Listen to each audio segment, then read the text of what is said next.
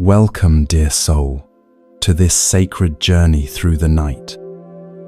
As you settle into comfort, allow your breathing to slow and deepen. Tonight, we travel together through ancient wisdom that has guided seekers for over 2,500 years. In the mountains of Tibet, where prayer flags flutter in the eternal wind, monks have discovered secrets that make the human spirit unbreakable. Not through hardness, but through flexibility. Not through fighting, but through flowing. Tonight, these timeless teachings will wash over you like a gentle stream, seeping into your consciousness as you rest. Let your eyes close softly. Feel your body sinking into complete relaxation. Your only task is to listen, to breathe, and to allow these ancient seeds of wisdom to plant themselves in the fertile soil of your peaceful mind. Principle 1. Words can never really hurt you. Our first journey begins in the misty mountains of ancient Tibet, where monasteries clung to cliffsides like jewels scattered across stone. In one such monastery lived a young monk named Tenzin, whose story would teach us the first principle of becoming truly unshakable. This isn't just a story from long ago. It's a mirror that will show you something profound about your own inner strength. Something you've always possessed, but perhaps never recognized. Every morning, as the first golden rays of sunlight pierced through the mountain mist, Tenzin would wrap his saffron robes around himself and begin the winding descent to the village below. His wooden alms bowl, smooth from countless hands, would rest gently in his palms as he walked the ancient stone path that generations of monks had worn smooth with their footsteps. The mountain air was thin and pure, carrying the scent of pine and the distant sound of prayer flags fluttering in the eternal wind. The village nestled in the valley was home to simple people, farmers who worked the terraced fields, herders who guided their yaks across high meadows, and shopkeepers who sold the necessities of mountain life. Most of these villagers held deep respect for the monks, understanding that these men had dedicated their lives to something beyond the ordinary concerns of daily existence. They would bow their heads slightly when Tenzin passed, offering rice, vegetables, or tea with genuine warmth. But there was one man in this village whose heart had grown hard with disappointment. Norbu was a merchant who had once traveled far and wide, bringing goods from distant lands to sell in mountain villages. His shop had been filled with colorful fabrics, exotic spices, and treasures from places most villagers had only heard about in stories. But a series of failed ventures, dishonest partners, and simple bad luck had slowly drained away his wealth and, more tragically, his faith in the goodness of the world. Now Norbu's shop stood nearly empty, its shelves holding only dust and bitter memories. His family had moved to the larger city below, unable to bear the shame of their reduced circumstances. He remained alone, his heart poisoned by resentment that had fermented like wine left too long in a broken barrel. And every morning, when young Tenzin passed by with his peaceful demeanor and gentle smile, something inside Norbu would twist with rage. "Lazy monk," Norbu would shout, his voice echoing off the stone walls of the narrow street. "Worthless beggar. Why don't you work like the rest of us, instead of living off others' kindness?" His words were sharp as mountain ice, designed to cut and wound.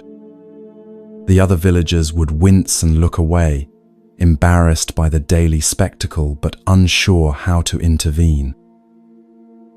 But here's what made Tenzin remarkable, what made his response so powerful that it would eventually transform not just his own life, but the life of his tormentor and everyone who witnessed this daily drama. Tenzin never argued back. He never defended himself or explained why Nobu was wrong. He never hurried past or took a different route to avoid the confrontation.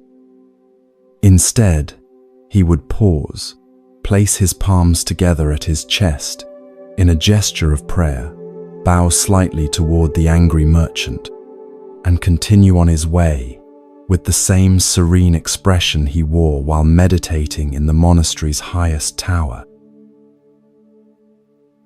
The villagers couldn't understand it. How could someone absorb such poison day after day without it affecting them? How could harsh words that would have sent most people into rage or tears seem to simply pass through Tenzin like wind through an open window? They began to gather at a respectful distance each morning, not out of cruel curiosity, but out of genuine wonder at witnessing something they instinctively recognized as profound. This continued for months, through the brief mountain summer when wildflowers painted the hillsides in impossible colors, through the golden autumn when prayer flags snapped more fiercely in the cold wind, and into the harsh winter when snow made the path treacherous and the air so thin that each breath was visible as a small cloud. Still, every morning brought the same ritual, angry words hurled like stones, and peaceful acceptance that seemed to swallow those words without a trace. Then came the morning that would change everything. A small girl named Pema, no more than 7 years old, had been watching this daily exchange from behind her grandmother's vegetable stall. Children, with their natural wisdom and unfiltered curiosity, often see truths that adults miss. This particular morning, as Tenzin made his way back up the mountain path, little Pema broke away from her grandmother and ran after him, her small legs working hard to keep up with his steady pace. "Master Tenzin," she called, her breath coming in small puffs in the cold air. "Please wait." The monk turned, his face lighting up with the gentle smile he reserved for children, a smile that seemed to contain all the warmth of summer sunshine. "What is it, little flower?" he asked, using the pet name that made Pema giggle. "I have a question that keeps me awake at night," she said with the seriousness that only children can bring to truly important matters. "When the angry man says those mean things to you every morning, why don't they hurt you? When other children say mean things to me, my chest feels tight and my eyes want to cry. But you always look so peaceful, like you're listening to beautiful music instead of ugly words." Tenzin's eyes crinkled with understanding. Here was a question that deserved more than words. It deserved a demonstration that would plant a seed of wisdom in this young heart. He looked around and spotted a smooth, flat stone on the path, worn round by countless seasons of rain and wind. "Come with me, Pema," he said, taking her small hand in his. "I want to show you something." He led her to the monastery's meditation pond, a perfect circle of water that reflected the sky so clearly it seemed like a window into heaven itself. The water was so still that every cloud, every bird that passed overhead, every branch that swayed in the breeze was captured in perfect detail on its surface. It was a mirror of such clarity that visitors would often stand in silent amazement, feeling as if they were looking down into another world. "Watch very carefully, little one," Tenzin said softly, his voice barely above a whisper. He held up the stone so Pema could see it clearly, smooth and grey, about the size of a child's fist. Then, with a gentle underhand motion, he threw it into the center of the pond. The stone hit the water with a splash that seemed to shatter the perfect reflection into 1,000 dancing pieces. Ripples spread outward in perfect concentric circles, each one growing larger and fainter as it traveled toward the pond's edges. The beautiful reflection of clouds and sky was completely gone, replaced by a constantly shifting pattern of light and shadow. For a moment, the peaceful mirror had become a chaos of movement. Pema watched with wide eyes as the ripples continued their journey across the water's surface. But then something magical began to happen. Gradually, almost imperceptibly at first, the ripples began to grow smaller. The wild motion began to settle. The water started to remember its true nature. And then, as if by miracle, the pond returned to perfect stillness. The sky reappeared in its depths, clear and undisturbed. A single white cloud drifted across the reflected heavens, and a bird's shadow passed over the water like a blessing. It was as if the stone had never been thrown at all. "Do you see?" Tenzin asked, his voice warm with the joy of a teacher who knows his student is about to understand something beautiful. The angry merchant's words are like that stone. They hit the pond of my mind and create ripples. I'm human after all, and harsh words do create an initial disturbance. But here's what I've learned through many years of practice and many more years of mistakes. He paused, allowing the child to lean closer, her face bright with curiosity. The ripples are not the pond. The disturbance is not who I am. Just as this water returns to stillness because that is its deepest nature, my mind returns to peace because that is its deepest nature. The merchant's anger lives in his heart, not mine. His words can create temporary ripples, but they cannot change what I truly am. Little Pema's eyes widened as the understanding began to dawn. So the mean words can't really hurt you because you know they're just ripples. Her voice held that tone of wonder that comes when a profound truth clicks into place. Exactly, dear child. And here's the most beautiful part of all. When we don't hold on to the ripples, when we let them naturally fade away just as this pond did, our hearts remain open.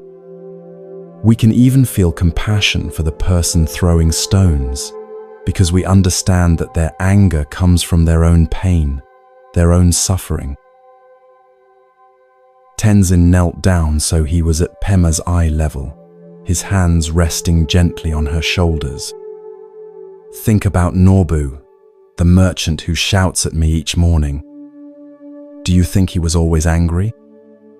Do you think he came into this world with hatred in his heart? Pema shook her head, her intuition telling her that no one is born with such bitterness. I remember when he first came to our village, Tenzin continued. He was younger then, full of dreams and energy. His shop was bright with colors and alive with the stories of his travels. He would speak of distant lands with such joy that children would gather just to listen. But disappointment after disappointment wore away at his hope, like wind and rain wearing down a mountain. Now his pain is so great that it spills out onto anyone who reminds him of what he's lost. But why do you remind him of what he's lost? Pema asked, her young mind working to understand the complexities of human nature.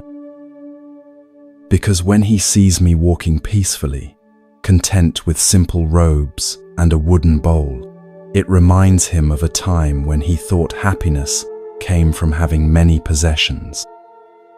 My contentment reflects his discontent, just as this still pond reflects the sky.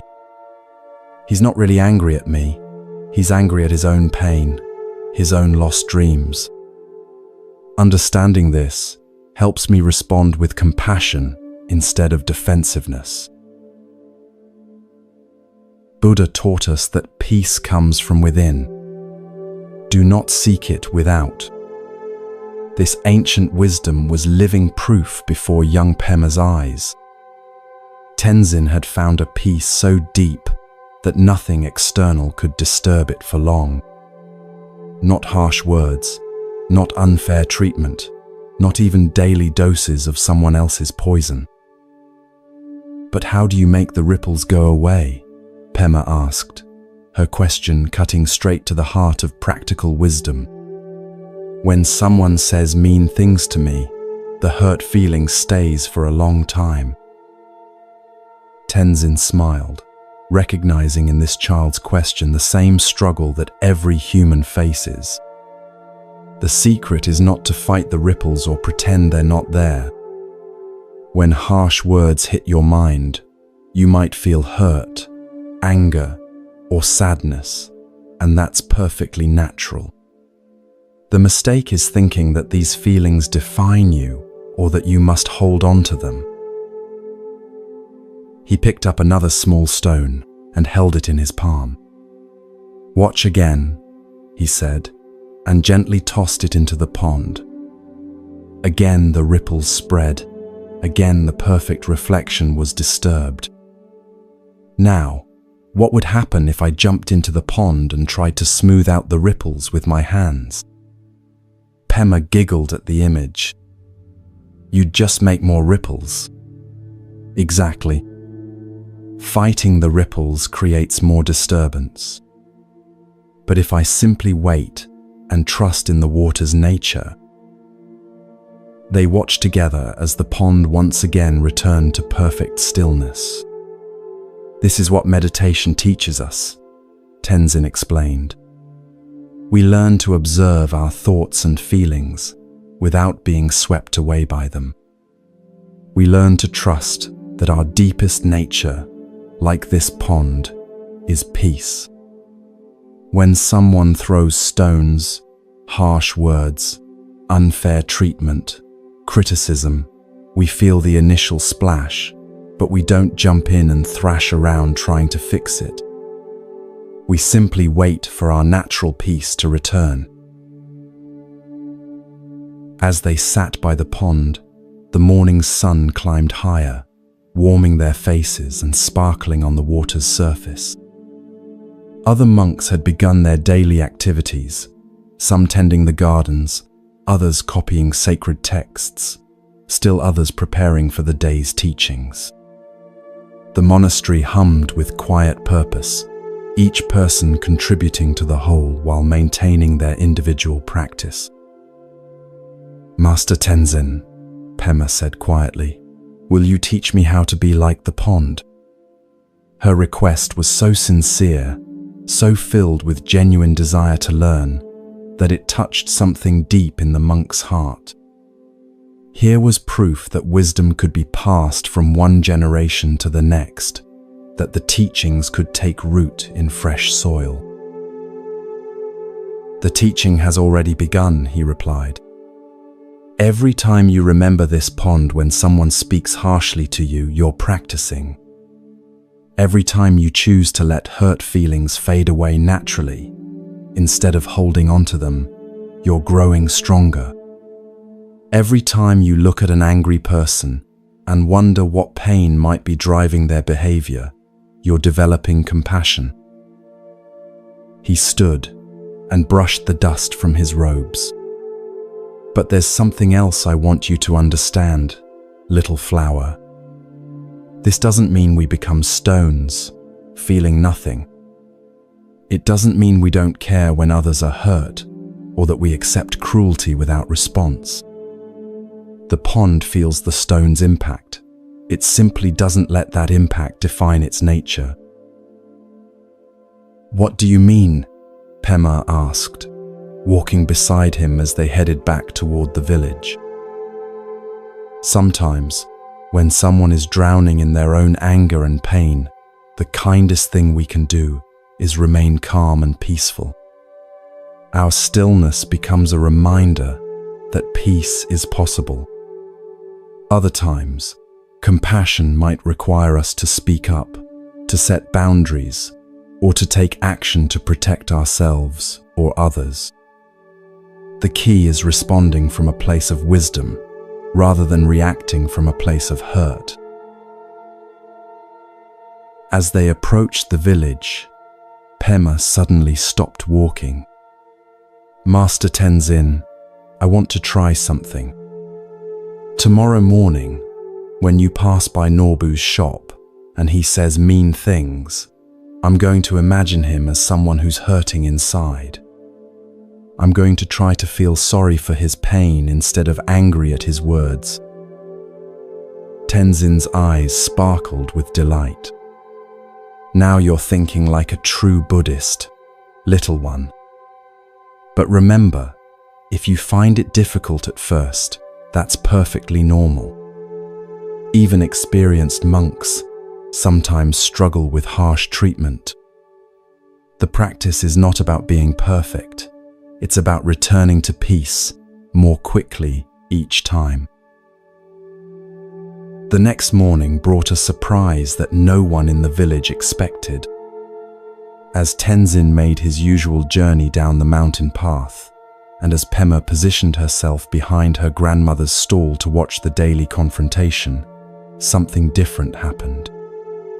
Norbu emerged from his shop as always, his face dark, with its customary anger. But when he opened his mouth to hurl his usual insults, he found himself looking into the eyes of a small girl who was watching him with an expression he had never seen before. Not fear, not judgment, but something that looked almost like understanding. The words died in his throat. For just a moment, the hardened merchant felt something crack in the armor of his bitterness. A 7-year-old child was looking at him with more compassion than he had shown himself in years. Tenzin, noticing the shift, bowed slightly deeper than usual and continued on his way. But something had changed in the spiritual atmosphere of that small village street. That evening, as the sun set behind the mountain peaks and painted the sky in shades of gold and crimson, Pema ran to the monastery to find Tenzin. She was breathless with excitement. Master, something wonderful happened. When I looked at Norbu this morning and tried to see his pain instead of his anger, I felt something change inside me. I wasn't scared of him anymore. And I think he felt it too." Tenzin nodded knowingly. "This is the power of the unshakable mind, Pema. When we truly understand that others' harsh words come from their own suffering, we stop taking those words personally. When we stop taking them personally, we stop reacting with hurt or anger. And when we stop reacting, we create space for something new to happen: understanding, compassion, even healing." Buddha's words echoed across the centuries. Holding on to anger is like drinking poison and expecting the other person to die.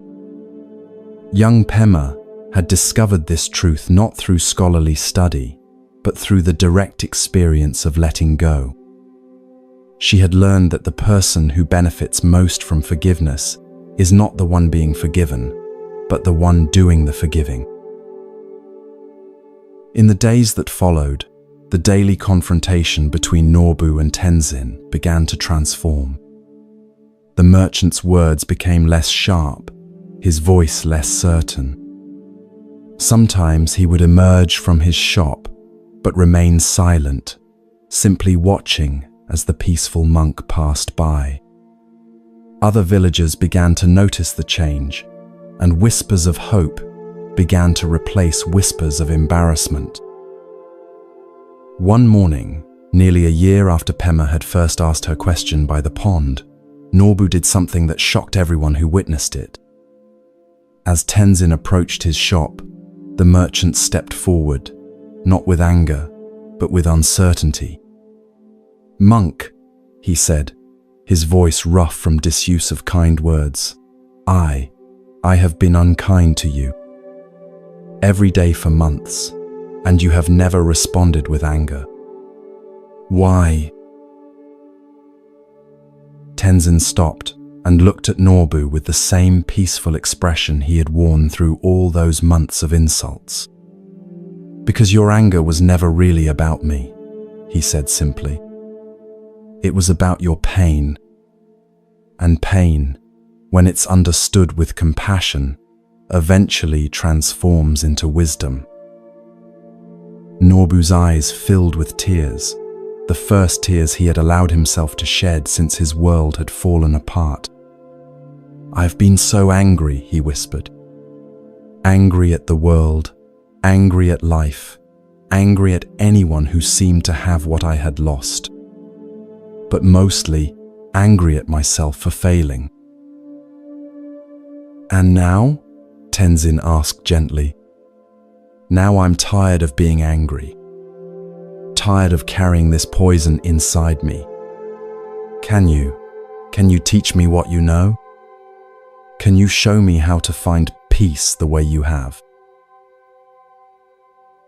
This is the miracle that happens when we learn to be like the pond, unshakable in our deepest nature, able to return to peace, no matter what stones are thrown into our consciousness. We don't just protect ourselves from others' negativity, we create possibilities for transformation that wouldn't exist if we responded with anger to anger, hurt to hurt.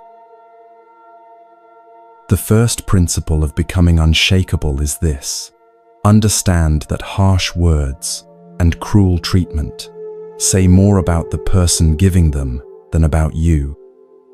When someone tries to disturb your peace, they're usually broadcasting their own pain.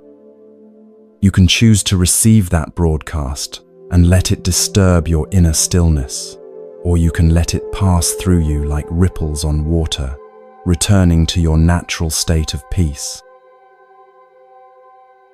As you drift towards sleep tonight, carry with you the image of that monastery pond. Remember that your deepest nature, like the water's deepest nature, is stillness and peace. Tomorrow, when someone speaks harshly or treats you unfairly, you'll have a choice. You can let their pain become your pain, or you can remain centered in your own peace, and perhaps, like Tenzin, create space for healing to occur. The ripples are not the pond. The disturbance is not who you are. Rest now in the knowledge that nothing, no harsh word, no unfair treatment, no one else's anger, can permanently disturb the peace that is your birthright. You are unshakable because your true nature is as constant as water's ability to return to stillness, as reliable as the sun's ability to rise each morning, as eternal as the love that moves through all things.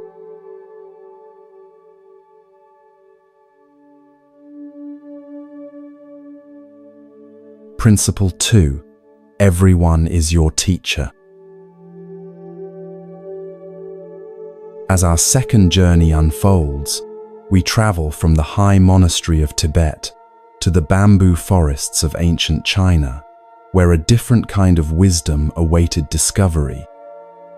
Here, in a time when scholars and poets walked dusty roads seeking enlightenment, lived a Zen master whose understanding of human nature would challenge everything we think we know about difficult people. His name was Master Lin, and the lesson he taught would transform not just his students, but anyone who truly grasps its profound simplicity. Picture, if you will, a monastery unlike the stone fortress we visited in Tibet.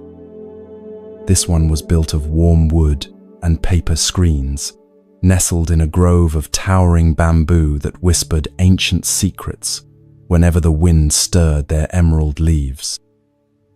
The sound was like nature's own meditation, a soft, constant rustling that seemed to wash away the noise of the busy world beyond. Students came here from across the vast expanse of China, some traveling for months along dangerous mountain passes and through bandit-infested valleys, all seeking something that couldn't be found in books or bought with gold. Master Lin was known throughout the land, not for his stern discipline or harsh teachings, but for something far more rare, his infinite patience and his ability to see potential where others saw only problems. His eyes held the depth of someone who had looked long into the nature of human suffering and found not despair, but profound compassion. Students would often say that a single conversation with Master Lin could illuminate truths they had been searching for their entire lives. Among the many seekers who found their way to his monastery was a young man named Jian, whose arrival would test every ounce of Master Lin's legendary patience. Jian was brilliant. There was no denying that.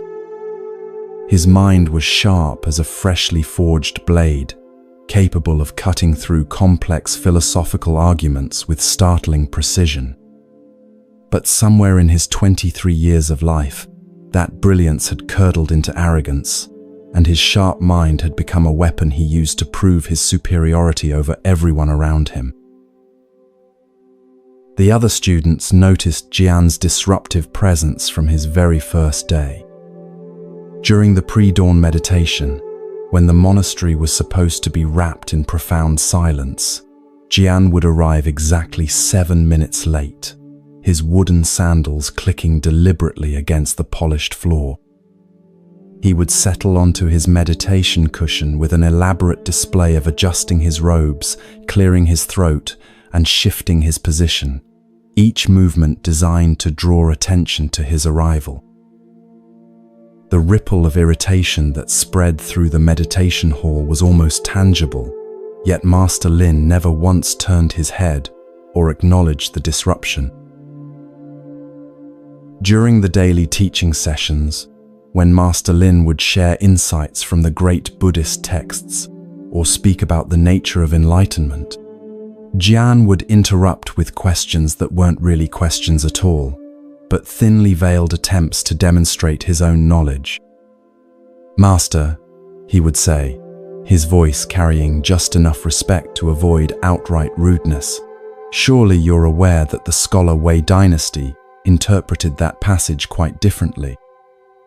Or, while that's an interesting perspective, don't you think it contradicts what the Buddha taught about attachment in the Lotus Sutra?" These weren't the sincere inquiries of a student seeking understanding. They were intellectual traps, designed to make Master Lin look foolish or unprepared. Yet the master would respond to each challenge with genuine thoughtfulness, often saying, "What an excellent point, Jian. Let's explore that together," before launching into explanations that were somehow even deeper and more nuanced than his original teaching. But it was Jian's behavior during work periods that truly tested the community's patience. Each student was assigned daily tasks: sweeping the meditation hall, tending the vegetable garden, preparing meals, copying sacred texts. These weren't just chores, they were considered essential parts of spiritual practice, opportunities to cultivate mindfulness and humility. Jian, however, seemed to view manual labor as beneath someone of his intellectual caliber. He would disappear during garden work, claiming he needed to contemplate a particularly challenging philosophical concept.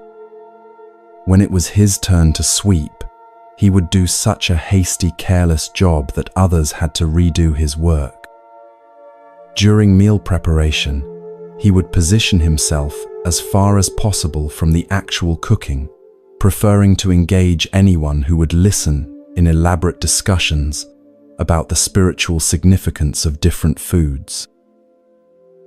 The result was that the burden of Jan's neglected duties fell on his fellow students, who were already working hard to maintain the monastery while pursuing their own spiritual development. They began to gather during their free time, their voices tight with frustration as they shared their grievances. "It's not fair," whispered Chen, an earnest young man who had given up a promising career as a government official to seek enlightenment. "We're all here to learn, but we end up doing his work on top of our own.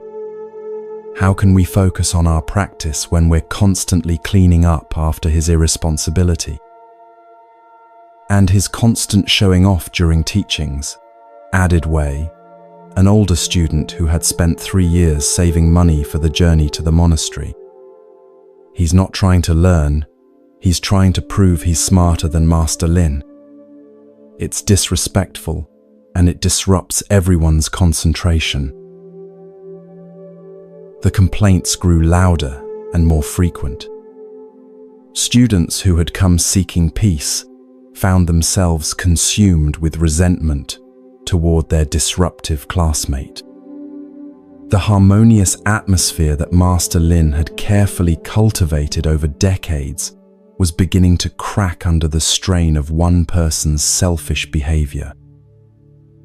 Finally, on an evening when the bamboo grove was particularly restless in the wind, as if nature itself was reflecting the inner turmoil of the community, Wei approached Master Lin.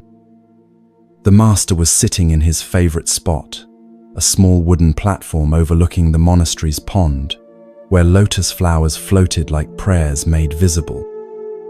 The setting sun painted everything in warm gold, but Wei's face was dark with frustration. "Master," Wei began, his usual calm demeanor cracking with suppressed emotion, "we need to talk about Jan. His behavior is destroying the peace of our community. He's disrespectful during meditation, disruptive during teachings, and lazy during work. The other students are talking about leaving if something doesn't change." Master Lin nodded slowly, his eyes never leaving the lotus blossoms that swayed gently in the evening breeze. "Tell me, Wei," he said, his voice as calm as still water, "what has Jian taught you?" Wei blinked in confusion. I don't understand, Master. What could I possibly learn from someone who shows no respect for our practice?" Master Lin smiled, not the gentle, approving smile he usually wore, but something deeper, tinged with a knowledge that seemed to encompass all of human nature's complexity. "Come," he said, rising from his meditation cushion. "Let me show you something." He led Wei to the monastery's garden, where an ancient pine tree stood silhouetted against the darkening sky. This tree was famous throughout the region, not for its beauty, though it was indeed beautiful, but for its resilience. For over 200 years, it had endured mountain storms that had felled trees twice its size. Its trunk was gnarled and twisted, bent by decades of harsh winds, yet it had grown strong and magnificent, its branches reaching toward heaven with unshakable determination. "This tree," Master Lin said, running his weathered hand along the deeply grooved bark, "do you think it curses the storms that have shaped it? Does it resent the harsh winds that bent its trunk and stripped its needles? Does it wish it had lived in a greenhouse, protected from all difficulties? Wei stared at the ancient pine, beginning to sense that his teacher was leading him toward an understanding that would challenge everything he thought he knew about obstacles and difficulties. "No, Master," he said slowly. "The storms made it strong." "Exactly," Master Lin said, his voice carrying the satisfaction of a teacher whose student was beginning to glimpse the truth. This tree didn't become magnificent despite the storms. It became magnificent because of them. Each harsh wind that bent its branches forced it to sink deeper roots. Each winter that stripped its needles taught it to conserve energy and grow stronger. Every challenge that could have destroyed it instead became part of what made it beautiful. Wei was beginning to understand, but the implications of Master Lin's teaching were so radical that his mind resisted them. "But Master," he protested, "surely you're not saying that Jian's disruptive behavior is good for us?" Master Lin's eyes twinkled with something that might have been amusement. "Tell me, Wei, before Jian arrived at our monastery, how patient were you? How deep was your compassion for difficult people? How strong was your commitment to your practice when it wasn't convenient or comfortable?" The questions hit Wei like physical blows. He had always considered himself a patient person, but he realized now that his patience had never been truly tested. Living in the monastery before Jian's arrival had been pleasant, peaceful, easy. Everyone was dedicated, respectful, kind. It was simple to be patient with people who never challenged your patience. "Jian," Master Lin continued, "is showing you exactly where your spiritual practice is still shallow. He's revealing the places where your peace depends on external conditions rather than inner strength. He's teaching you the difference between conditional kindness and unconditional compassion." Wei felt something shift inside his chest, a loosening of the tight knot of resentment he had carried for months. "You're saying that my anger toward Jian is really about my own spiritual limitations?" "I'm saying that Jian is holding up a mirror," Master Lin replied. "And what you see in that mirror, the impatience, the judgment, the desire to control how others behave, these are the things that are blocking your path to enlightenment. Without Jian, you might have spent years thinking you were more advanced than you actually are." Buddha taught that when watching after yourself, you watch after others. When watching after others, you watch after yourself. In this ancient wisdom lay the key to understanding why every person we encounter, especially the difficult ones, are our teachers in disguise. "But what about the practical problems?" Wei asked, his logical mind still struggling with this new perspective. "What about the disrupted meditations, the extra work, the disrespectful questions? How do we handle those things if we're supposed to see Jian as a teacher?" Master Lin nodded approvingly. "Now you're asking the right question. Seeing someone as a teacher doesn't mean becoming passive or accepting harmful behavior. It means responding to challenges with wisdom instead of reacting with emotion." He gestured toward the monastery, where warm light glowed from the windows and the sound of evening chanting drifted on the wind. When Jian disrupts meditation, instead of feeling angry, we can practice deeper concentration. When he asks challenging questions, instead of feeling defensive, I can explore my teachings more deeply. When he avoids work, instead of resenting him, We can practice generosity by picking up his tasks. But doesn't that just enable his bad behavior? Wei protested. Does the tree enable the storm by bending with the wind instead of breaking? Master Lin asked.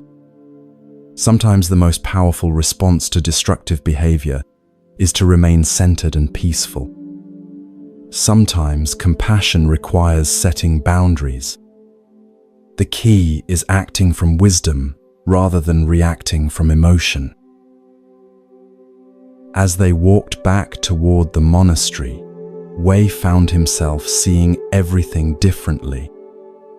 The students he had viewed as victims of Jian's behavior now appeared to him as people being offered a profound opportunity for growth.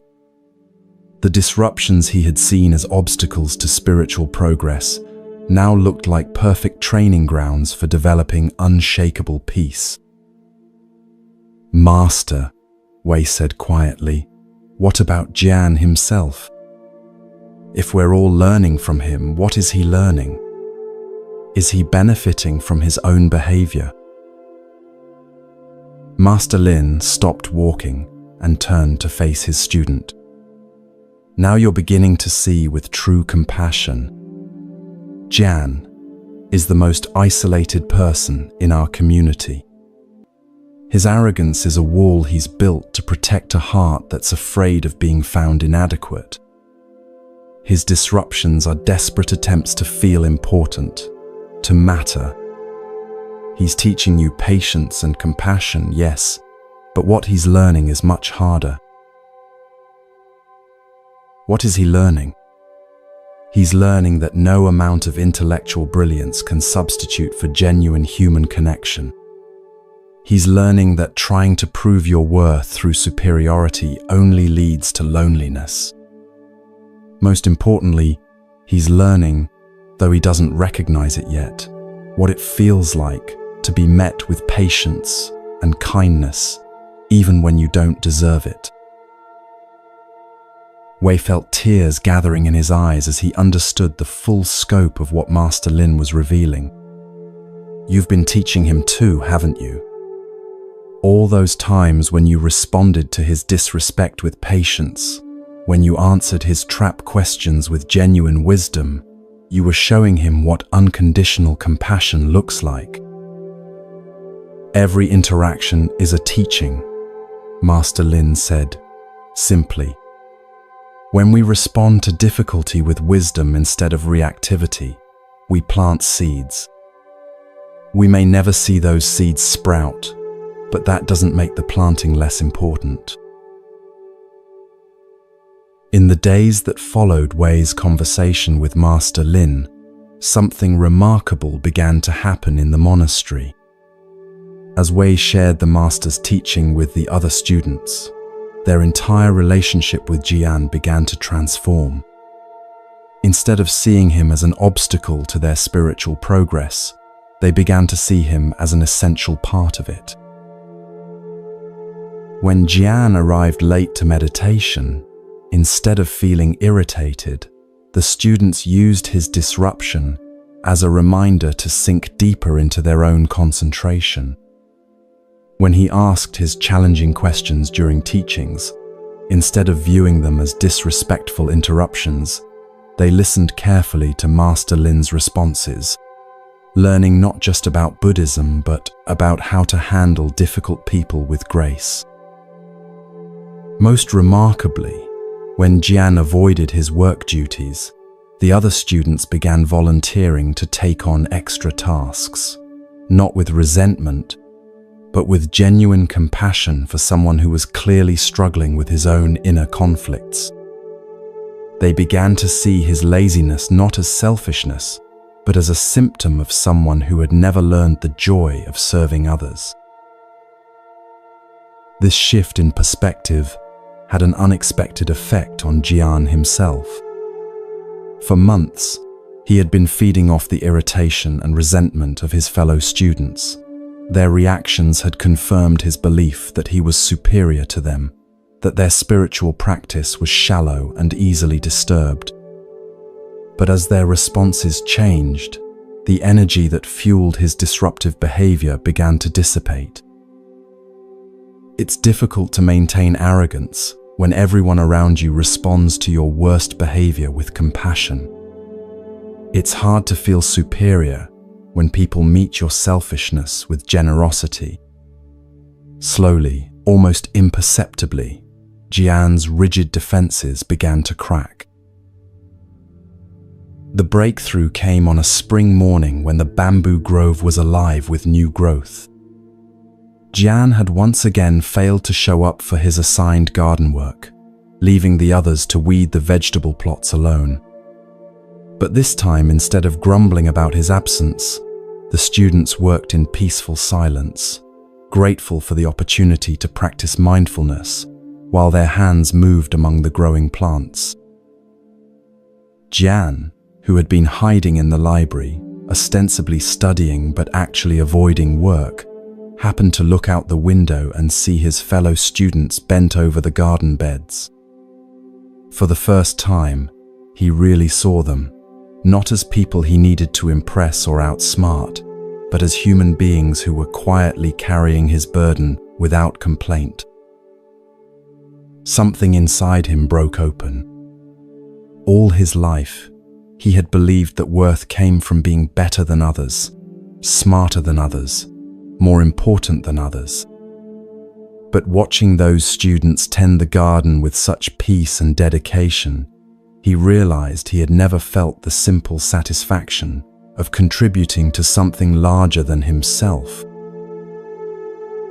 Without saying a word, Jian closed his book and walked outside. He knelt beside Chen, picked up a weeding tool, and began working. The other students glanced up in surprise, but they didn't make a big show of welcoming him. They simply made room for him in the row of vegetables. For the first time since arriving at the monastery, Jian worked without trying to prove anything. He just worked, pulling weeds, loosening soil, his hands growing dirty alongside everyone else's. And in that simple shared labor, he discovered something he had been seeking his entire life without knowing it, the feeling of belonging. That evening, Master Lin found Jian sitting alone by the lotus pond, staring at his reflection in the still water. "Master," Jian said without looking up, "I think I understand now why you never asked me to leave, even when everyone wanted you to." "Oh," Master Lin settled beside him on the wooden platform. "What do you understand?" "You saw what I couldn't see, that I needed to learn how to be part of something instead of apart from everything. You knew that the other students needed to learn how to love someone who was hard to love. We were all each other's teachers." Master Lin smiled, the deep, satisfied smile of a gardener whose careful tending has finally produced fruit. And what was the most important lesson? Jian was quiet for a long moment, watching the lotus blossoms bob gently in the evening breeze. That everyone I meet is showing me something about myself. The people who irritate me are showing me where I still need to grow. The people who challenge me are strengthening my compassion. Even the people who seem to have nothing to teach me are teaching me about humility. This profound understanding is what Buddha meant when he taught that we are all interconnected, that every encounter is an opportunity for mutual awakening. The principle that everyone is your teacher doesn't just apply to wise masters or enlightened beings. It applies most especially to the difficult people, the ones who trigger our impatience, our judgment, our desire to control. In our modern world, this ancient wisdom is more relevant than ever. That coworker who constantly interrupts meetings is teaching you about patience and the art of listening. That family member who always has to be right is showing you how to respond with love instead of arguing. That stranger who cuts you off in traffic is offering you a chance to practice letting go of anger. The key is shifting your perspective from, "Why is this person making my life difficult?" to, "What is this person here to teach me?" This single change in viewpoint transforms every challenging interaction from a source of stress into an opportunity for growth. When someone criticizes you unfairly, instead of getting defensive, you can ask, "Is this teaching me about my attachment to others' opinions?" When someone treats you rudely, instead of taking it personally, you can wonder, "Is this showing me how pain sometimes expresses itself as aggression?" This doesn't mean accepting abuse or failing to set appropriate boundaries. Like the pine tree that bends with the storm but doesn't break, we can be flexible and responsive without being passive victims. Sometimes the teaching requires us to speak up, to protect ourselves, to walk away. But we can do these things from a place of wisdom rather than reactivity, from strength rather than weakness. The beautiful paradox of seeing everyone as your teacher is that it makes you virtually unshakable. When difficult people are no longer enemies to be defeated, but teachers to be learned from, they lose their power to disturb your peace. When challenging situations become opportunities for growth, rather than obstacles to happiness, you discover an inner resilience that nothing can destroy.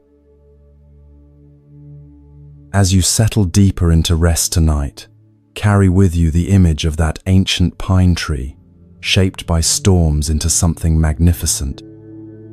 Remember that every person who challenges you is offering you the chance to sink deeper roots, to grow stronger, to become more beautiful in your response to life's difficulties. Tomorrow, when you encounter someone who tests your patience, you'll have a choice. You can see them as an enemy of your peace, or as a teacher offering you the exact lesson you need for your growth.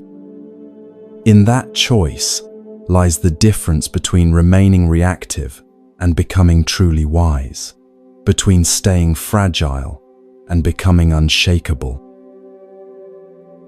Everyone is your teacher. The question is not whether you'll have difficult people in your life. You will. The question is whether you'll let them teach you or simply frustrate you. In your willingness to learn from everyone, especially the challenging ones, lies one of the most powerful secrets of Buddhist wisdom, that enlightenment comes not from avoiding difficulties, but from allowing them to transform you.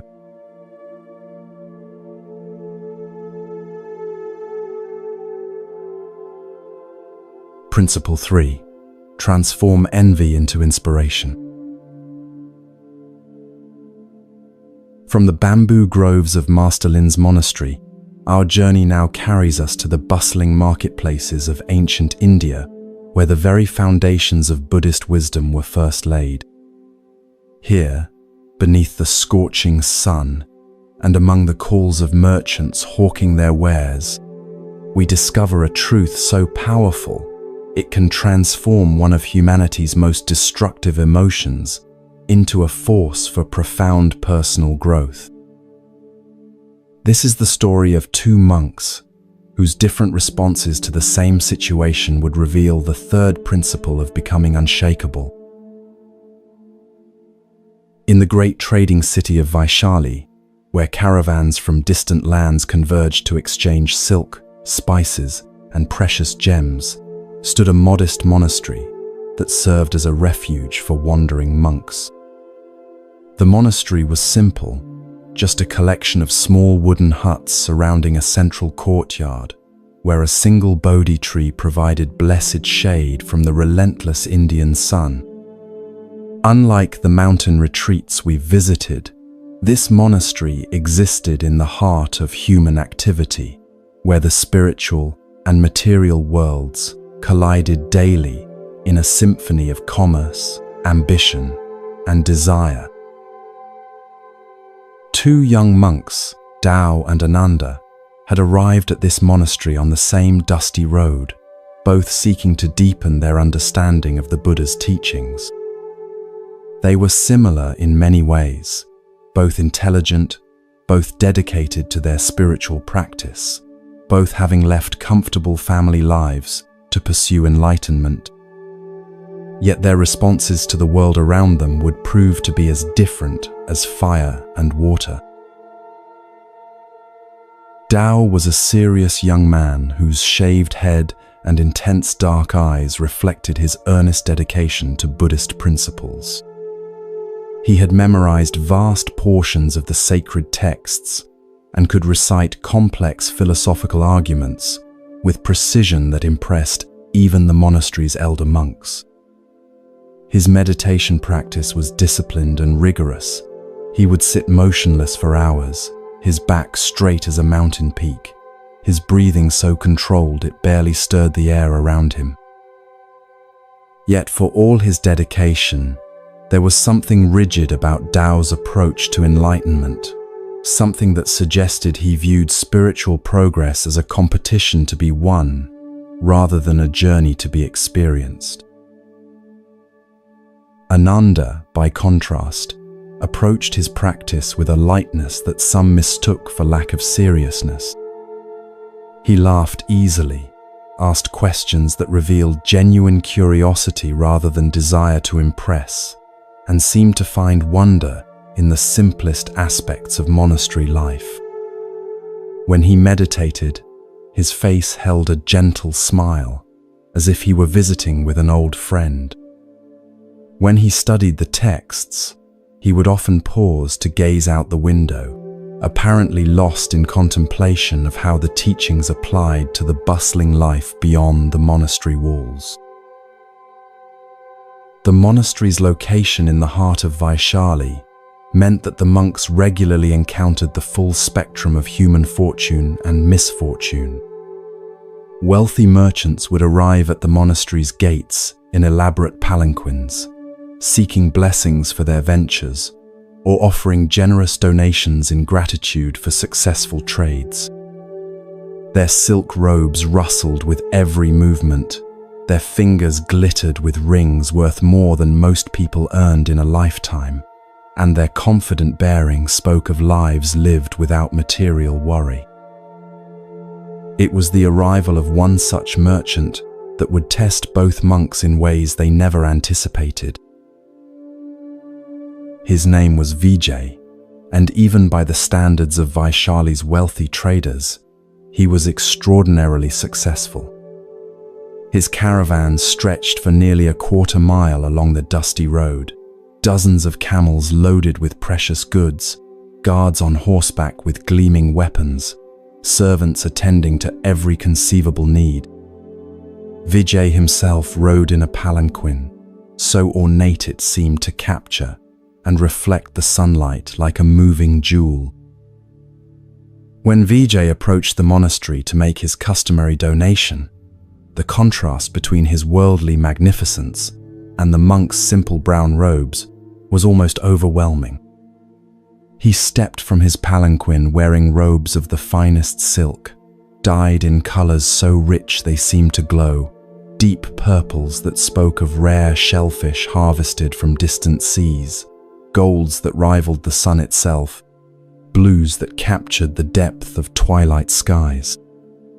Precious stones adorned his fingers, neck, and wrists, each one carefully chosen not just for its beauty, but for its spiritual significance according to ancient traditions. But it wasn't just Vijay's wealth that commanded attention, it was his presence. He moved with the confidence of someone who had never doubted his place in the world, who had turned every challenge into opportunity, every risk into reward. When he spoke, his voice carried the authority of someone accustomed to being heard and obeyed. Yet there was nothing arrogant about his demeanor, Instead, he radiated the quiet satisfaction of someone who had found his purpose and pursued it with complete dedication. As Vijay described his recent travels to the monastery's elder, both Tao and Ananda found themselves drawn into his stories. He spoke of negotiating with princes in mountain kingdoms, where the air was so thin that every breath felt precious. He described crossing deserts where the stars were so brilliant, they seemed close enough to pluck from the sky. He told of discovering new trade routes that would bring prosperity to entire regions, of building relationships with merchants whose grandfathers had been conducting business across the same routes for generations. "Next month," Vijay said, his eyes sparkling with anticipation, "I leave for the Spice Islands beyond the Eastern Sea. It's a journey that will take 2 years, but the rewards, both material and spiritual, will be extraordinary. I'll be able to fund 3 new monasteries and provide for 100 families through the employment my ventures create." As Vijay spoke, he reached into a silk pouch and withdrew a handful of gold coins, each one stamped with the seal of a different kingdom. He placed them gently in the monastery's donation bowl, the metal ringing softly against the simple clay. "For the Sangha," he said with a slight bow, "may these humble offerings support your noble work." After Vijay departed in his magnificent caravan, leaving behind only the settling dust and the lingering scent of exotic incense that had clung to his robes, the monastery seemed suddenly smaller, plainer, almost shabby by comparison. The monks' simple brown robes felt rougher against their skin, their basic meals seemed more meager, their modest sleeping quarters appeared cramped and uncomfortable. For Tao, the encounter with Vijay was like a poisoned arrow straight to his heart. As he lay on his thin sleeping mat that night, staring up at the rough wooden ceiling of his tiny cell, his mind churned with bitter thoughts that he couldn't quiet no matter how hard he tried to meditate. "It's not fair," he thought, his jaw clenched with suppressed resentment. "I've given up everything to pursue enlightenment, my family's wealth, my comfortable life, my promising future as a scholar. I spend my days in meditation and study, trying to purify my mind and serve others. Yet this merchant, who spends his time accumulating possessions and pursuing profit, lives like a king while I sleep on the ground." The more Tao thought about the contrast between his austere monk's life and Vijay's opulent existence, the more agitated he became. During morning meditation, instead of focusing on his breath, he found himself imagining what it would feel like to wear silk robes, to travel in a comfortable palanquin, to command the respect that wealth brings. When he tried to study the sacred texts, the words seemed to mock him with their teachings about the illusory nature of material possessions. If possessions are really meaningless, Tao caught himself thinking, then why do I feel so empty without them? If spiritual practice is supposed to bring happiness, why do I feel more miserable than before I became a monk?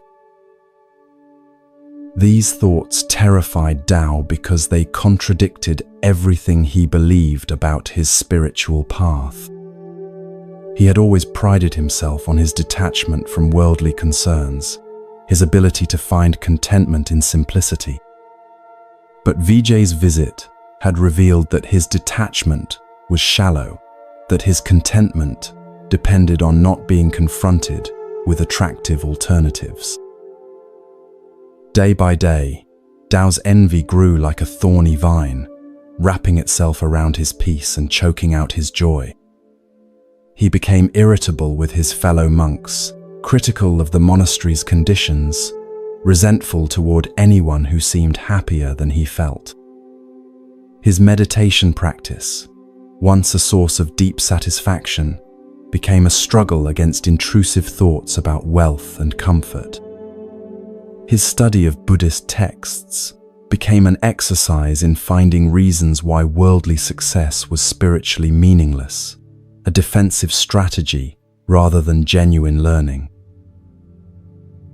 Ananda, witnessing his friend's transformation, felt deep compassion for Tao's suffering. But Ananda's own response to Vijay's visit had been completely different, and this difference would prove to be the key to understanding how envy can be transformed into inspiration. When Ananda first saw Vijay's magnificent caravan, he felt the same initial stirring of admiration and perhaps a touch of longing that anyone might experience when confronted with such prosperity. But instead of allowing these feelings to ferment into resentment, Ananda examined them with the gentle curiosity that characterized his approach to all mental phenomena. How interesting, he thought to himself, as he watched Vijay's palanquin disappear down the dusty road. I'm feeling attracted to his lifestyle. What exactly is it that I'm admiring? Is it the wealth itself or something deeper? As Ananda reflected on this question over the following days, he began to realize that what he truly admired about Vijay wasn't the merchant's possessions, but his qualities of character. Vijay had displayed remarkable discipline, the kind of focused dedication that had allowed him to build a vast trading empire from humble beginnings. He had shown courage in his willingness to undertake dangerous journeys to unknown lands. He had demonstrated wisdom in his ability to navigate complex negotiations and build relationships across cultural boundaries. Most importantly, Vijay had exhibited generosity, not just in his donation to the monastery, but in his apparent commitment to using his wealth to benefit others. His mention of funding new monasteries and providing employment showed that his pursuit of prosperity wasn't purely selfish, but included a genuine desire to contribute to the welfare of his community. These are exactly the qualities I want to develop in my spiritual practice, Ananda realized with growing excitement. Discipline, courage, wisdom, generosity. Vijay may be pursuing these through commerce while I pursue them through meditation and study, but the underlying virtues are the same. This insight transformed Ananda's entire relationship with his own spiritual practice. Instead of seeing Vijay as someone who had chosen worldly success over spiritual development, Ananda began to see him as someone who was developing spiritual qualities through worldly means. This perspective didn't make Ananda want to abandon his monastic life, but it did inspire him to approach his practice with renewed energy and purpose. If Vijay could show such discipline in building his business, Ananda reasoned, then surely he could bring that same level of dedication to his meditation practice. If Vijay could be so courageous in facing the dangers of long-distance trade, then Ananda could be equally brave in confronting the difficult emotions and insights that arose during spiritual practice. If Vijay could demonstrate such wisdom in his commercial dealings, then Ananda could apply himself more diligently to understanding the Buddhist teachings. Most transformatively, if Vijay could be so generous with his material wealth, then Ananda could find ways to be equally generous with his spiritual wealth, sharing insights with fellow monks, offering compassion to struggling practitioners, radiating peace to everyone he encountered. The change in Ananda was visible to everyone in the monastery. His meditation became deeper and more focused, inspired by Vijay's example of unwavering concentration on long-term goals. His study of the texts became more thorough and insightful, motivated by Vijay's demonstration of how careful preparation leads to success. His interactions with others became more patient and encouraging, reflecting Vijay's skill in building positive relationships. Within weeks, other monks began seeking out Ananda for guidance and support. His happiness seemed to be contagious, his insights more profound, his presence more calming. Paradoxically, by allowing himself to be inspired by a wealthy merchant's worldly success, Ananda had become a more successful spiritual practitioner. The contrast between the two monks' responses to the same situation illustrates one of Buddhism's most profound teachings about the nature of suffering and happiness. Buddha taught, "Do not be jealous of others' good qualities, but out of admiration, adopt them yourself." This simple instruction contains the key to transforming one of our most painful emotions into one of our most powerful tools for growth. Envy arises when we focus on what others have that we lack, their possessions, their success, their relationships, their apparent happiness. This focus creates a sense of scarcity, a feeling that there isn't enough good fortune to go around, that someone else's gain somehow diminishes our own possibilities. Envy makes us smaller, more bitter, more focused on what's missing from our lives rather than what's present. But when we shift our attention from what others have to how they got it, from their external circumstances to their internal qualities, envy transforms into inspiration. Instead of feeling diminished by others' success, we feel motivated to develop the same virtues that led to their achievements. Instead of seeing their good fortune as evidence of life's unfairness, we see it as proof of what's possible when certain qualities are cultivated and applied. This transformation requires a fundamental shift in how we understand success and happiness. Most envy is based on the assumption that external circumstances determine internal states, that people are happy because they're wealthy, loved because they're attractive, fulfilled because they're successful. But Buddhist wisdom teaches the opposite, that internal qualities create external circumstances, that happiness comes from within and then attracts favorable conditions. When we understand this principle, every person we envy becomes a teacher, showing us which qualities we need to develop. The colleague who gets promoted reveals the importance of dedication and skill. The friend in a happy relationship demonstrates the value of compassion and communication. The neighbor with a beautiful garden shows us what patience and consistent effort can accomplish. Several months after Vijay's visit, the merchant returned to Vaishali. His eastern journey had been even more successful than anticipated, and his caravan was now loaded with spices, silks, and treasures from distant islands. But more than his material wealth, what struck the monks was the change in Vijay himself. He seemed more peaceful, more wise, more deeply content than before. During his visit to the monastery, Vijay shared stories of the challenges he had faced during his journey, storms at sea that had tested his courage, negotiations that had required all his patience and wisdom, moments of doubt when only his discipline had carried him forward. Every difficulty became a teacher, he said. Every obstacle became an opportunity to grow stronger. As Tao listened to these words, something shifted inside him.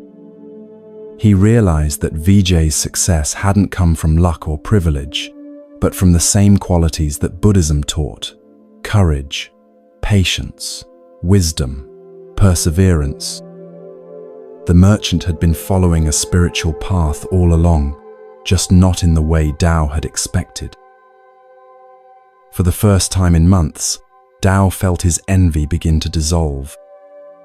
In its place arose a new appreciation for his own path and a genuine admiration for Vijay's journey. He began to see that there are many ways to cultivate virtue, many paths to wisdom, many opportunities for growth, and that comparing his path to others had been blocking him from fully embracing his own. Ananda, watching his friend's transformation with joy, approached Tao after Vijay's departure. "What changed?" he asked gently. "I finally understood what you saw from the beginning," Tao replied. "I was so focused on what Vijay had that I couldn't see who he was. His wealth was just the external result of internal qualities, the same qualities we're trying to develop through our practice. Instead of being envious of his success, I should have been inspired by his example." "And now?" Ananda asked. "Now I want to develop that same level of dedication in my meditation, that same courage in facing difficult truths, that same wisdom in understanding the Dharma. Vijay showed me what's possible when these qualities are fully developed. He became my teacher without even knowing it." This story illustrates a truth that can transform every moment of envy into an opportunity for growth. In our modern world, we're constantly exposed to others who seem to have more than we do: more success, more happiness, more love, more recognition. Social media has made this exposure constant and unavoidable, creating endless opportunities for comparison and envy. But each of these moments is also an opportunity to practice the wisdom Ananda discovered. When you see someone's success on social media, instead of focusing on what they have, ask yourself what qualities they must have developed to achieve it. When a colleague gets a promotion you wanted, instead of feeling bitter, consider what skills or attitudes they demonstrated that you could cultivate. When a friend seems happier than you, instead of resenting their joy, observe how they approach life and relationships. This practice transforms envy from a poison that corrodes your peace into a compass that points toward your own growth. Every person you envy becomes a mirror showing you your own potential. Every achievement that stirs your jealousy becomes a map showing you which qualities to develop. The key is remembering that qualities of character, courage, discipline, wisdom, compassion, generosity are not limited resources. One person's development of these virtues doesn't diminish your ability to develop them too. In fact, seeing these qualities expressed successfully in others proves that they're attainable, that the path of growth you're on leads somewhere real and valuable. There's a beautiful paradox in this practice. The more you transform envy into inspiration, the less you need external validation to feel successful. When you're focused on developing your own character, rather than comparing your circumstances to others, you find satisfaction in your growth, regardless of how it measures against others' achievements. You become unshakable because your sense of worth comes from within, rather than from comparison. This doesn't mean becoming complacent or unambitious. Ananda didn't lose his drive to grow spiritually when he stopped envying Vijay. Instead, he became more motivated than ever. But his motivation came from inspiration rather than inadequacy, from love of excellence rather than fear of being left behind. As you rest tonight, bring to mind someone whose success has recently stirred feelings of envy in you. Instead of focusing on what they have that you lack, consider what qualities they must possess to have achieved what they've achieved. Ask yourself, how can I develop these same qualities in my own life, in my own way? Perhaps their success required exceptional dedication. How can you bring that same level of commitment to your own goals? Maybe they showed remarkable courage. Where in your life could you benefit from being braver? Possibly they demonstrated great compassion. How might you express more kindness in your daily interactions? When you wake tomorrow, you'll have a choice in how you respond to others' success. You can let their achievements make you feel smaller, or you can let them inspire you to become larger. You can use their good fortune as evidence that life is unfair, or as proof of what becomes possible when virtue is cultivated and applied. The third principle of becoming unshakable is this: transform every moment of envy into an opportunity for inspiration. See in others' successes not a reason for resentment, but a roadmap for your own development. Let their achievements light the way toward your own growth, rather than casting shadows on your self-worth. In this transformation lies one of the most liberating discoveries of the spiritual path, that everyone you meet is either a teacher showing you something to cultivate, or a mirror reflecting something you've already developed. Either way, every encounter becomes an opportunity for learning. Every comparison becomes a tool for growth. Every feeling of envy becomes a doorway to inspiration. In this way, you become truly unshakable, not because you never feel envy, but because you've learned to alchemize that feeling into gold.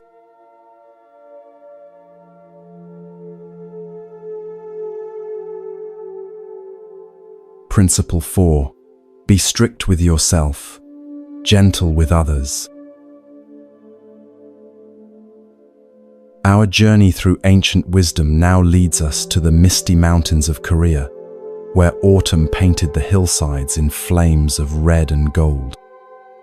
Here, in a monastery perched like an eagle's nest on a cliff overlooking valleys thick with ancient pine forests, we encounter a teaching so profound, yet so simple, that it would revolutionize how we see both our own shortcomings and the failings of others. This is the story of Master Heimin and two students whose opposing approaches to self-discipline and compassion would illuminate the fourth principle of unshakable inner strength. The Monastery of Eternal Springs had earned its name from the natural hot springs that bubbled up from deep within the mountain, providing warmth even during the harshest Korean winters. Steam would rise from these sacred pools like incense offerings to the sky, creating an atmosphere of perpetual mystery and renewal. The monastery itself was built in the traditional Korean style, with gracefully curved rooftops that seemed to dance with the mountain mists and wooden buildings that had weathered centuries of seasons while maintaining their quiet dignity.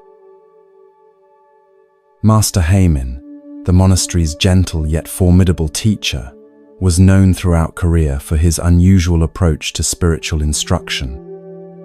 While many masters of his era were stern and demanding, Master Heimin had developed a reputation for seeing into the heart of each student's unique struggles and offering precisely the guidance they needed to overcome their particular obstacles.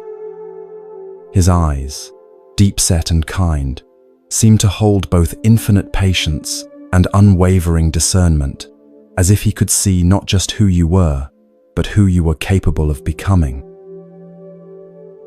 Among his many students were two young monks whose contrasting personalities would provide the perfect laboratory for exploring the delicate balance between self-discipline and compassion. The first was Quan, a perfectionist whose dedication to spiritual practice was matched only by his harsh judgment of anyone who failed to meet his exacting standards. The second was Min-Su, whose kind heart and gentle nature masked a troubling tendency towards self-criticism and personal laxity. Quan had arrived at the monastery with the intensity of someone fleeing from his own imperfections. As the eldest son of a wealthy merchant family, he had been groomed for success from childhood, taught that excellence was not just expected, but mandatory. Every aspect of his upbringing had reinforced the belief that worth was earned through achievement, that love was conditional upon performance, that any failing was a cause for shame. When he decided to become a monk, Quan brought this same merciless drive for perfection to his spiritual practice, but with a twist that made his presence difficult for everyone around him. Quan held himself to impossibly high standards, rising before dawn to meditate for hours, memorizing vast passages of Buddhist texts with machine-like precision, and performing every monastery duty with meticulous attention to detail. His own cell was immaculate, his few possessions arranged with geometric precision, his sleeping mat positioned at exactly the correct angle, his water bowl polished to mirror brightness. He fasted regularly, often skipping meals to demonstrate his detachment from bodily desires, and he could sit in meditation for longer periods than monks with decades more experience. But Quan's perfectionism came with a terrible cost. He applied the same ruthless standards to everyone around him. When a fellow student arrived late to morning meditation, Quan's disapproving glare could be felt across the entire hall. If someone made an error while reciting texts, Quan would correct them with barely concealed irritation.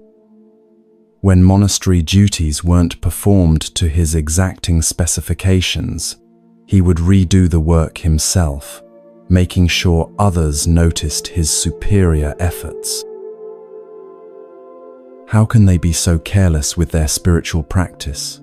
Quan would mutter to himself as he swept floors that others had already cleaned, his jaw tight with frustration.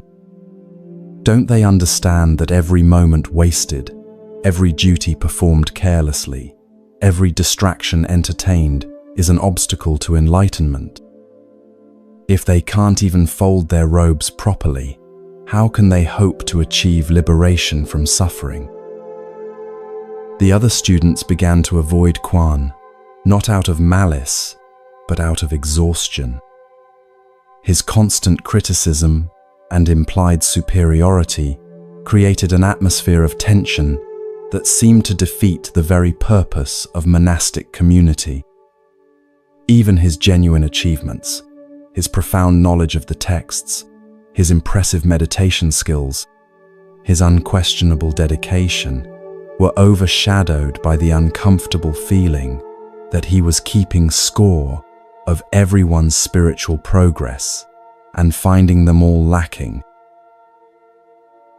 Min-Su represented the opposite extreme. Where Quan was harsh with others, Min-Su was endlessly patient and forgiving.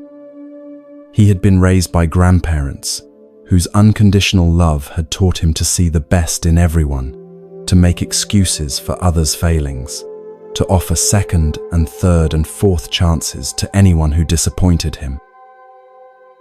His natural compassion made him beloved by everyone in the monastery. Students sought him out for comfort when they struggled, and even the most difficult personalities seemed to soften in his presence. But Min-Su's gentleness with others was matched by a troubling harshness toward himself. When he made mistakes, arriving late, forgetting a teaching, performing a task imperfectly, he would berate himself with a cruelty that would have shocked anyone who knew only his public kindness. "You're so stupid," he would whisper to himself after stumbling over a passage during group recitation. "Everyone else can remember these teachings, but you can't even pay attention properly. You don't deserve to be here with these dedicated practitioners."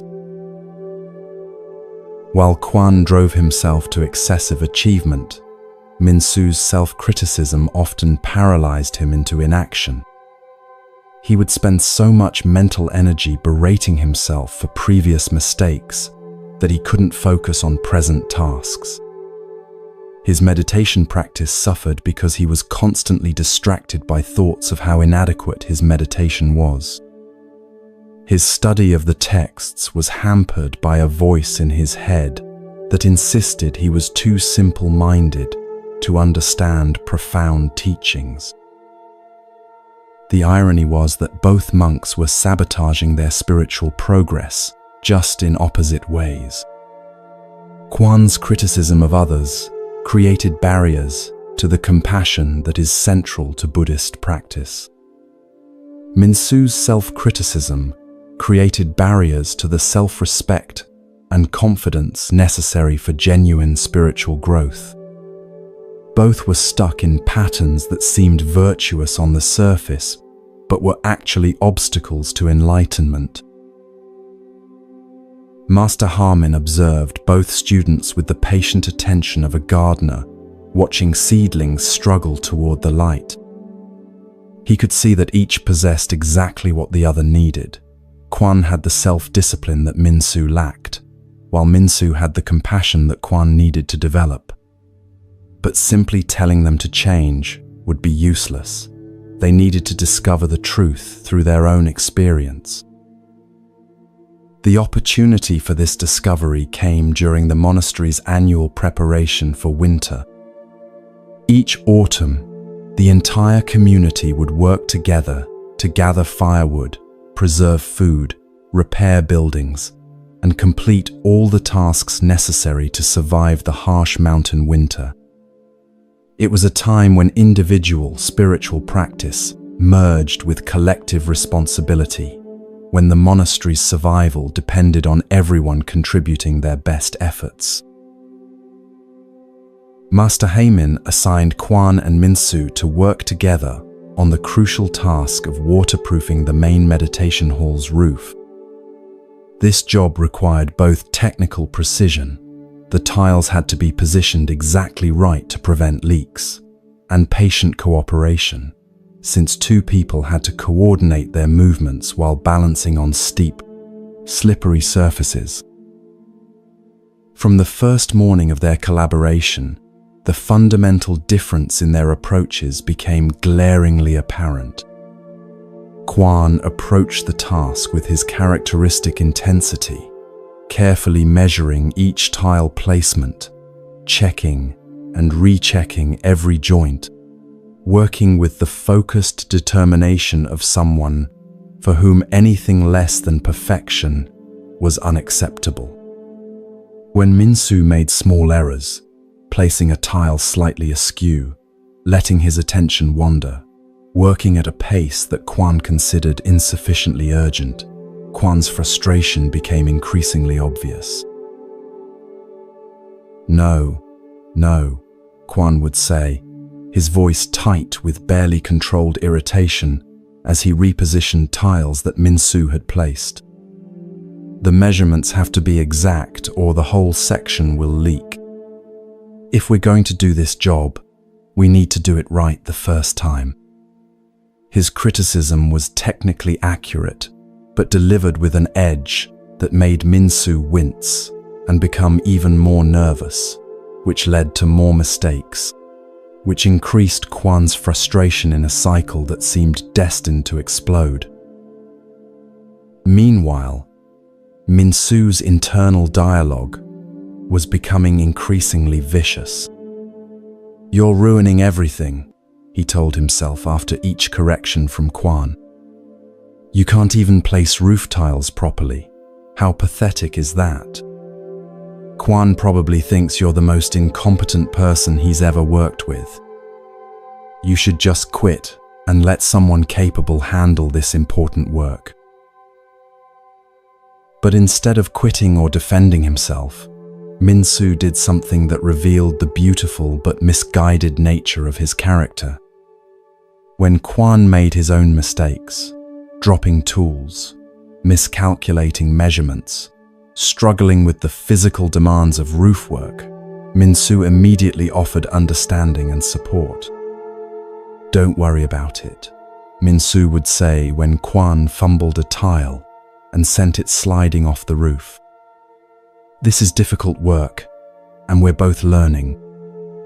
Let me help you with that heavy section." This pattern continued for 3 days. Quan harsh with Min-soo's errors, but blind to his own. Min-soo gentle with Quan's struggles, but merciless toward his own failings. The roof work progressed slowly, hampered not by lack of skill, but by the emotional atmosphere the two monks had created. Other students began to notice the tension and started avoiding the area where Quan and Min-soo were working. On the 4th morning, Master Heyman appeared at the base of the ladder leading to the roof. "Come down, both of you," he said, his voice carrying the quiet authority that made every student in the monastery stop what they were doing and listen. "I want to show you something." He led them to the monastery's garden, where 2 mirrors had been positioned facing each other among the autumn chrysanthemums.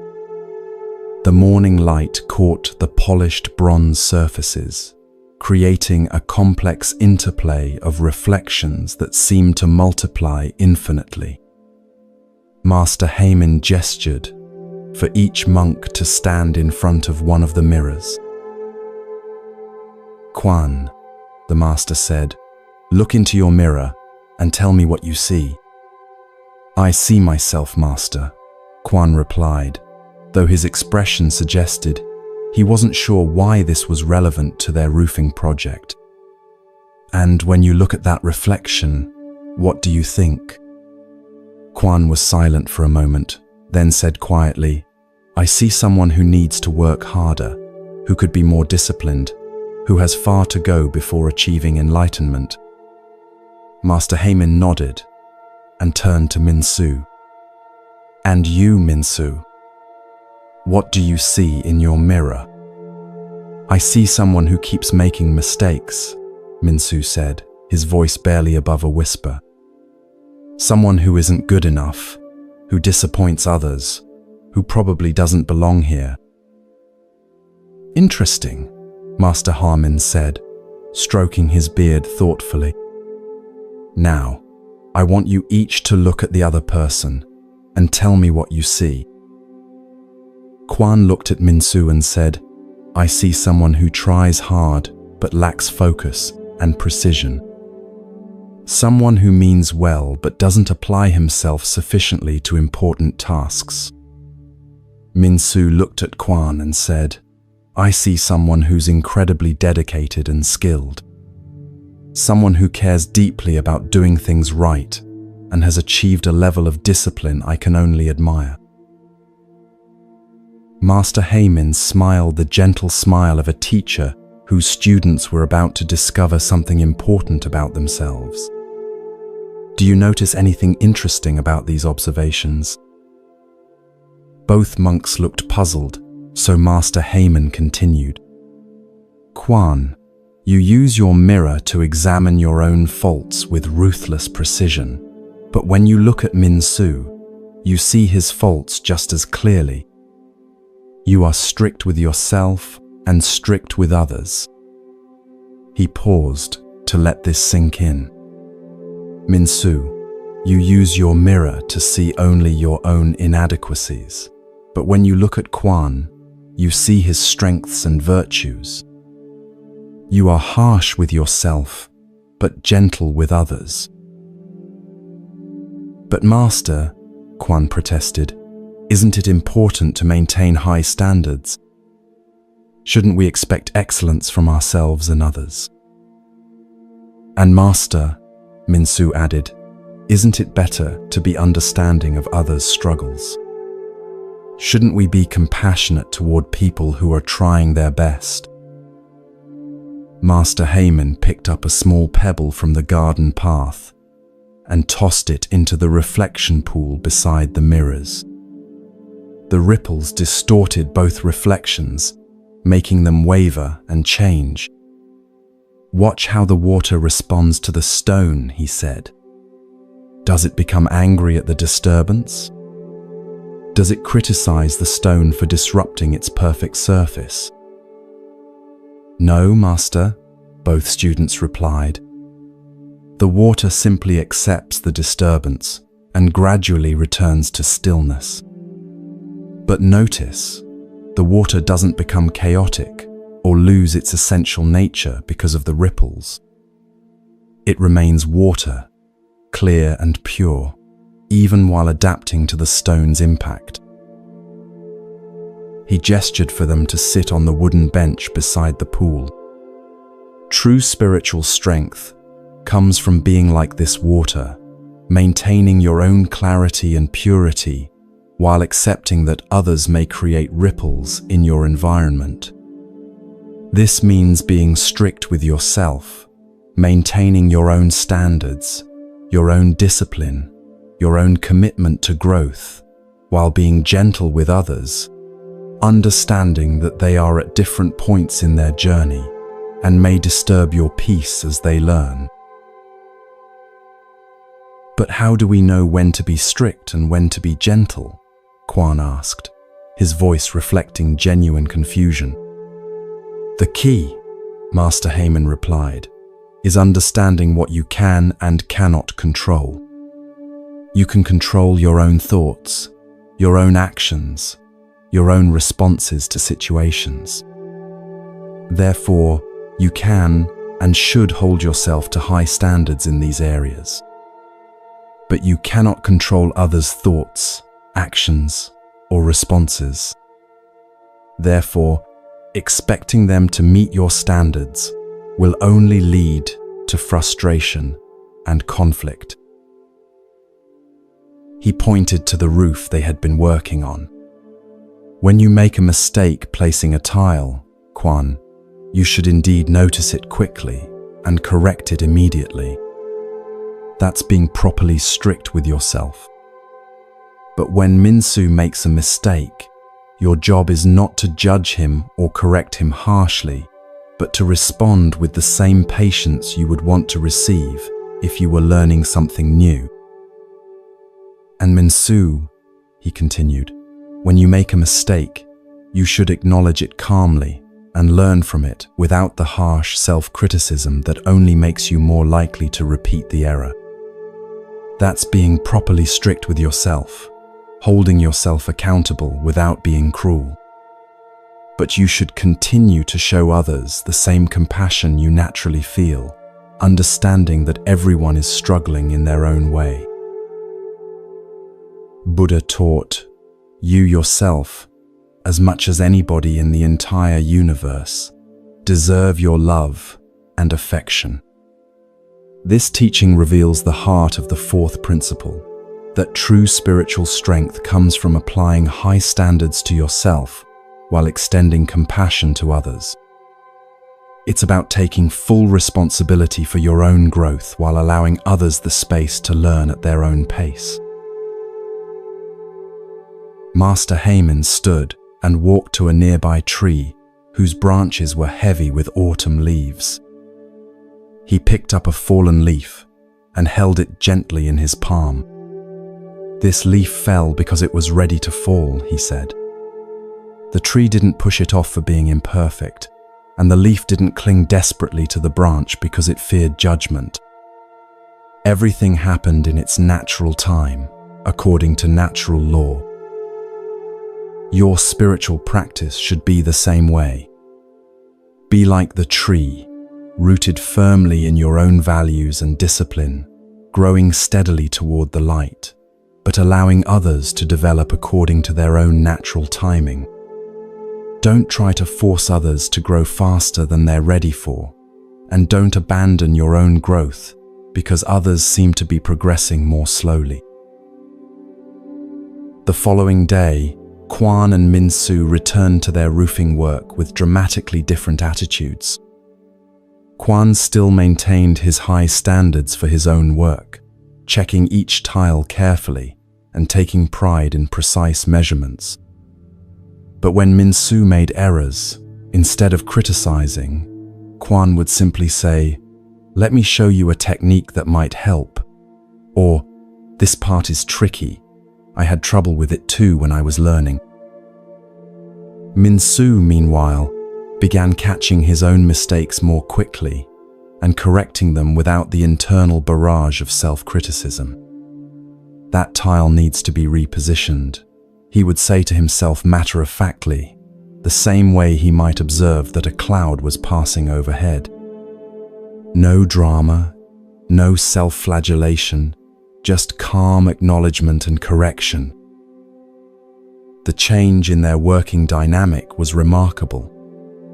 The roof work progressed more quickly and smoothly than before, but more importantly, both monks felt energized rather than drained by their collaboration. Other students began gravitating toward their work area again, drawn by the atmosphere of focused calm that had replaced the previous tension. Within a week, their transformation extended far beyond the roofing project. Kwan's relationships with his fellow students improved dramatically as he learned to see their struggles with compassion rather than judgment. His own spiritual practice became more joyful and sustainable as he maintained discipline without the harsh self-criticism that had previously driven him. Min-Soo's practice deepened as he learned to hold himself accountable without cruelty. His natural compassion for others remained intact, but now he extended that same kindness to himself. His meditation became more focused, his study more effective, his service to the community more confident and skilled. Several months later, Master Heyman called both students to join him for evening tea. As they sat together watching the sun set behind the mountain peaks, painting the sky in shades of gold and crimson, the master asked them to reflect on what they had learned. "I learned that being strict with myself doesn't require being harsh with others," Kwan said thoughtfully. "In fact, when I stopped judging everyone else's performance, I became much better at maintaining my own standards. It's like I had been using so much energy criticizing others that I didn't have enough left for my own growth." Min-Soo nodded and added, "And I learned that being gentle with others doesn't require being cruel to myself. I can hold myself to reasonable standards and correct my mistakes without all the self-hatred that used to paralyze me. It turns out that treating myself with the same kindness I show others actually makes me more effective, not less." Master Heyman smiled with the deep satisfaction of a teacher whose students have grasped not just the technique, but the spirit of an important teaching. "You have discovered one of the most liberating truths of the spiritual path," he said. "That real strength comes not from being hard or soft, but from knowing when to be firm and when to be flexible.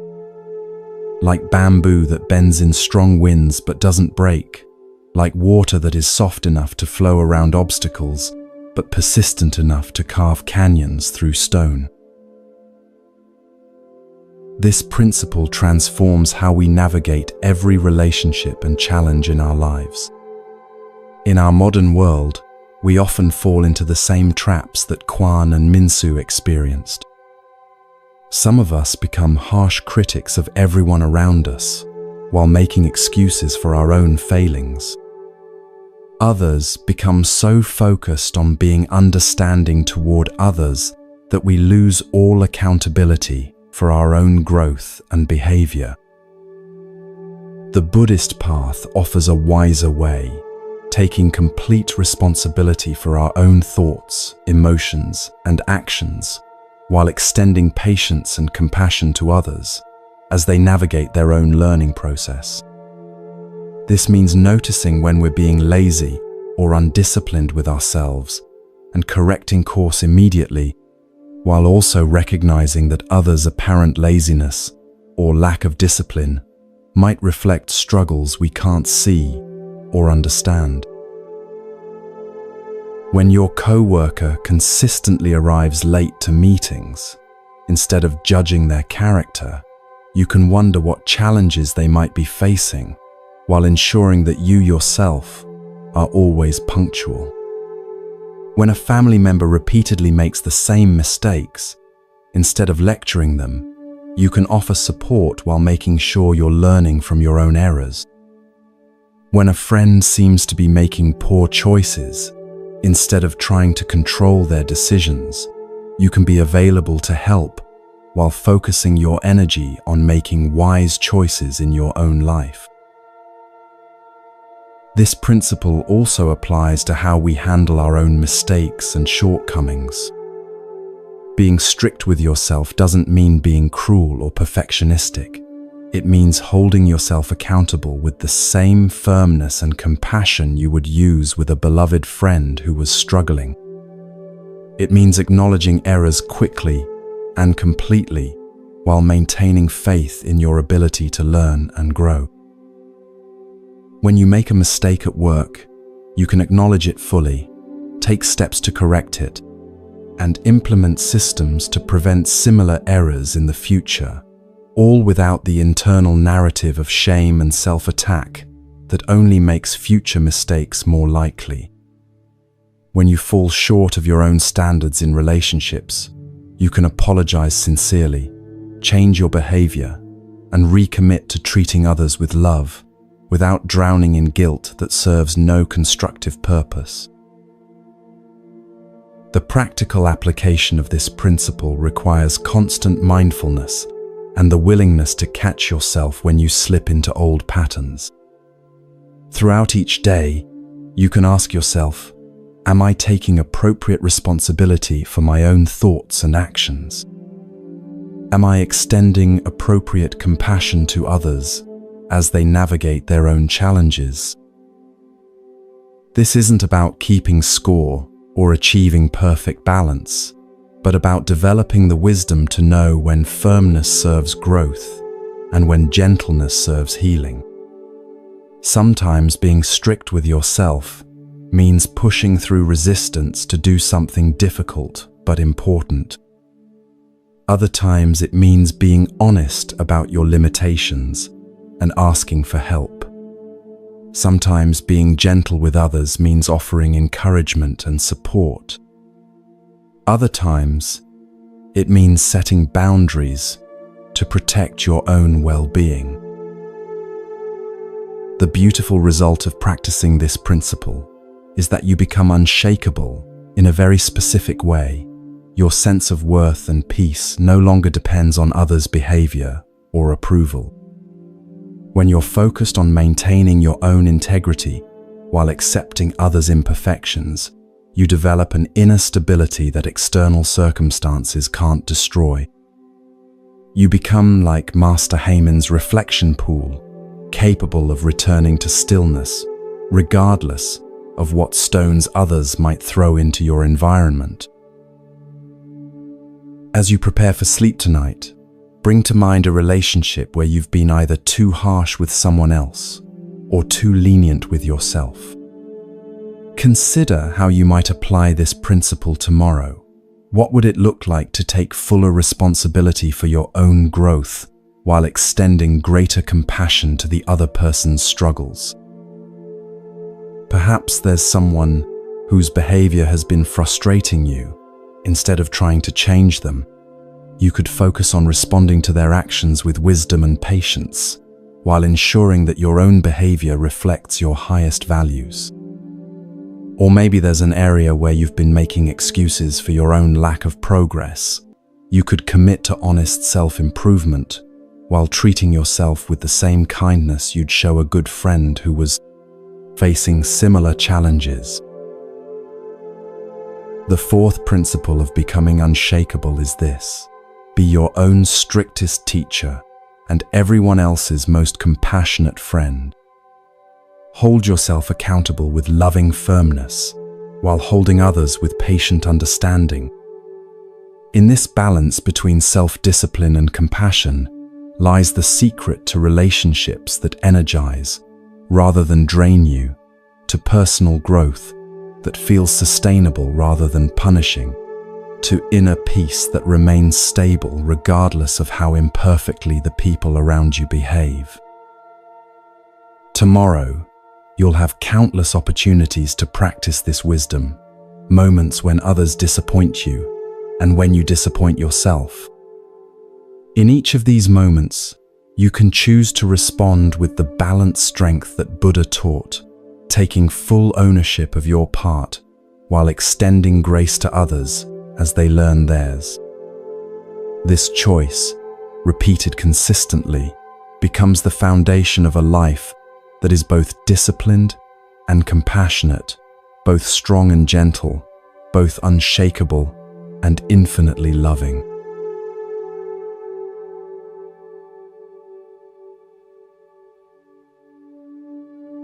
Principle 5. No one can hurt you without your permission. Deep in the heart of Myanmar, where ancient temples rise like prayers carved in stone and the Irrawaddy River flows like liquid gold in the evening light, we encounter perhaps the most challenging yet liberating truth in all of Buddhist teaching. This is the story of a monk whose encounter with genuine danger would reveal that the greatest strength lies not in avoiding harm, but in understanding what can and cannot truly be harmed within us. Prepare yourself for a journey that will forever change how you understand your own invulnerability. The year was 1287, and the great kingdom of Pagan was crumbling under the weight of political upheaval and foreign invasion. Across the land, temples that had stood for centuries were being abandoned, monks were fleeing to safer regions, and the ancient order that had maintained peace for generations was dissolving into chaos. Yet in this time of terror and uncertainty, one monastery continued to function as if nothing had changed, not out of ignorance of the danger, but out of a profound understanding of what danger actually means.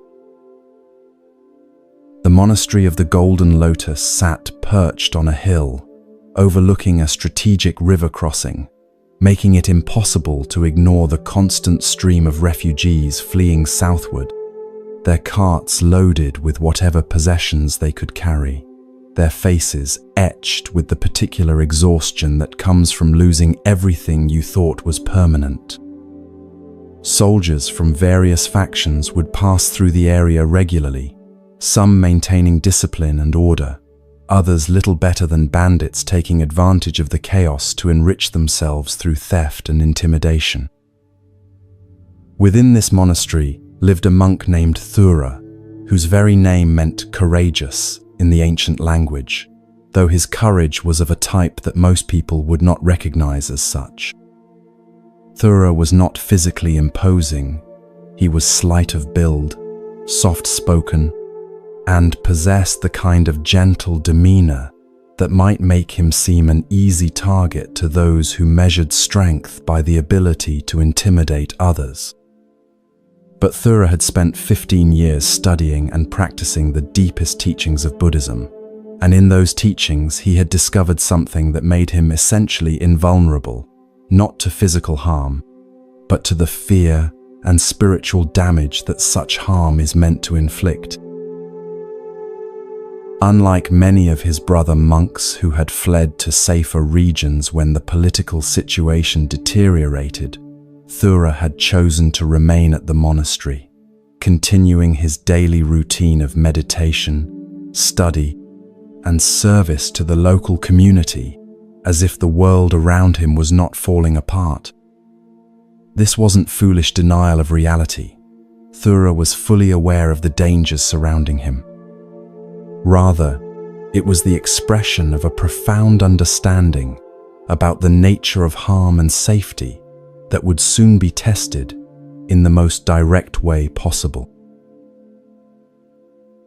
The test came on a morning when the autumn mist still clung to the river valley like a silk scarf, muffling sound and creating an atmosphere of unreality that seemed appropriate for what was about to unfold. Thura was walking the forest path to the village below, carrying his alms bowl as he had every morning for years, when he encountered a band of deserters from various armies who had turned to banditry as their means of survival. There were 5 of them, armed with swords and spears, their clothes a mixture of military gear and stolen finery that marked them as men who had abandoned any pretense of honor or discipline. Their leader was a heavy-set man with scars across his face and hands that spoke of many violent encounters, his eyes holding the particular hardness that comes from having done things that once seemed unthinkable. When they spotted Thura approaching alone on the forest path, they saw what appeared to be perfect prey, a solitary monk with no protection, no weapons, and presumably access to whatever wealth the monastery might contain. "Stop right there, monk," the leader called out, his voice carrying the casual cruelty of someone accustomed to being obeyed through fear. "We're having a difficult time lately, and we think your monastery should help us out. Tell us where you keep your gold, your jewels, whatever valuable donations the faithful have given you." Thura paused on the path and looked at the 5 armed men with an expression that contained no fear, no anger, no calculation about escape routes or defensive strategies.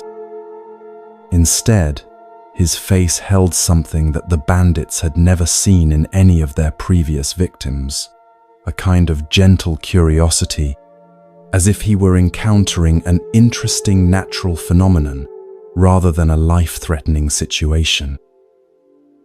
"Good morning, friends," Thura said, his voice as calm and warm as if he were greeting visitors at the monastery gate.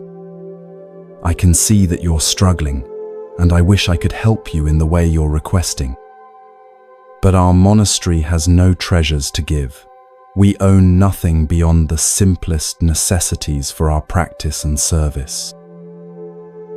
The bandit leader's face darkened with anger at what he perceived as defiance disguised as politeness. "Don't lie to us, monk. We know how these places work.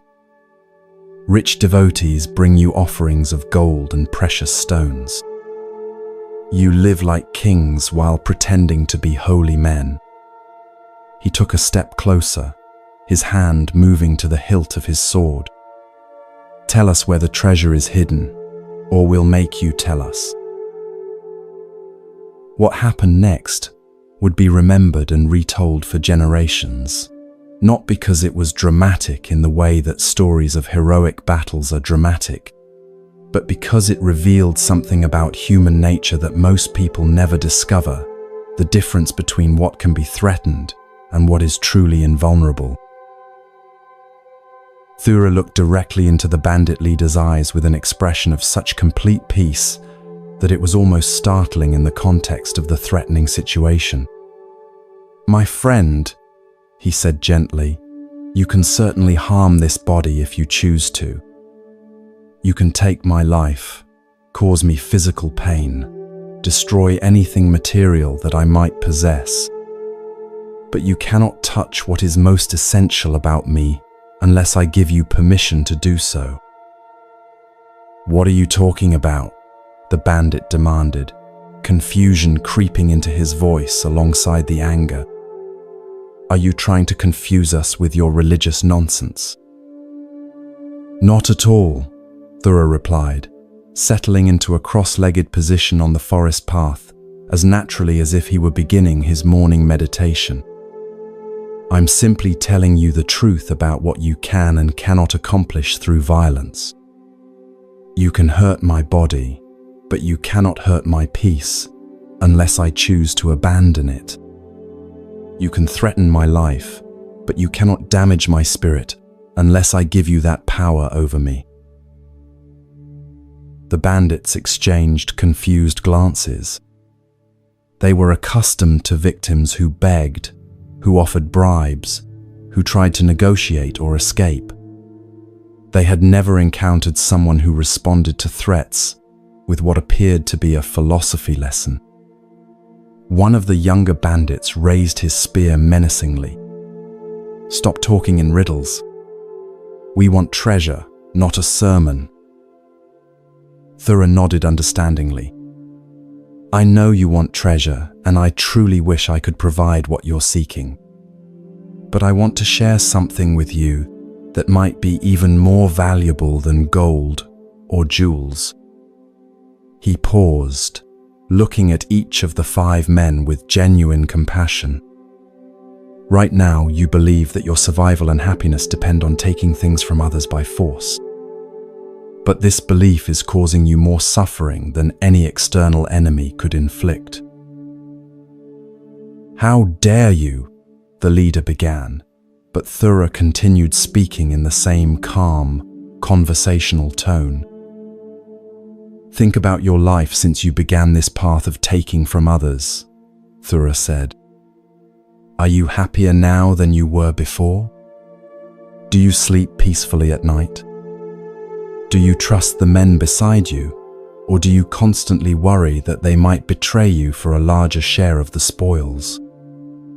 Are you at peace, or are you always looking over your shoulder, always ready for the next fight, always afraid that someone stronger will do to you what you do to others?" The questions hit their target with surprising accuracy. The bandit leader's face tightened as he recognized uncomfortable truths in Thura's words. Life as a brigand was indeed a constant state of vigilance, suspicion, and fear disguised as aggression. But admitting this to a monk he was trying to rob felt like an unbearable weakness. "That's none of your business," he snarled, drawing his sword partway from its sheath. "We're not here for your advice. Give us what we want, or suffer the consequences." Thura's expression remained unchanged, neither fearful nor defiant, but filled with something that seemed almost like sadness for the bandit's situation, rather than concern for his own. "The consequences you're threatening are only painful if I resist them," he said simply. "If you choose to harm this body, I will not fight you or hate you for it.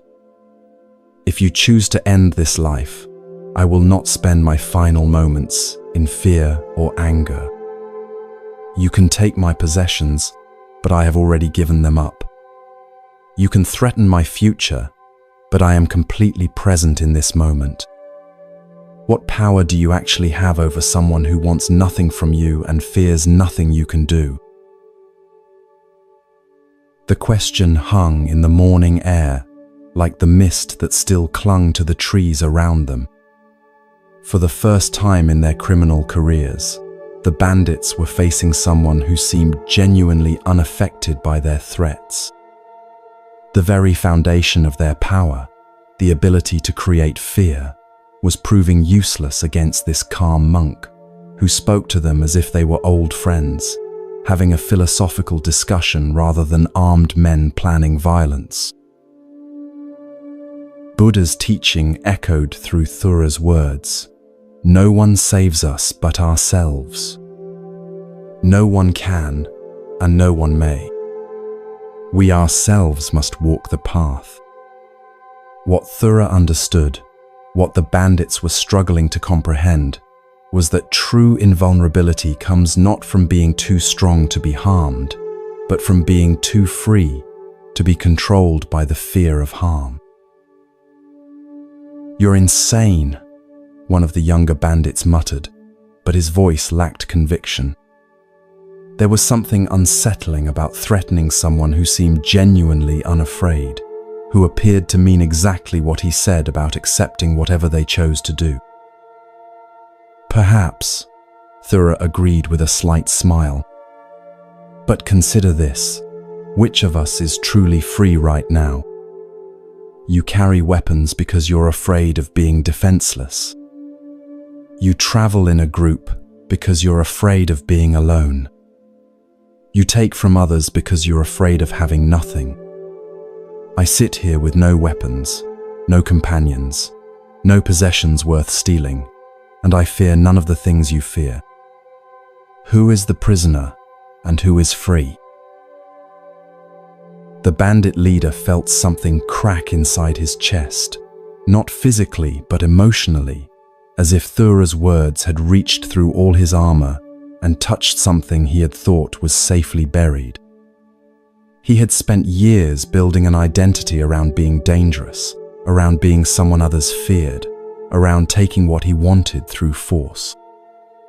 But facing someone who was genuinely unintimidated by his threats, he suddenly felt the hollowness of that identity, the way it depended entirely on others' fear for its power. "Stop talking," he said, but the command came out more like a plea than an order.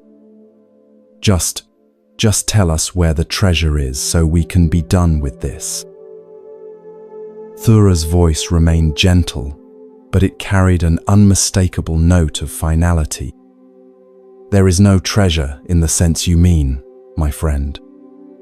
The only wealth our monastery contains is the understanding that happiness cannot be stolen from others, and peace cannot be found through violence. These are treasures that can only be discovered within yourself, and no one can take them from you once you truly possess them." He stood up slowly, brushing dust from his robes, with the unhurried movements of someone who was completely present in the moment. "You can search our buildings if you wish. You'll find rice, simple tools, worn books, sleeping mats. You can harm me if that will somehow serve your purposes. But I cannot give you what you're really looking for, because what you're really looking for can only be found through understanding rather than acquisition." The bandits stood in confused silence, their weapons still drawn but their purpose somehow deflated. They had encountered something they had no framework for understanding, genuine fearlessness that arose not from courage in the heroic sense, but from a complete absence of attachment to anything that could be threatened. After what felt like an eternity but was probably only a few minutes, the bandit leader slowly resheathed his sword. "This is pointless," he said to his companions, though his voice lacked its earlier aggression. "There's nothing here worth taking."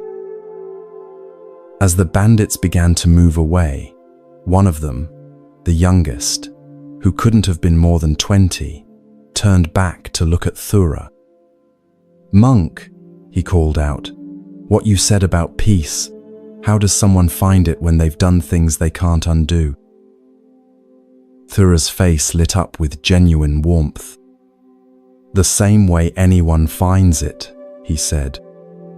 "By understanding that what you've done is not who you are, and that every moment offers a new choice about who you want to become. The path of peace is always available, regardless of where the path of violence has led."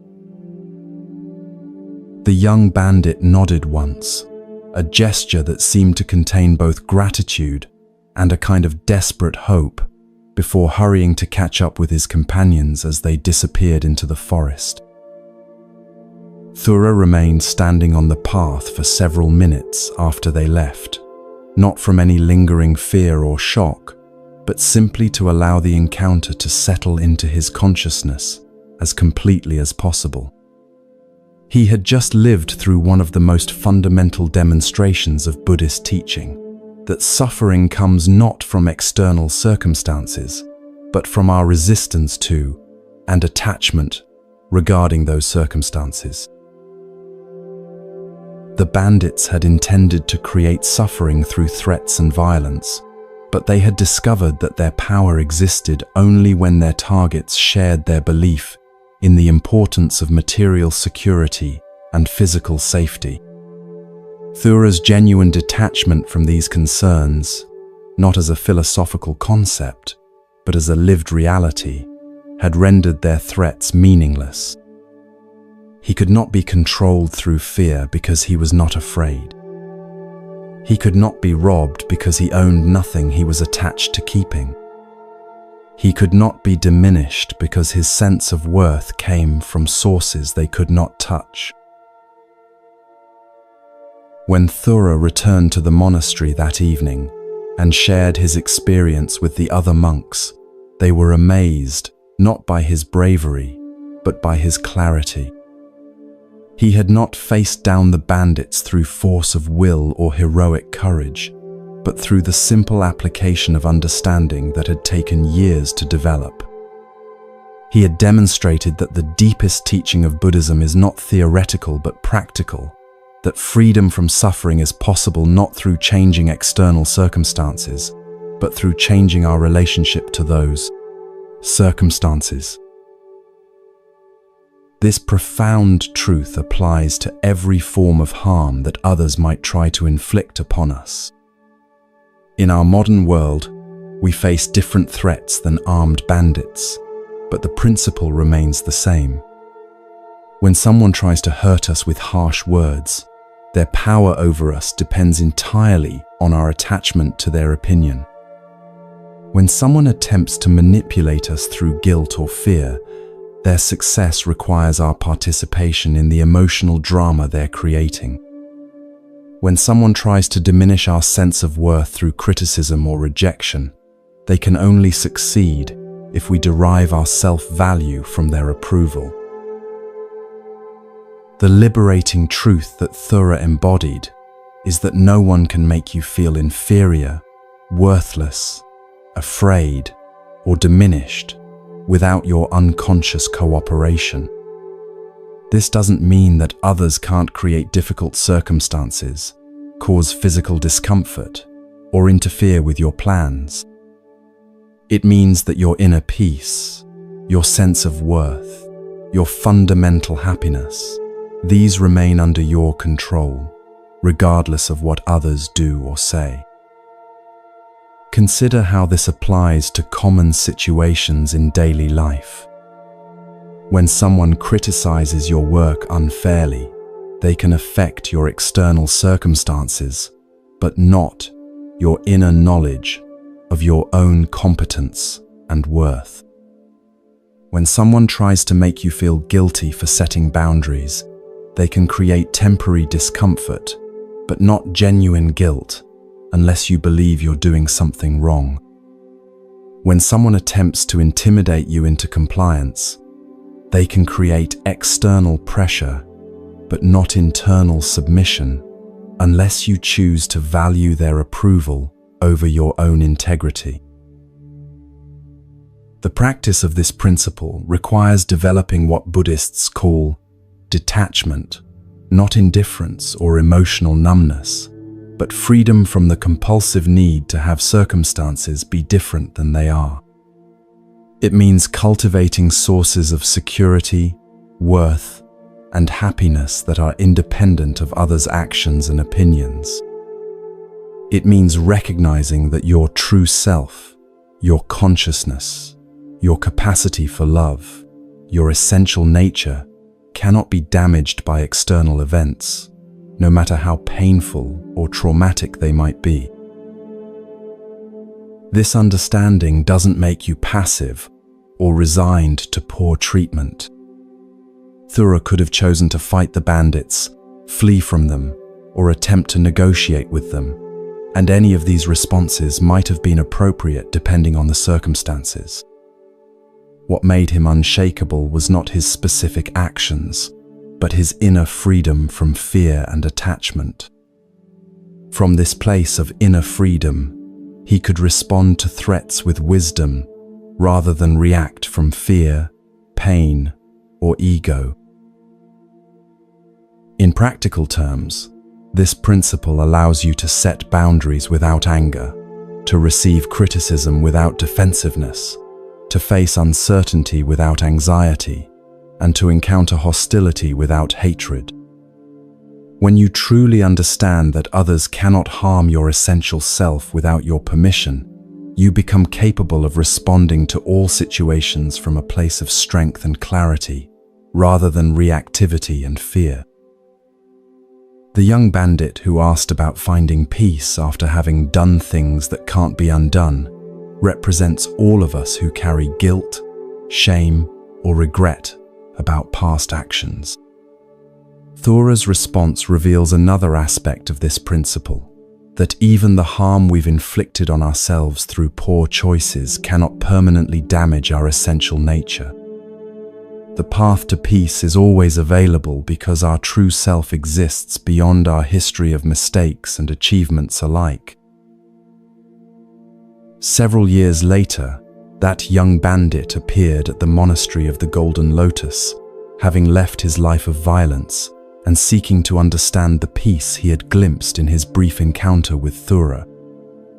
He became one of the monastery's most dedicated students, eventually becoming a teacher himself who specialized in helping others who had lived through violence and trauma.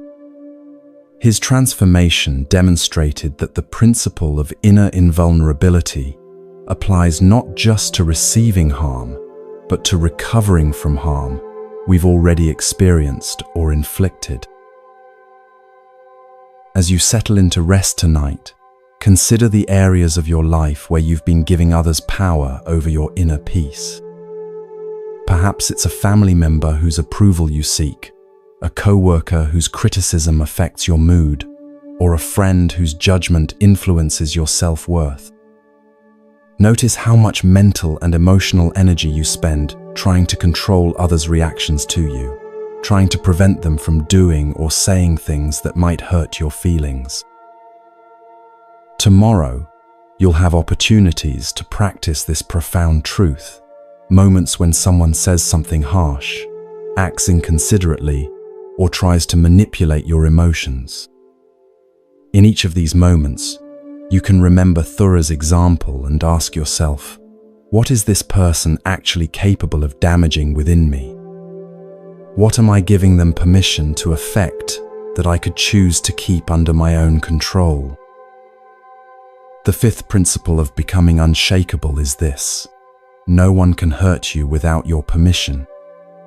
Others may create difficult circumstances, but they cannot create suffering within you unless you cooperate with their intentions through fear, attachment, or resistance.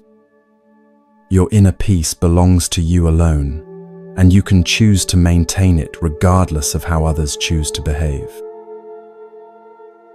This doesn't mean becoming emotionally numb or pretending that painful experiences don't affect you. It means understanding the difference between pain and suffering. Pain is often unavoidable, but suffering is optional. Pain is what happens to you. Suffering is what you do with what happens to you. In this distinction lies the secret of genuine invulnerability, not the inability to be affected by life, but the ability to remain centered and peaceful, regardless of what life brings. Rest now in the knowledge that your essential self is beyond the reach of anyone who might wish you harm. Like Thora sitting peacefully on that forest path, you possess an inner sanctuary that no external force can violate without your consent. Tomorrow, when you encounter those who would disturb your peace, you can choose to respond from this place of inner freedom, rather than react from fear or need. In this choice lies the difference between being a victim of circumstances and being the master of your own inner world.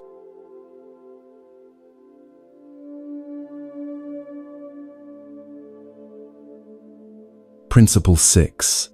The power of acceptance. In the fertile river valley of ancient Cambodia, where the mighty Mekong carved its path through landscapes of impossible green, we discover a teaching that reveals the paradox at the heart of all transformation. Here, in a region where monsoon floods could change the entire geography overnight, lived a farmer whose response to catastrophic loss would illuminate one of Buddhism's most misunderstood yet powerful principles. This is the story of how true strength is found, not in fighting what has already happened, but in embracing it so completely that it becomes the foundation for something even more beautiful. The village of Pre Veng sat nestled between rice paddies that stretched toward the horizon like a green sea, their surface broken only by the occasional sugar palm rising like a ship's mast against the endless sky.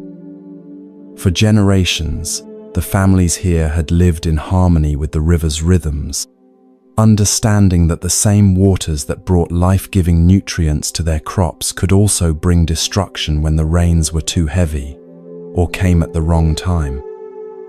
It was a landscape that taught its inhabitants the deepest lessons about impermanence, though not everyone learned those lessons with equal grace. Among the village's most respected residents was a man named Chandra, whose family had farmed the same plot of land for over 2 centuries. His great-great-grandfather had first cleared the forest here, building the intricate system of dikes and channels that controlled the flow of water through the paddies with an engineering precision that would have impressed the builders of Angkor Wat. Each generation had added to this legacy, new terraces carved into hillsides, improved irrigation systems, fruit orchards planted with varieties selected over decades for their resilience and productivity. By the time Chandra inherited this land, it had become something approaching perfection in its adaptation to the local environment. His rice yields were among the highest in the region. His fruit trees produced abundant harvests that fed not just his own large extended family, but provided surplus for trade with neighboring villages. The farm was a living testament to what human patience and wisdom could accomplish when working in partnership with natural forces rather than against them. But Chandra's wealth was not measured only in agricultural productivity. Over the years, he had used the proceeds from his successful farming to build one of the finest houses in the village, a graceful structure of teak and bamboo, raised high on stilts to protect against seasonal flooding, its wraparound verandas offering views across the rice fields that seemed to extend forever. The house was filled with beautiful objects accumulated over a lifetime, carved furniture, crafted by master artisans, silk textiles in colors that caught and held light like captured rainbows, bronze Buddha statues that seemed to radiate peace into every room. More precious than any material possession, though, was the life Chandra had built within these walls.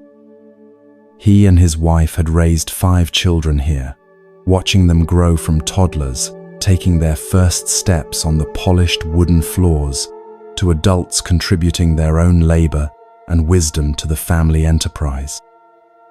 The house had witnessed countless celebrations, harvest festivals where the entire village would gather to share food and stories, wedding ceremonies that lasted for days, births that brought joy echoing through every room. It was, by any measure, a life of extraordinary success and contentment. Chandra often said that he felt blessed by the gods, that his good fortune was beyond what any man had a right to expect.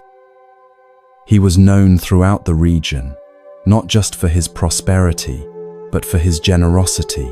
During difficult years, he would share his surplus with struggling neighbors, and his home was always open to travelers who needed shelter. Yet Chandra's contentment was about to face the ultimate test, in a way that would reveal whether his peace was truly deep or merely dependent on favorable circumstances. The monsoon season of 1432 began normally enough.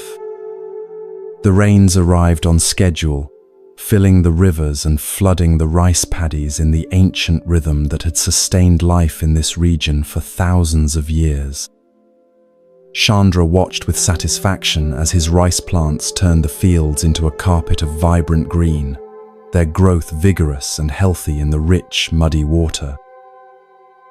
But as the weeks passed, it became clear that this year was different.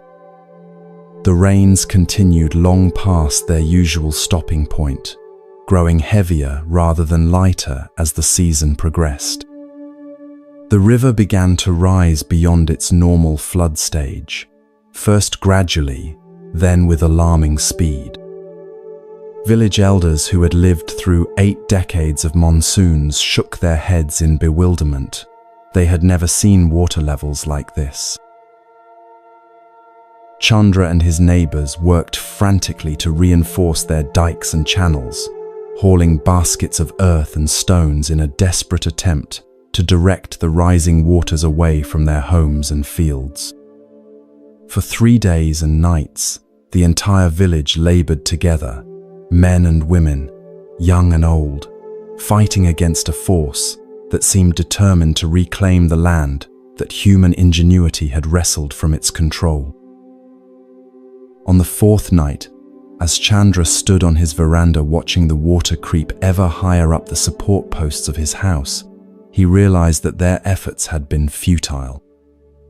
The river had risen beyond anything their ancestors had planned for, beyond anything their traditional methods could handle. In a few hours, the flood would reach the floor of his house. By morning, everything he had spent his life building might be underwater. His wife found him there as dawn broke, sitting in meditation posture on the wooden planks, his eyes closed, his breathing deep and regular, despite the chaos surrounding them. "Chandra," she said urgently, "we need to evacuate. The water will be inside the house within the hour. We need to save what we can and get to higher ground." Chandra opened his eyes and looked at his wife with an expression that surprised her with its serenity. "Yes," he said calmly, "we should gather the family and move to safety. But first, I want to watch this happen. I want to see it clearly, without fighting it or denying it." "Watch what happened?" she asked, confusion evident in her voice. "The flood," he said simply. "Our life changing. Everything we've built being transformed into something else. I want to accept it completely so that I can respond to what comes next with wisdom rather than bitterness." And so, as his neighbors ran frantically to save their possessions, as families loaded carts with whatever they could carry, as the village erupted in the chaos of emergency evacuation, Chandra sat peacefully on his veranda and watched the flood claim his life's work. He watched as the water reached the floor of his house and began to spread across the rooms where his children had played, where his family had shared thousands of meals, where he had experienced some of the happiest moments of his life. He watched as his beautiful furniture began to float, as his silk textiles were soaked and ruined, as his bronze Buddha statues disappeared beneath the muddy water. He watched as the rice fields that had fed his family for generations vanished beneath a brown sea that reflected the grey sky like a mirror of destruction. But something remarkable happened as Chandra witnessed this catastrophe. Instead of feeling the crushing despair that might be expected from someone losing everything, he found himself filled with an unexpected sense of liberation. As each possession disappeared beneath the water, as each familiar landmark was transformed beyond recognition, he felt something heavy lifting from his chest, something he hadn't even realized he had been carrying. "Look," he said to his wife, who had joined him in watching their world transform. "Look how the water doesn't fight against anything. It doesn't argue with the land about where it should go, or complain that the houses are in its way. It simply flows where the land allows it to flow, accepting the shape of whatever contains it." His wife stared at him in amazement. "How can you be so calm? We've lost everything, our home, our crops, all our possessions. Don't you feel anything about what's happening?" Chandra was quiet for a long moment, watching a wooden chest that had belonged to his grandfather float past the veranda like a boat without a sailor. "I feel everything," he said finally. "I feel sadness for the loss of beautiful things. I feel concern about how we'll rebuild our lives. I feel uncertainty about what comes next." He paused, choosing his words carefully. "But I don't feel resistance to what has already happened. The flood is here. Our house is flooded. Our crops are destroyed. These are simply facts now, like the fact that the sun rises in the east. I can accept these facts and put my energy into responding wisely, or I can resist them and waste my energy fighting against something that has already occurred." Buddha taught, accept what is, let go of what was, and have faith in what will be. In this moment of devastating loss, Chandra was embodying this teaching not as a philosophical concept, but as a lived reality. He was discovering that acceptance is not passive resignation, but the foundation of all effective action. As the water continued to rise, Chandra and his family evacuated to a Buddhist temple on higher ground, joining dozens of other flood refugees in the simple wooden building that had become a temporary shelter. The contrast between their current circumstances and their comfortable life of just a few days earlier could hardly have been more stark. They slept on thin mats on the temple floor, ate simple rice porridge prepared by the monks, and wore whatever clothes they had managed to save from the flood. But while other refugees spent their days lamenting their losses, Chandra seemed to approach their situation with a curious sense of anticipation. "This is interesting," he would say to his wife as they watched other families arguing about who was to blame for their situation or complaining about the inadequate conditions in their temporary shelter. "We have an opportunity here that we've never had before." "What opportunity?" she asked, genuinely puzzled by her husband's attitude. "The opportunity to start fresh," he replied.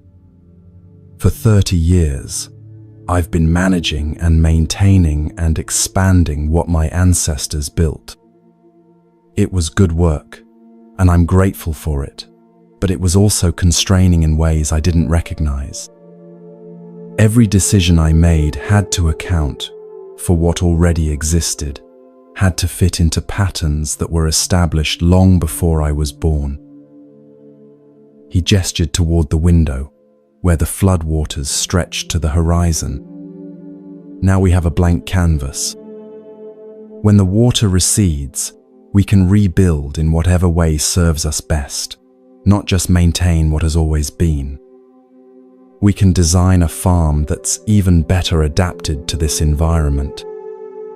We can build a house that better reflects what we've learned about how we want to live. We can create something new instead of just preserving something old." His enthusiasm was infectious. Within days, Other flood refugees began gathering around Chandra each evening, drawn by his ability to see possibility where they saw only loss. Instead of dwelling on what the flood had taken away, they began planning what they would create when it was over. "My old rice paddies were too small," one farmer realized. "When I rebuild, I can combine several plots into larger, more efficient fields." "I always wanted to try growing different crops," another added. "Now I can experiment with varieties I was afraid to risk before." "My house was beautiful, but it was also too big for our family's current needs," a village elder admitted. "We can build something more appropriate for who we are now, not who we were 20 years ago." What began as informal evening conversations gradually evolved into organized planning sessions. The flood refugees, guided by Chandra's perspective that acceptance opens the door to creativity, began designing an entirely new approach to village life. They would rebuild not just what they had lost, but something better, a community that was more resilient to flooding, more efficient in its use of land and water, more beautiful in its integration with the natural environment. 3 months later, when the floodwaters finally receded, what emerged was indeed a blank canvas. The landscape had been completely transformed. Old field boundaries had been erased. Familiar landmarks had disappeared. The very topography had been reshaped by the massive movement of water and sediment. To most people, it would have looked like a scene of utter devastation. To Chandra and his fellow villagers, it looked like opportunity made manifest. They began rebuilding with an energy and enthusiasm that amazed visiting officials who came to assess the flood damage. Instead of trying to recreate what had been lost, they implemented the plans they had developed during their months of forced exile. The new village that emerged was indeed more beautiful, more functional, and more resilient than what the flood had destroyed. Chandra's new house was smaller than his old one, but more elegantly designed, with better ventilation, more natural light, and a layout that encouraged family interaction. His new farm was more productive than the old one, incorporating innovative water management techniques and crop rotation methods that the planning sessions had identified. More importantly, his new life felt more authentic, more aligned with his actual values rather than inherited expectations. But the most profound transformation was in Chandra himself.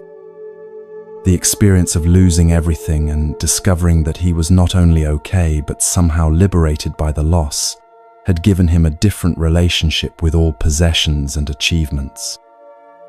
He worked just as diligently as before, cared for his family just as devotedly, contributed to his community just as generously. But he held it all more lightly, with the understanding that everything he built was temporary and that his happiness was not dependent on any of it remaining unchanged. Years later, when visitors would ask him about the Great Flood and how he had managed to recover from such devastating losses, Chandra would smile and shake his head gently. "I didn't recover from the flood," he would say. "I was transformed by it. The flood didn't take away my life. It revealed to me what my life actually was, underneath all the things I thought defined it." This story illustrates the profound difference between acceptance and resignation, between surrendering to what is and giving up on what could be. Acceptance is not passive. It's the most powerful foundation for effective action. When we stop wasting energy fighting against what has already happened, we free up all that energy for responding creatively to current circumstances. In our modern lives, we face floods of different kinds: job losses that devastate our financial security, relationship endings that shatter our emotional landscape, health crises that transform our physical capabilities, global events that disrupt our assumptions about how the world works. The principle Chandra embodied applies to all these situations. Resistance to what has already occurred prevents us from responding wisely to what exists now. When you lose a job, you can spend months consumed with anger about the unfairness of the situation, dwelling on what you should have done differently, resenting the people who made the decision. Or you can accept that your employment has ended and put all your energy into exploring what kind of work would actually fulfill you. What opportunities might exist that weren't available while you were locked into your previous position. When a relationship ends, you can remain stuck in bitterness about how your partner failed to appreciate you, replaying arguments and nursing grievances about their shortcomings. Or you can accept that this relationship has concluded and focus on understanding what you learned about yourself, what you want in future relationships, how you can grow into someone more capable of lasting love. When illness limits your physical abilities, you can rage against the unfairness of your condition, mourn endlessly for the activities you can no longer pursue, resist adapting to your new limitations. Or you can accept your changed circumstances and discover what kinds of meaning, joy, and contribution are possible within your current capabilities. Acceptance doesn't mean you have to be happy about difficult circumstances or pretend that losses don't matter. Chandra felt genuine sadness about losing his beautiful home and productive farm. What he didn't do was waste energy insisting that the flood shouldn't have happened, that life was unfair, that he was a victim of circumstances beyond his control. He felt his feelings fully, then put his energy into working with reality as it actually existed, rather than as he wished it would be. The practical application of this principle requires developing what Buddhists call beginner's mind, the ability to approach even familiar situations with fresh curiosity rather than rigid expectations. When your carefully laid plans are disrupted, instead of immediately trying to force them back on track, you can pause and ask, what opportunities does this disruption reveal that I couldn't see before? When someone you trust disappoints you, instead of focusing exclusively on how they've failed to meet your expectations, you can explore, what does this teach me about the nature of trust and the importance of emotional independence?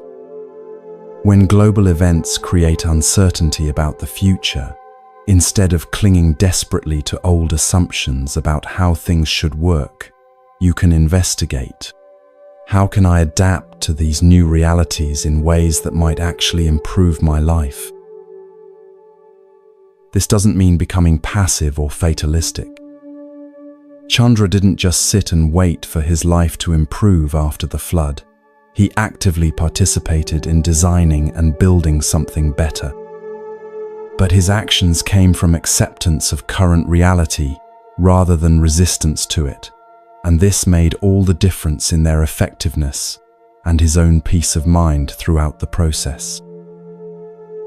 The deepest teaching of acceptance is that it reveals the creative potential hidden within every apparent disaster. When we're not wasting energy fighting what has already happened, we become capable of seeing possibilities that resistance makes invisible. When we're not attached to maintaining things exactly as they were, we become free to explore what they might become. As you prepare for sleep tonight, consider what floods have occurred in your own life, what changes, losses, or disruptions you've been resisting rather than accepting. Perhaps it's a recent change that still feels raw and unwelcome. Or maybe it's an old wound that you've never fully allowed to heal, because accepting it feels like giving up. Tomorrow, you'll have opportunities to practice the power of acceptance in small ways, when plans change unexpectedly, when other people don't behave as you'd hoped, when circumstances fail to unfold according to your preferences. In each of these moments, you can choose between resistance and acceptance, between fighting what is and working with what is. The sixth principle of becoming unshakable is this: acceptance is the foundation of all effective action. When you stop fighting what has already happened, you free yourself to respond creatively to what exists now. When you embrace change instead of resisting it, you discover possibilities that were hidden by your attachment to how things used to be. This doesn't make you weak or passive. It makes you like water, which is soft enough to flow around any obstacle but powerful enough to carve the Grand Canyon. It makes you like Chandra, sitting peacefully on his veranda as everything he had built disappeared underwater, finding in that moment of total loss the seeds of something even more beautiful. Rest now in the knowledge that, whatever changes life brings, you have within you the capacity to flow with them rather than be broken by them. Like the water that flooded Chandra's village, you can accept the shape of whatever contains you while never losing your essential nature. In this acceptance lies not defeat, but the ultimate victory, the ability to transform any circumstance into an opportunity for growth, any ending into a new beginning, any loss into the foundation for something you couldn't have imagined before.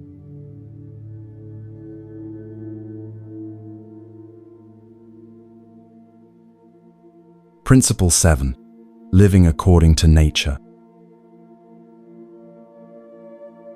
High in the Himalayan foothills of ancient Nepal, where eagles soar between peaks that touch the realm of gods and the morning mist carries prayers whispered by countless generations, we encounter a teaching that reveals the deepest secret of effortless living. Here, in a place where the rhythm of seasons dictates the rhythm of life itself, lived a master whose understanding of natural law would transform how we see our place in the cosmic dance. This is the story of how true power comes not from fighting against life's natural flow, but from learning to move in perfect harmony with forces far greater and wiser than our individual will. The mountain village of Dharamkot clung to the hillside like a cluster of prayer flags.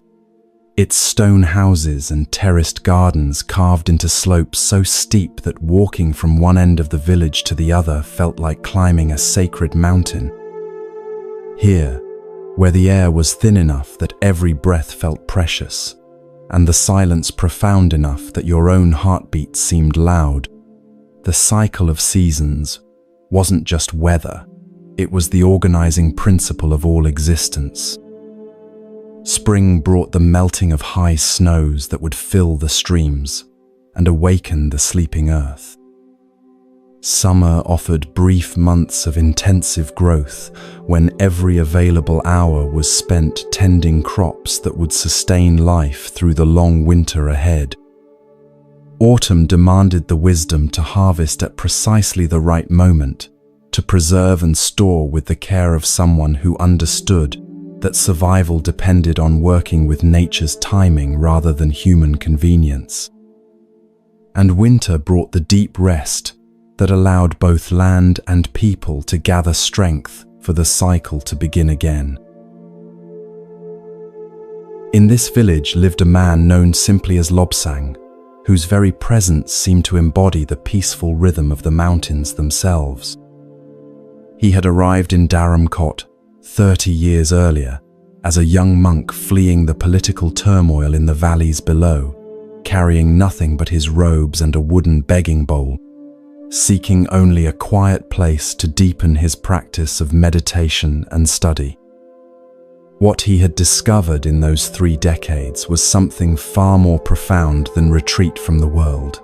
He had learned how to live as an integral part of the natural order, moving through his days with the same effortless grace that governed the movement of clouds across mountain peaks and water-down hillsides. Lobsang's daily routine was so perfectly synchronized with natural rhythms that visitors often mistook it for rigid discipline, but those who stayed long enough to observe closely realized they were witnessing something entirely different. A human life lived in such harmony with cosmic patterns that effort and struggle had become almost unnecessary. He would wake naturally as the first light touched the eastern peaks, not because he forced himself to rise early, but because his body had learned to respond to the same cues that awakened the birds and opened the mountain flowers. His morning meditation began as the sky lightened from black to deep blue to the pale gold that preceded sunrise, his practice flowing seamlessly into the day's awakening rather than fighting against his natural energy patterns. When the sun crested the mountains and bathed the village in warm light, Lobsang would begin his physical work, tending the small garden where he grew vegetables that fed not just himself, but any neighbor who needed fresh food, maintaining the mountain paths that connected the village to the outside world, or helping with whatever seasonal tasks the community required. But his work never felt forced or urgent, never carried the frantic quality that characterized so many people's efforts to impose their will on circumstances. Instead, he worked like water flowing downhill, taking the path of least resistance, while accomplishing exactly what needed to be done, using the minimum energy necessary to achieve maximum effectiveness. What made Lobsang's approach so remarkable was not just its efficiency, but its impact on everyone around him. Other villagers found that projects completed more smoothly when he was involved, that conflicts resolved more easily in his presence, that the overwhelming tasks of mountain life somehow became manageable when approached with his patient, natural timing. Children would follow him around the village not because he entertained them, but because being near him felt peaceful, in a way they couldn't explain.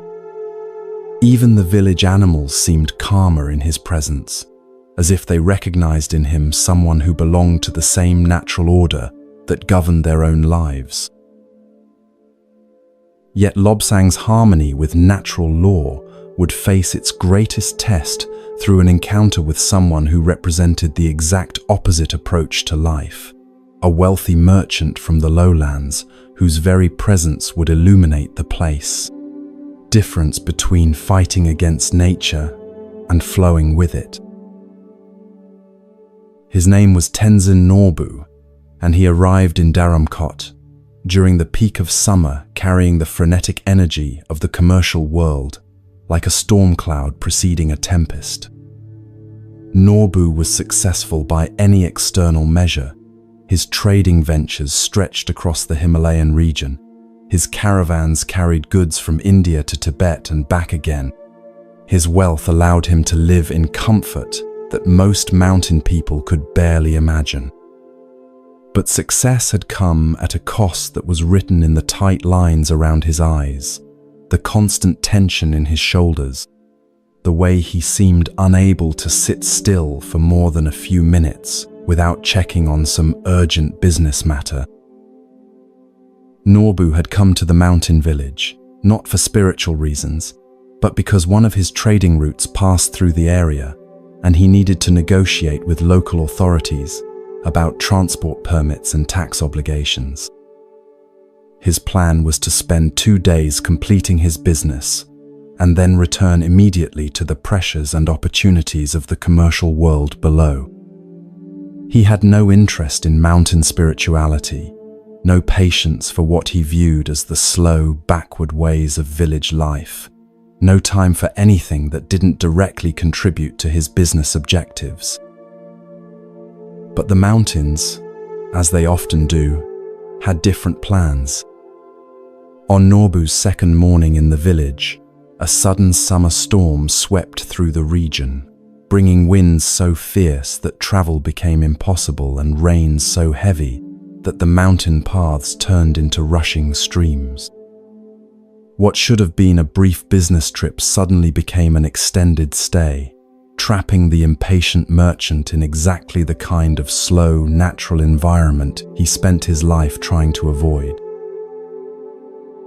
For the first 3 days of his enforced isolation, Nobu paced through the village like a caged tiger, muttering constantly about lost opportunities and delayed shipments, checking obsessively for any break in the weather that might allow his escape.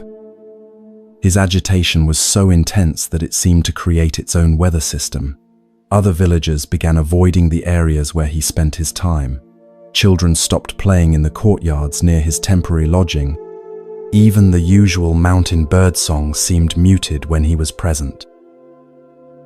It was on the 4th morning that Nobu encountered Lobsang, in a way that would begin to change everything he thought he knew about how life should be lived. The merchant had risen before dawn, unable to sleep due to his anxiety about delayed business, and had wandered outside hoping to find some sign that the weather was clearing. Instead, he found Lobsang sitting in meditation posture in the small garden behind the village temple, perfectly still, despite the light rain that continued to fall, his face peaceful in a way that seemed to mock Nobu's inner turmoil. "How can you just sit there?" Nobu demanded, his voice sharp with frustration. "Don't you understand that this storm is ruining everything? People have responsibilities, schedules to keep, obligations to meet. The world doesn't stop just because the weather is inconvenient." Lobsang opened his eyes slowly, the way morning flowers open to greet the sun, and looked at the agitated merchant with an expression of such gentle curiosity that Nobu felt his anger falter slightly. "The world is not stopping," Lobsang said quietly, his voice barely audible above the sound of rain on leaves. "It's continuing exactly as it always has. The storm is part of the world's movement, not a disruption of it." "That's easy for you to say," Nobu replied, though with less vehemence than before. "You don't have contracts to fulfill, deadlines to meet, people depending on you to deliver goods on time. You can afford to sit in the rain and pretend that schedules don't matter." Lobsang smiled with the gentleness of someone who had once carried the same burdens that now weighed so heavily on his visitor. "Tell me," he said, "in all your years of business, have you ever experienced a season when everything went exactly according to your plans? When no storms delayed your caravans, no floods blocked your routes, no unexpected events forced you to adapt your carefully laid schedules?" Nobu paused, caught off guard by the question. "Well, no," he admitted reluctantly. "There are always complications, always unexpected problems to solve." "And how much of your energy do you spend fighting against these complications?" Lobsang asked. "How much time do you waste being angry about delays you cannot control, frustrated by weather you cannot change, resentful towards circumstances that are simply the natural flow of events?" The question struck deeper than Nobu wanted to admit. He realized that he spent enormous amounts of mental and emotional energy raging against situations he was powerless to alter, as if his anger could somehow force the world to conform to his timeline. "But if I don't push against obstacles, How do I get anything accomplished? He asked. If I just accept every delay and setback, won't my business fall apart? Lobsang gestured toward the rain-soaked garden around them, where every plant and tree was receiving the water it needed to continue growing, where the storm that seemed so disruptive to human plans was actually essential to the mountain ecosystem's health. Look at how nature accomplishes its goals, he said. The river doesn't waste energy fighting against the rocks in its path. It flows around them, or over them, or gradually wears them smooth. The trees don't struggle against the wind. They bend so they won't break, and use the storm's energy to spread their seeds to new ground. The seasons don't try to rush their transitions. Spring doesn't try to become summer before the snow has finished melting, and autumn doesn't resist the coming of winter. Buddha taught, just as a candle cannot burn without fire, men cannot live without a spiritual life. What Lobsang was revealing to the frustrated merchant was that this spiritual life is not separate from practical life, but is actually the most practical approach possible, a way of living that accomplishes more with less effort by working with natural forces rather than against them. Come with me, Lobsang said, rising gracefully from his meditation posture. Let me show you something that might help you understand what I mean. He led Norbu to the edge of the village, where a small stream cascaded down the mountainside in a series of natural pools and waterfalls. The recent rains had swollen the stream, making its voice louder and its movement more dramatic, but its essential character remained unchanged, water following the path of least resistance, while accomplishing the monumental task of carving the mountain landscape. This stream, Lobsang said, travels hundreds of miles from its source high in the peaks to its destination in the great rivers below. It carries tons of sediment, provides water for countless plants and animals, shapes the very geography of this region. Yet it never struggles, never forces, never fights against the terrain.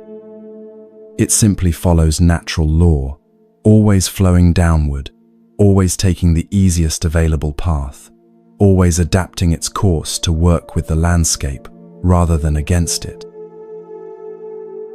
Norbu watched the water tumbling over rocks and around boulders, carving channels and pools with patient persistence that made human urgency seem almost comical by comparison. But water is different from business, he protested, though his voice lacked its earlier conviction.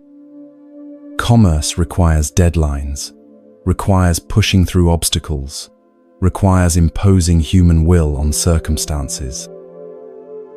Does it? Lobsang asked gently. Or does successful commerce, like everything else in nature, work best when it flows with natural patterns rather than against them? Think about the most successful traders you know. Do they succeed by fighting against market forces, or by understanding those forces so well that they can work with them? The question forced Norbu to reconsider assumptions he had never questioned. His most profitable ventures had indeed come not from forcing his will on reluctant markets, but from recognizing opportunities that already existed, from timing his actions to coincide with natural business cycles, from adapting his strategies to work with economic currents, rather than against them. The merchants he most respected were those who seemed to have an intuitive understanding of when to act and when to wait, when to push forward and when to step back. I think I see what you mean, Norbu said slowly. But how do you develop this sense of natural timing? How do you know when to act and when to wait? Lobsang smiled and settled into a comfortable position beside the stream, patting the ground to indicate that Norbu should join him. "The same way the stream knows which way to flow," he said. "By developing sensitivity to the forces that are already in motion, by learning to feel the natural currents, instead of being so focused on your own desires that you miss the information the environment is constantly providing." Over the following days, as the storm gradually cleared, and Norbu's originally planned 2-day visit stretched into more than a week, the merchant found himself drawn into conversations and observations that challenged everything he thought he knew about effective action. Lobsang showed him how the villagers planned their activities around lunar cycles, planted their crops according to seasonal patterns that had been refined over generations, timed their major decisions to coincide with natural rhythms that supported rather than hindered their goals. "Look at how we approach the harvest," Lobsang explained as they walked through the village's terraced fields. "We don't decide when to harvest based on human convenience or artificial deadlines. We watch the plants themselves, feel the quality of the air, observe the behavior of birds and insects that depend on the same cycles we do. When all these natural indicators align, we know it's time to act. The work flows easily because we're working with natural forces rather than against them." "But surely this is just old-fashioned farming," Norbu objected. "It doesn't apply to modern commerce, to the complexities of international trade." Lobsang paused to examine a plant that was just beginning to show signs of ripeness, its leaves changing color in subtle ways that spoke to those who knew how to read nature's language. "Natural law operates at every level," he said. "In your business there are seasons too, times when markets are receptive to new ideas, and times when they resist change, periods when expansion is natural, and periods when consolidation serves better. There are daily rhythms in human energy and attention that smart merchants learn to work with. There are longer cycles in economic activity that the wisest traders use to time their major moves." As Norbu reflected on this, he began to recognize patterns in his own business experience that he had never consciously acknowledged. His most successful negotiations had often occurred when he sensed that all parties were ready to make a deal, when the timing felt natural rather than forced.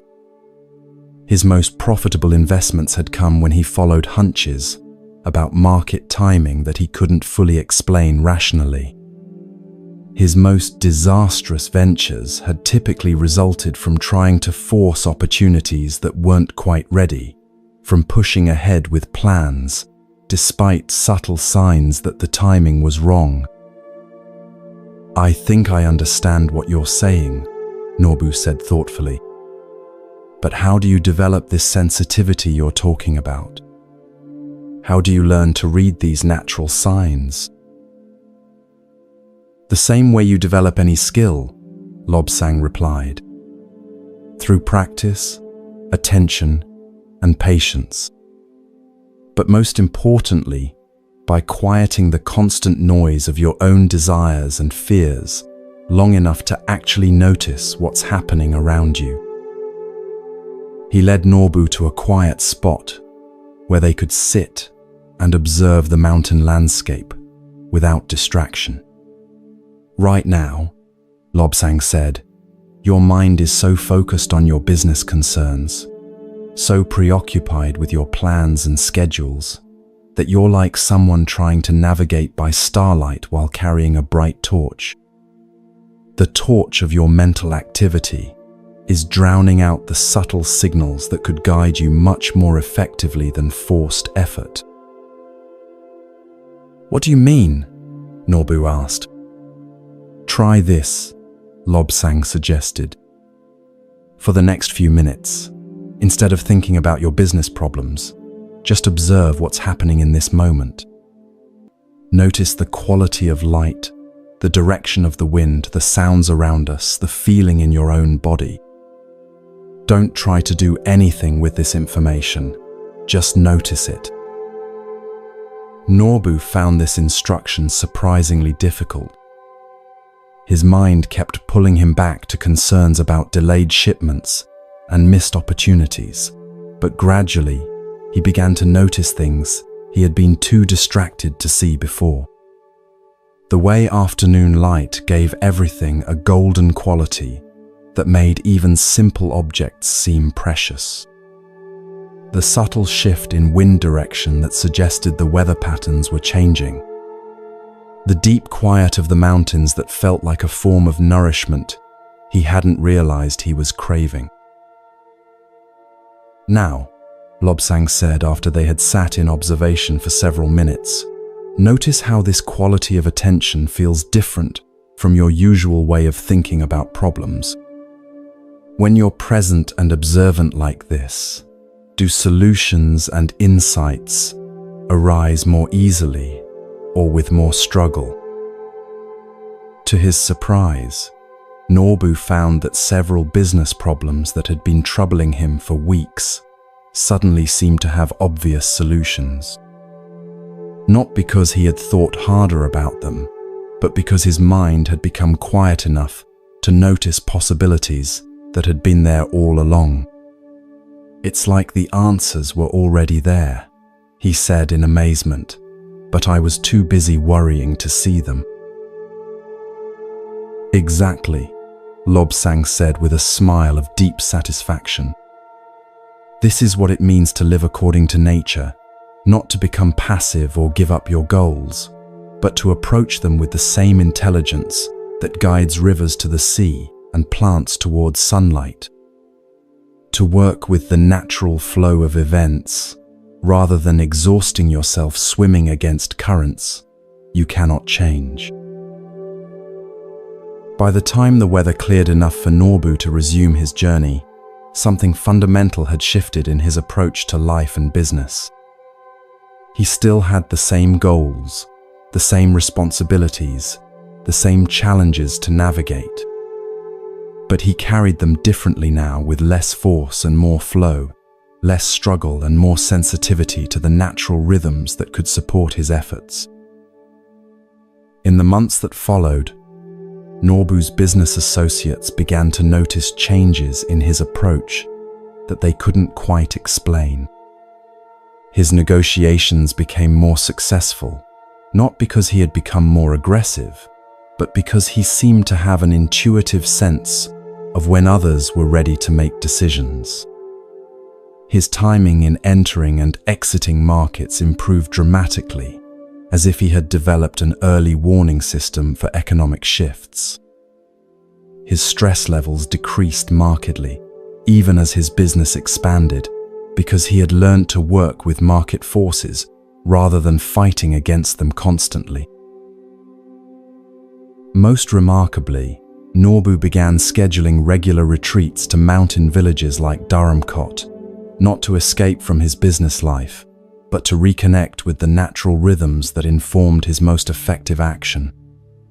He discovered that periods of quiet observation and natural living actually increased his effectiveness in the commercial world, like a river that gains power by gathering momentum in mountain valleys before flowing into the plains below.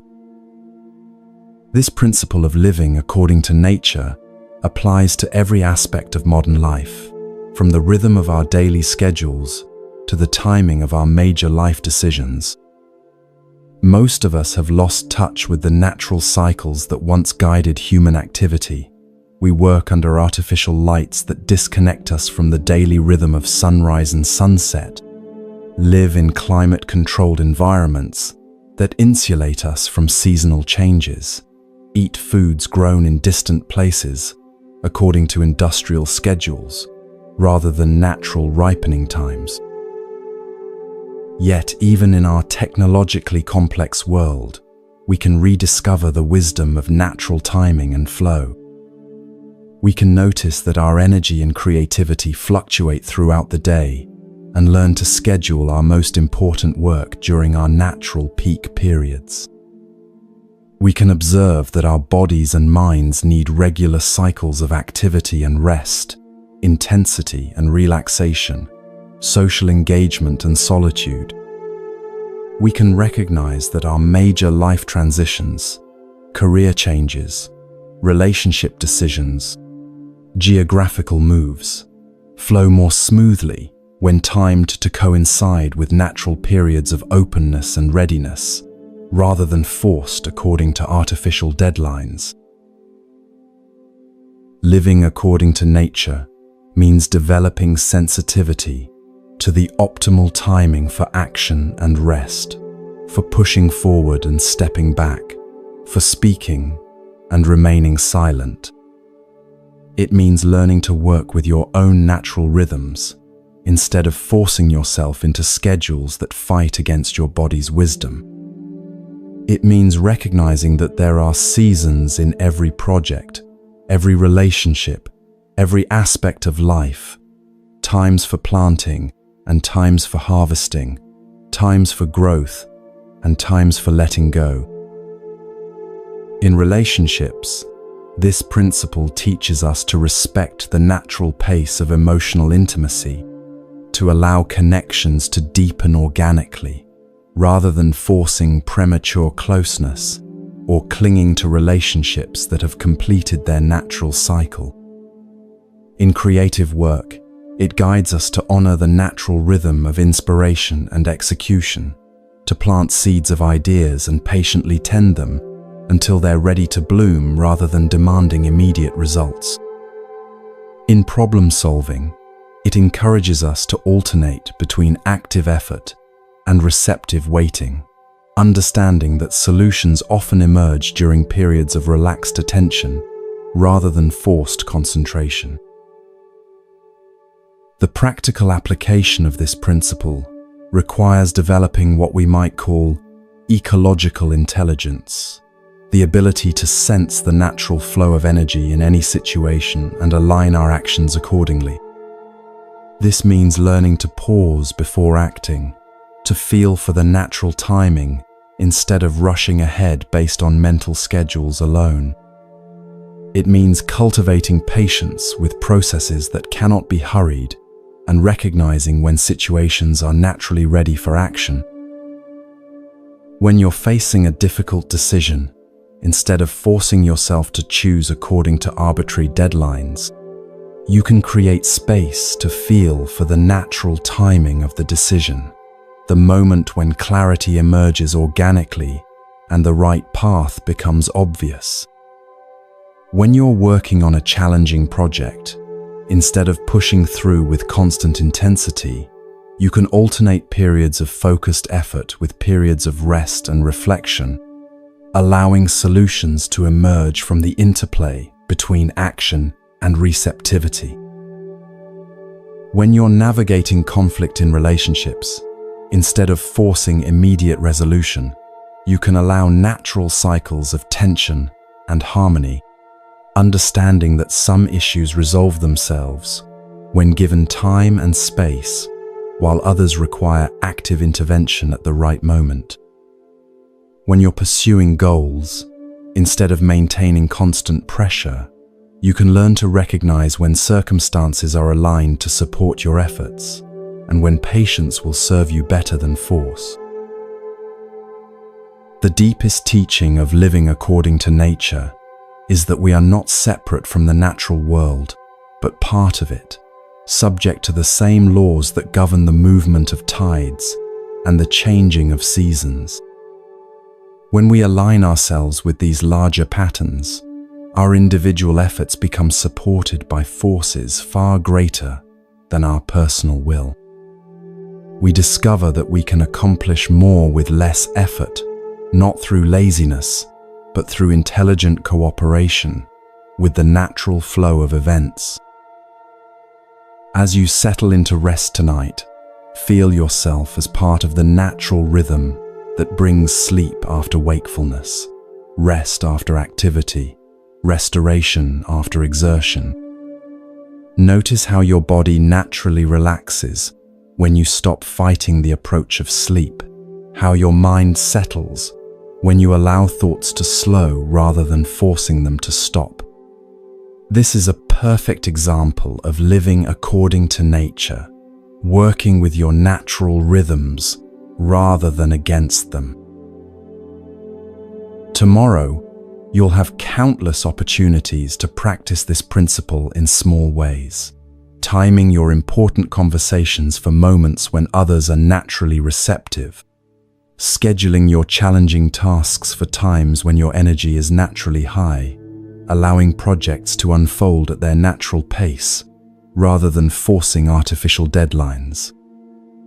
Each time you choose to flow with natural timing rather than fight against it, you become a little more like Lobsang, a little more like the mountain stream that accomplishes everything it needs to do without struggle or strain. The seventh principle of becoming unshakable is this: align yourself with the natural flow of life, rather than exhausting yourself swimming against invisible currents. Learn to read the subtle signs that indicate when action is called for and when patience will serve you better. Develop sensitivity to the natural rhythms that govern everything from your daily energy cycles to the larger patterns of growth and change in your life.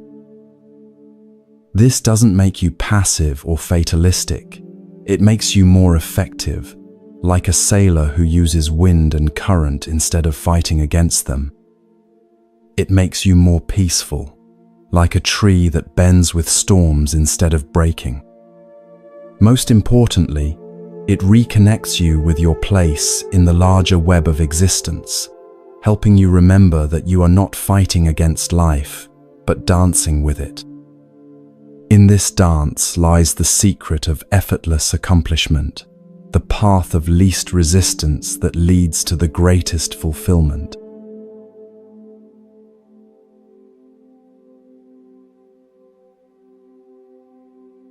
Principle 8.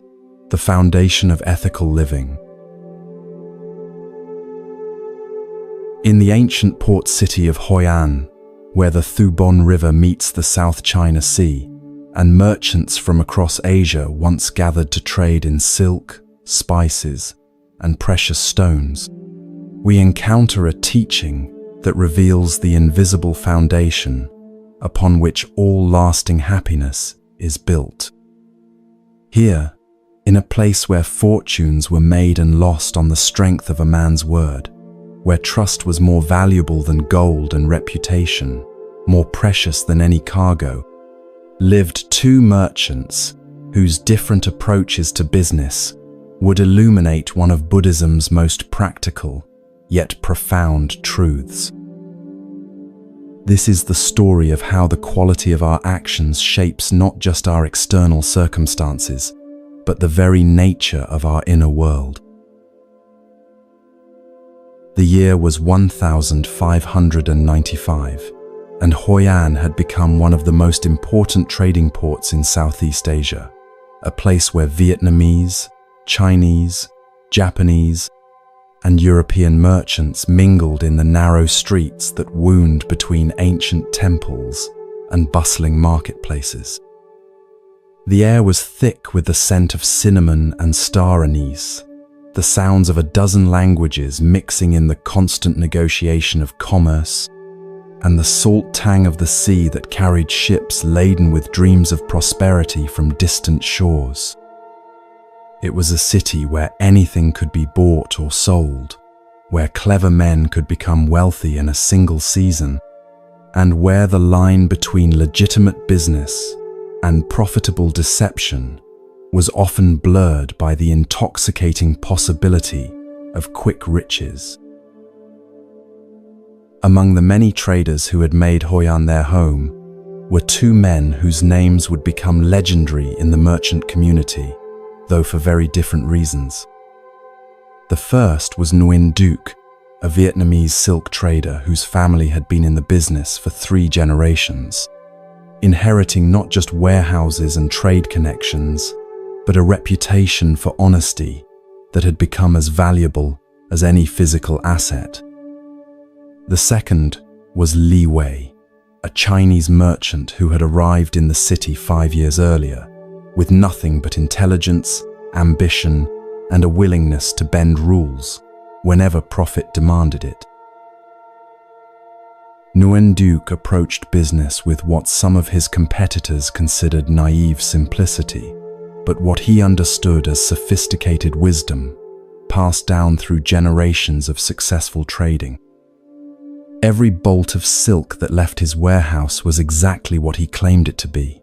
The quality represented honestly, the origin stated accurately, the price set fairly based on actual value, rather than whatever the market might bear. When he told a buyer that a particular fabric would wear well for 10 years, his customers knew they could make plans based on that information. When he promised delivery on a specific date, merchants across the region would schedule their own activities, knowing that Duke's shipments would arrive precisely when expected. This approach to business had been taught to him by his father, who had learned it from his father before him, along with a saying that had guided their family's commercial activities for decades: "The mind is everything. What you think, you become." This wasn't just philosophical wisdom to Nguyen Duc, it was the practical foundation of everything he did. He understood that every lie told in the name of profit didn't just deceive the customer, it also shaped the mind of the person telling the lie, making future deceptions easier and eroding the inner foundation of peace that true prosperity required. Each time I speak truthfully in business, Duke would tell his son as they walked through the warehouse examining bolts of silk in the early morning light, I strengthen my capacity for truthfulness in all areas of life. Each time I treat a customer fairly, even when I could take advantage of their ignorance, I build the kind of character that attracts good fortune rather than having to chase after it. Each time I choose integrity over immediate profit, I invest in a reputation that will bring me more business than any clever scheme ever could. This philosophy had served the family well. Nguyen Duc's warehouse was always busy with customers who knew they could trust his merchandise and his word.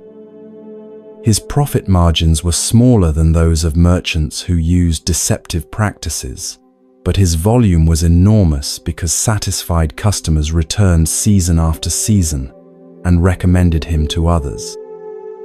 More importantly, Duke slept peacefully each night, faced each day with confidence, and conducted his business with the relaxed authority of someone who had nothing to hide and no one to fear.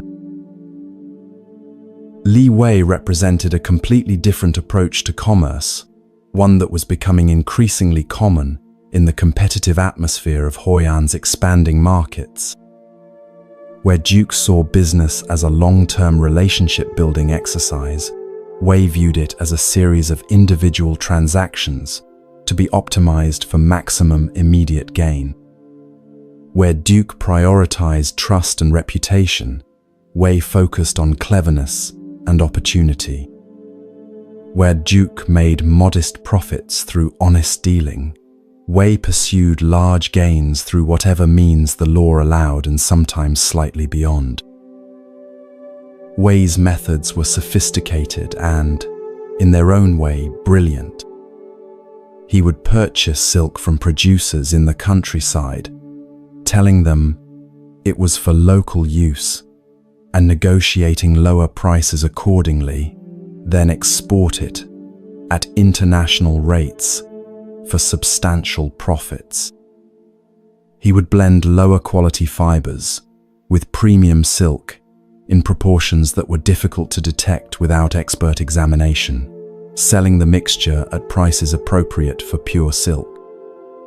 He would promise delivery dates that he knew were optimistic, calculating that the profits from early sales would offset the costs of disappointed customers. These tactics allowed Wei to undercut competitors like Nguyen Duc and rapidly expand his business. Within 3 years of arriving in Hoi An, he had acquired 2 warehouses, a fleet of trading vessels, and enough wealth to build one of the finest houses in the merchant quarter. By external measures, he was extraordinarily successful, and many younger merchants began imitating his methods, viewing traditional approaches like Duc's as outdated and unnecessarily restrictive. But success had come with costs that Wei was only beginning to recognize, costs that would soon threaten everything he had built. The constant need to remember which lies he had told, to which customers created a mental burden that grew heavier each season. The fear of being discovered in his various deceptions meant that he could never fully relax or enjoy his prosperity. Most troubling of all, the habits of mind that served him in business had begun to infect other areas of his life. He found himself deceiving friends, family members, even himself, about matters that had nothing to do with commerce. The difference between these two approaches to business would be dramatically revealed during the trading season of 1599, when a crisis would test not just their commercial practices, but the very foundations of their character. A devastating typhoon had struck the silk-producing regions to the north, destroying much of the year's crop and creating a severe shortage that drove prices to unprecedented levels. Both merchants found themselves with existing inventory that was now worth far more than they had paid for it, and both faced the same ethical dilemma: honor their existing commitments to sell at previously agreed prices, or find ways to capitalize on the sudden scarcity. Nguyen Duc's response was immediate and unwavering. He contacted every customer who had placed orders at pre-typhoon prices and assured them that he would honor every commitment exactly as agreed. "A man's word is his bond," he told his son, as they prepared shipments that would bring them far less profit than current market conditions would allow. "When we make a promise, we keep it regardless of changed circumstances. This is not just about business. This is about who we choose to be as human beings." Li Wei saw the same situation as an opportunity for extraordinary profit. He began contacting customers with existing orders, explaining that the typhoon had affected his supply chains in ways that required price adjustments to reflect current market realities. Customers who refused to pay the higher prices found their orders mysteriously delayed due to quality control issues or shipping complications. Meanwhile, Wei sold his existing inventory to new customers at premium prices, justifying the practice as simply responding to market forces. In the short term, Wei's strategy appeared to be vindicated. He earned profits in a single season that exceeded what Duc made in 3 years of steady business. He expanded his operations further, acquired more warehouses, and became known throughout the region as one of the most successful merchants of his generation. Younger traders flocked to learn his methods, impressed by his ability to turn crisis into opportunity. But the true test of their different approaches would come not in immediate profits, but in long-term consequences that neither man could have fully anticipated. Word of how each merchant had handled the typhoon crisis spread throughout the trading networks that connected Hoi An to the rest of Asia. Customers who had been protected by Nguyen Duc's integrity during the shortage began recommending him to partners and associates across the region. When times are difficult, they would say, "Duke is the man you can trust to treat you fairly." His reputation for reliability became so strong that customers began placing larger orders further in advance, knowing they could count on his commitments regardless of market fluctuations. Meanwhile, Li Wei discovered that his clever handling of the crisis had created unexpected problems. Customers who had been forced to pay higher prices or had their orders cancelled became vocal critics of his business practices. Word spread through merchant networks that Wei's commitments were conditional, that his prices could change without notice, that his promises were only as reliable as current market conditions made convenient. New customers began demanding increasingly detailed contracts with penalty clauses, driving up the administrative costs of every transaction. More seriously, Wei found himself in a business environment where trust had become scarce. Suppliers demanded payment in advance because his reputation for changing terms had made them nervous about credit arrangements. Customers insisted on inspecting merchandise more thoroughly because rumors about his quality claims had made them suspicious. Partners required more complex agreements because his previous tactics had demonstrated that his word alone could not be relied upon.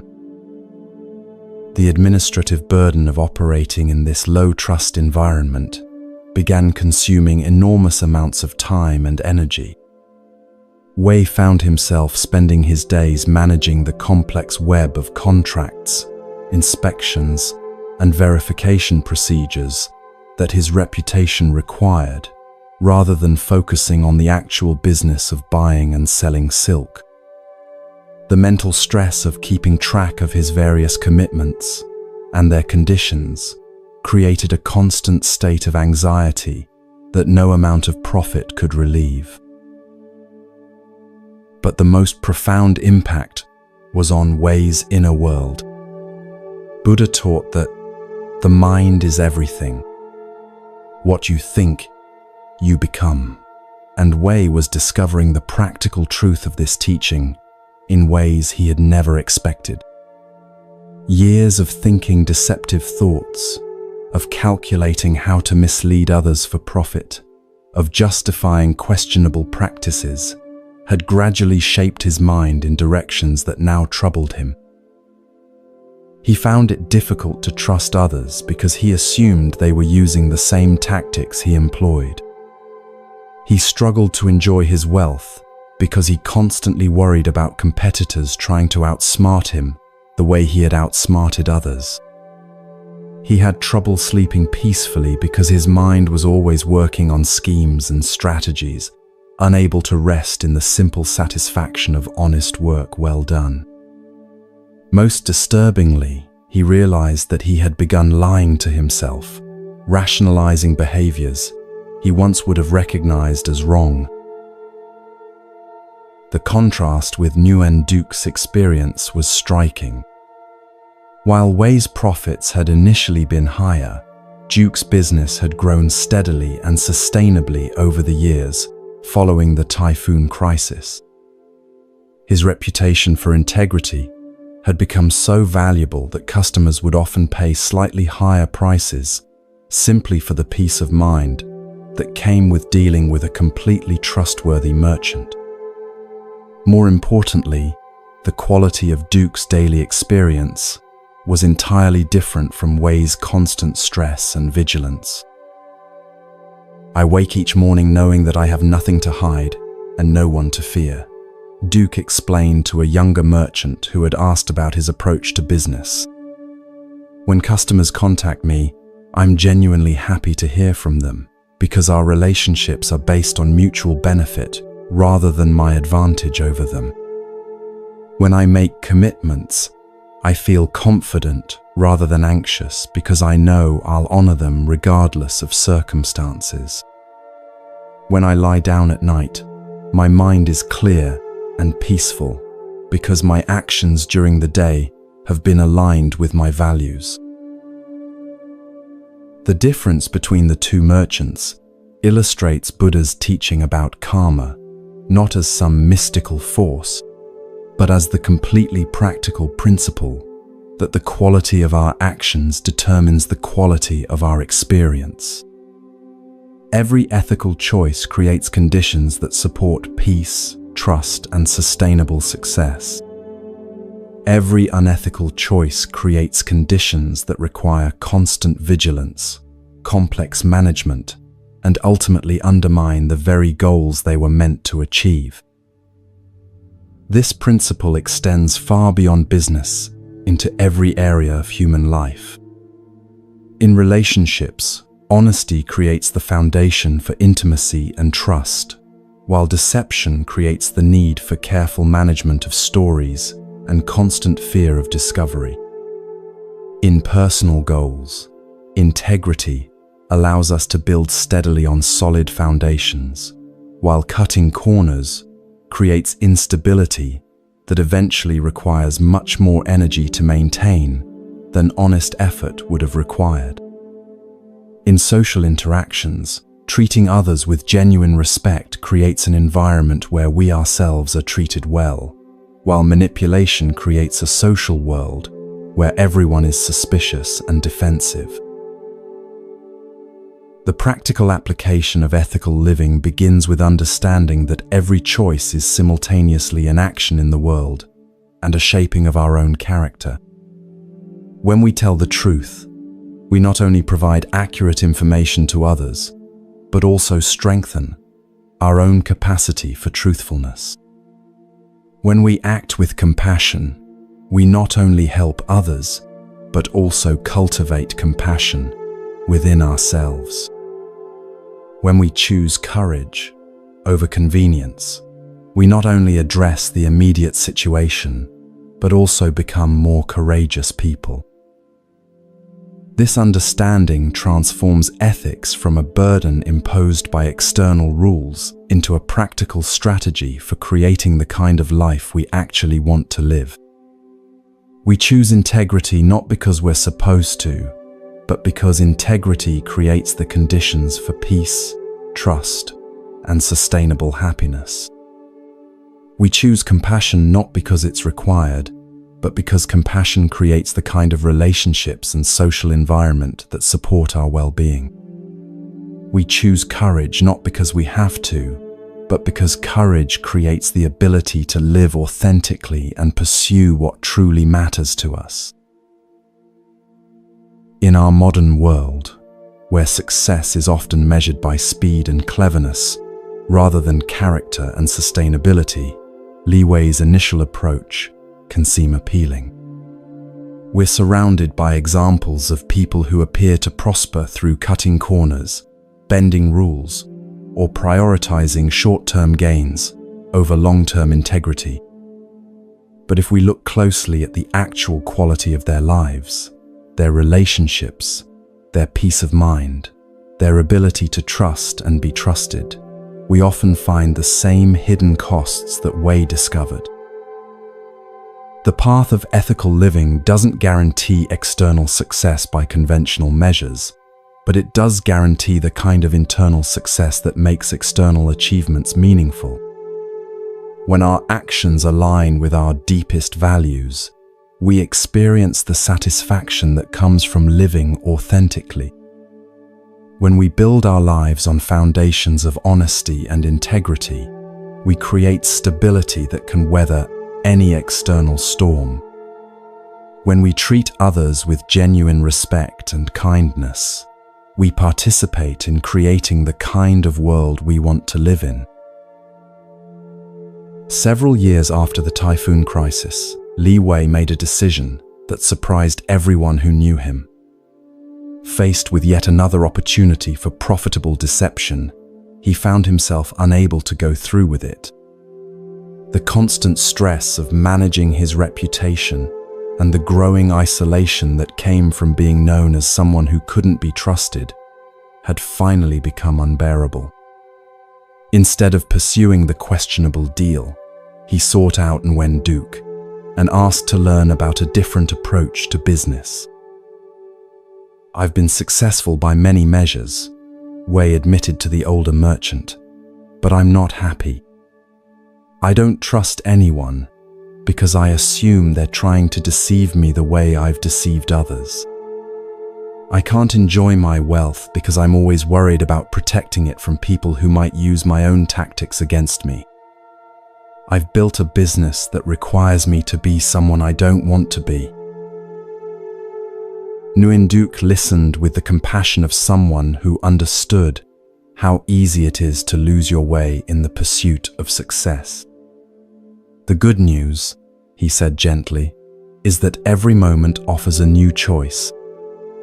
You can't change what you've done in the past, but you can decide who you want to become from this moment forward. The habits of mind that serve dishonesty can be replaced by habits that serve integrity, but it requires the same patience and consistency that building any skill requires." Wei's transformation didn't happen overnight. Years of deceptive thinking had created mental patterns that took time and conscious effort to change. But gradually, as he began making choices based on integrity rather than advantage, he discovered that his business relationships became more pleasant, his stress levels decreased, and his sleep improved. Most importantly, he began to trust himself again, knowing that his word meant something and that his actions were aligned with his deeper values.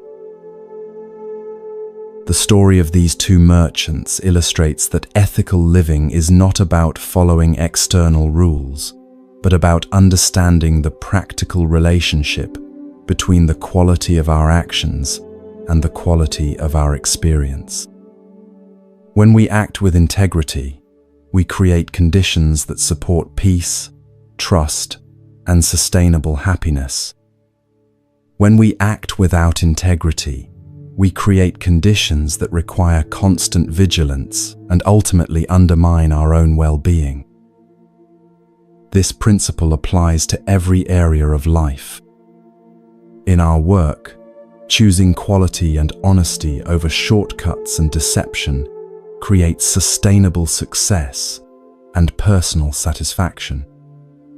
In our relationships, choosing vulnerability and authenticity over manipulation and pretense creates genuine intimacy and lasting connection.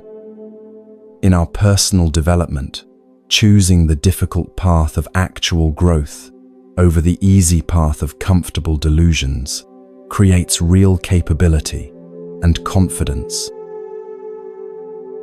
The practice of ethical living begins with small daily choices that might seem insignificant but actually shape who we become. When we're tempted to exaggerate our achievements to impress others, we can choose accuracy over aggrandizement. When we could take credit for work we didn't do, we can choose honesty over advantage. When we have the opportunity to spread gossip that might be entertaining but harmful, we can choose kindness over amusement.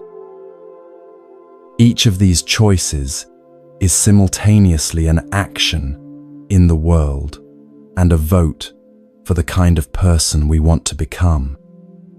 Each choice for integrity strengthens our capacity for integrity.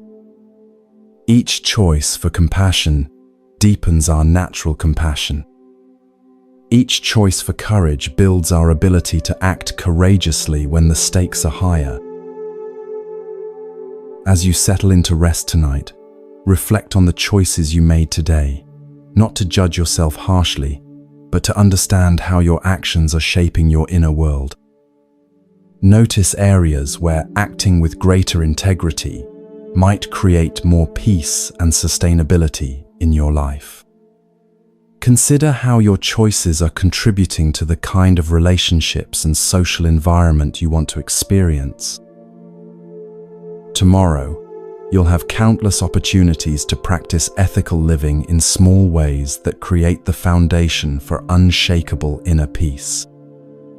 Each moment when you choose truth over convenience, kindness over indifference, courage over comfort, you're not just affecting the immediate situation, you're becoming someone whose actions naturally align with your deepest values. The eighth principle of becoming unshakable is this: the quality of your actions determines the quality of your experience. When you live ethically, acting with integrity, compassion, and courage, you create conditions that support peace, trust, and sustainable happiness. When you act without regard for ethics, you create conditions that require constant management and ultimately undermine your own well-being. This isn't about being perfect or following rigid rules, but about understanding that every choice is an opportunity to become more aligned with who you truly want to be. Like Uwen Duke, sleeping peacefully each night, you can rest in the knowledge that your actions during the day have been worthy of your highest aspirations. In this alignment between your values and your choices lies the unshakable foundation of a life well lived.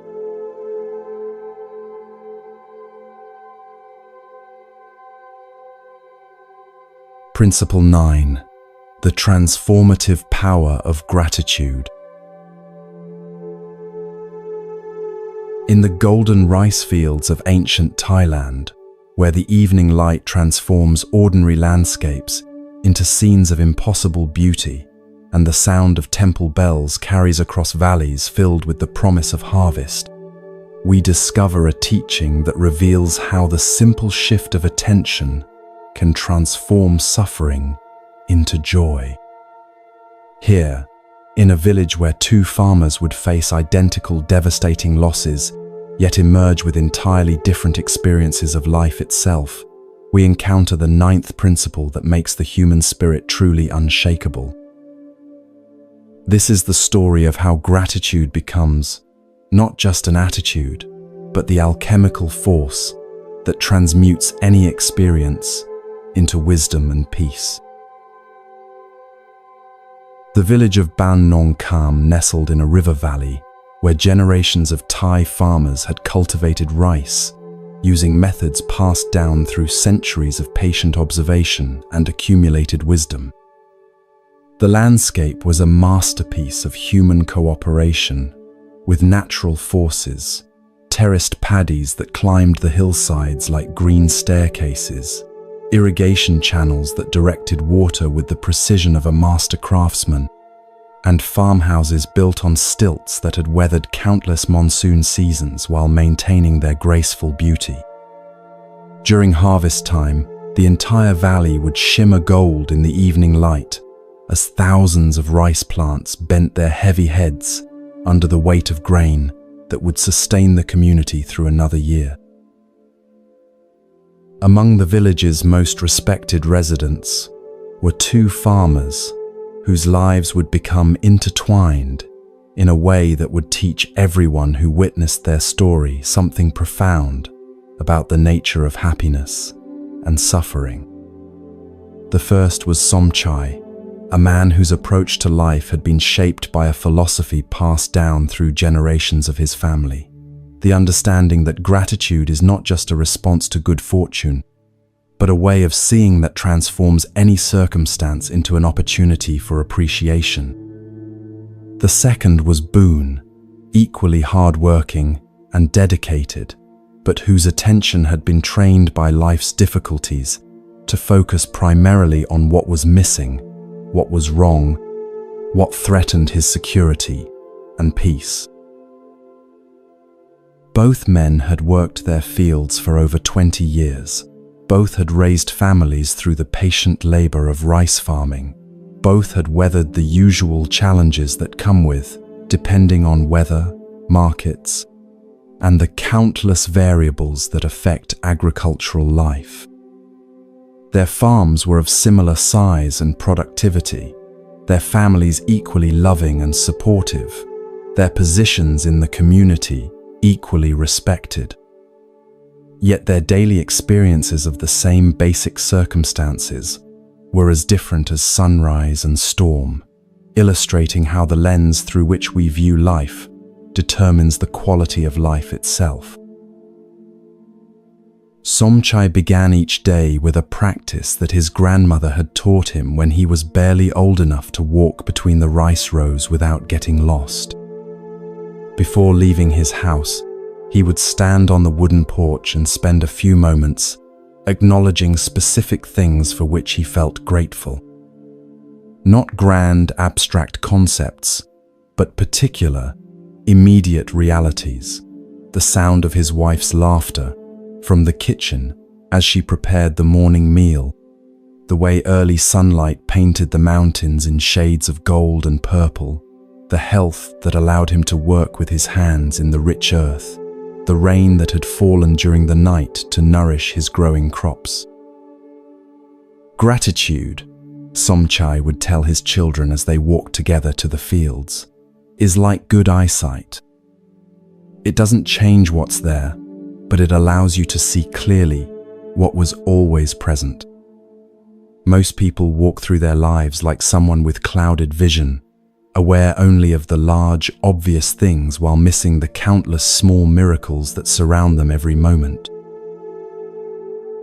This practice of attention had shaped Somchai's entire experience of farming.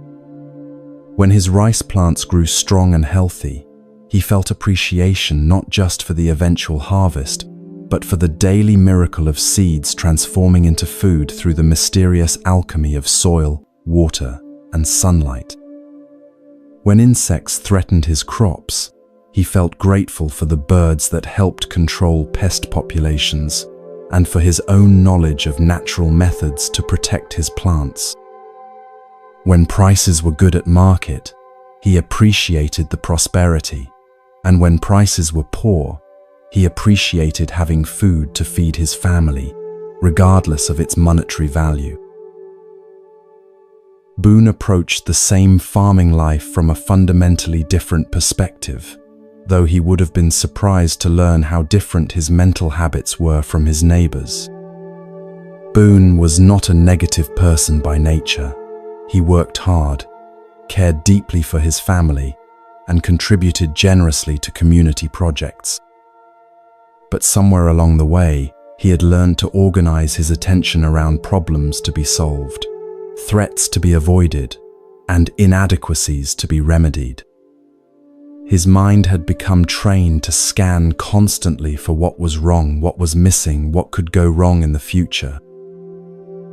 When Boone looked at his rice fields, he saw the plants that were growing more slowly than others, the sections where water distribution wasn't quite optimal, the signs of potential insect damage that would need to be addressed.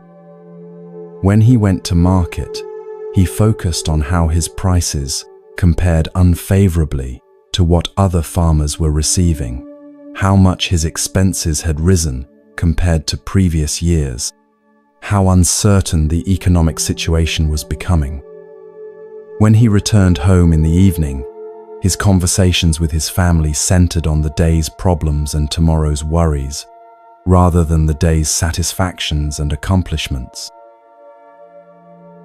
Both approaches to attention had practical effects beyond just subjective experience. Somchai's habit of noticing what was working well in his farming operation allowed him to build on successes and recognize patterns that led to better results. His appreciation for his family's support motivated them to continue helping enthusiastically with farm work. His gratitude for community relationships led to generous cooperation that benefited everyone during difficult times. His general contentment with life made him pleasant to be around, which attracted friendships and business relationships that enriched his life in countless ways. Boone's focus on problems also had practical effects, though not always the ones he intended. His constant attention to what was wrong made him skilled at identifying and solving specific difficulties, but it also made him anxious and pessimistic in ways that affected his decision-making. His family began to associate conversations with him with stress and worry, which made them less likely to share their experiences and ideas. His relationships in the community became primarily transactional rather than genuinely supportive, because interactions with him felt draining rather than energizing. The dramatic difference between these two approaches to life would be revealed most clearly during the rice farming season of 1847, when both men would face identical losses that would test everything they believed about gratitude, suffering, and the nature of resilience. The monsoon rains that year arrived exactly on schedule and brought precisely the amount of water that experienced farmers knew their crops needed. Both Somchai and Boon planted their rice with the accumulated wisdom of decades, using seeds saved from their best previous harvests, preparing the soil with methods their grandfathers had perfected, timing every activity to align with natural cycles that had governed successful farming in this valley for generations. The early growth was promising, with strong green shoots emerging from the flooded paddies like prayers of hope rising toward the sky. But 3 weeks before harvest, disaster struck in the form of a massive flock of birds that descended on the valley like a living storm cloud. These were not the usual rice birds that farmers expected and planned for. These were migrants driven from their normal territory by drought in neighboring regions, arriving in numbers that no one had ever experienced and consuming rice with the desperate hunger of creatures facing starvation. In 3 days, they destroyed nearly 80% of both men's crops, leaving behind fields that looked as if they had been swept by fire rather than visited by wildlife. The economic impact was devastating for both families. A full year's work had been reduced to barely enough grain to feed their households through the coming months, with nothing left over to sell for cash to cover other expenses. Both men faced the prospect of borrowing money to survive until the next harvest, with no guarantee that similar disasters wouldn't occur again. Both had to tell their children that there would be no money for new clothes, no surplus to share with extended family members who were struggling, no resources to contribute to the temple renovation that the whole community had been planning. Yet their responses to this identical catastrophe were so different that neighbors who witnessed both would remember the contrast for the rest of their lives. Boon's reaction was everything that might be expected from someone facing such a devastating loss. He spent days walking through his ruined fields, consumed with anger at the birds, at the weather patterns that had driven them to his valley, at the unfairness of losing an entire year's work to circumstances completely beyond his control. He calculated and recalculated his financial losses, each review making the situation seem more hopeless. He worried obsessively about how he would feed his family, pay his debts, and maintain his standing in the community. "Why did this happen to us?" he would ask his wife each evening, his voice heavy with the bitterness that had taken root in his heart.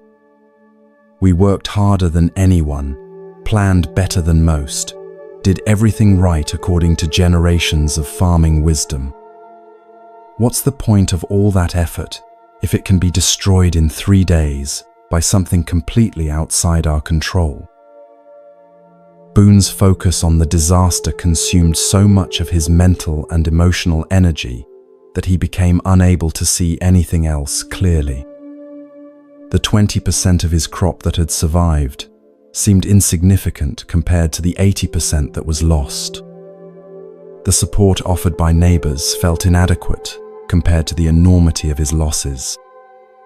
The beauty of the valley, the health of his family, the roof over their heads, the knowledge and skills that would allow him to farm again next year, all of these became invisible to him, overwhelmed by the magnitude of his focus on what the birds had taken away.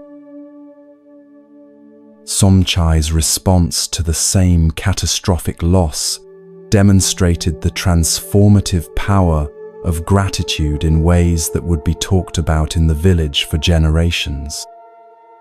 When he first saw his devastated fields, he felt the same shock and grief that any farmer would experience when witnessing the destruction of a year's labor.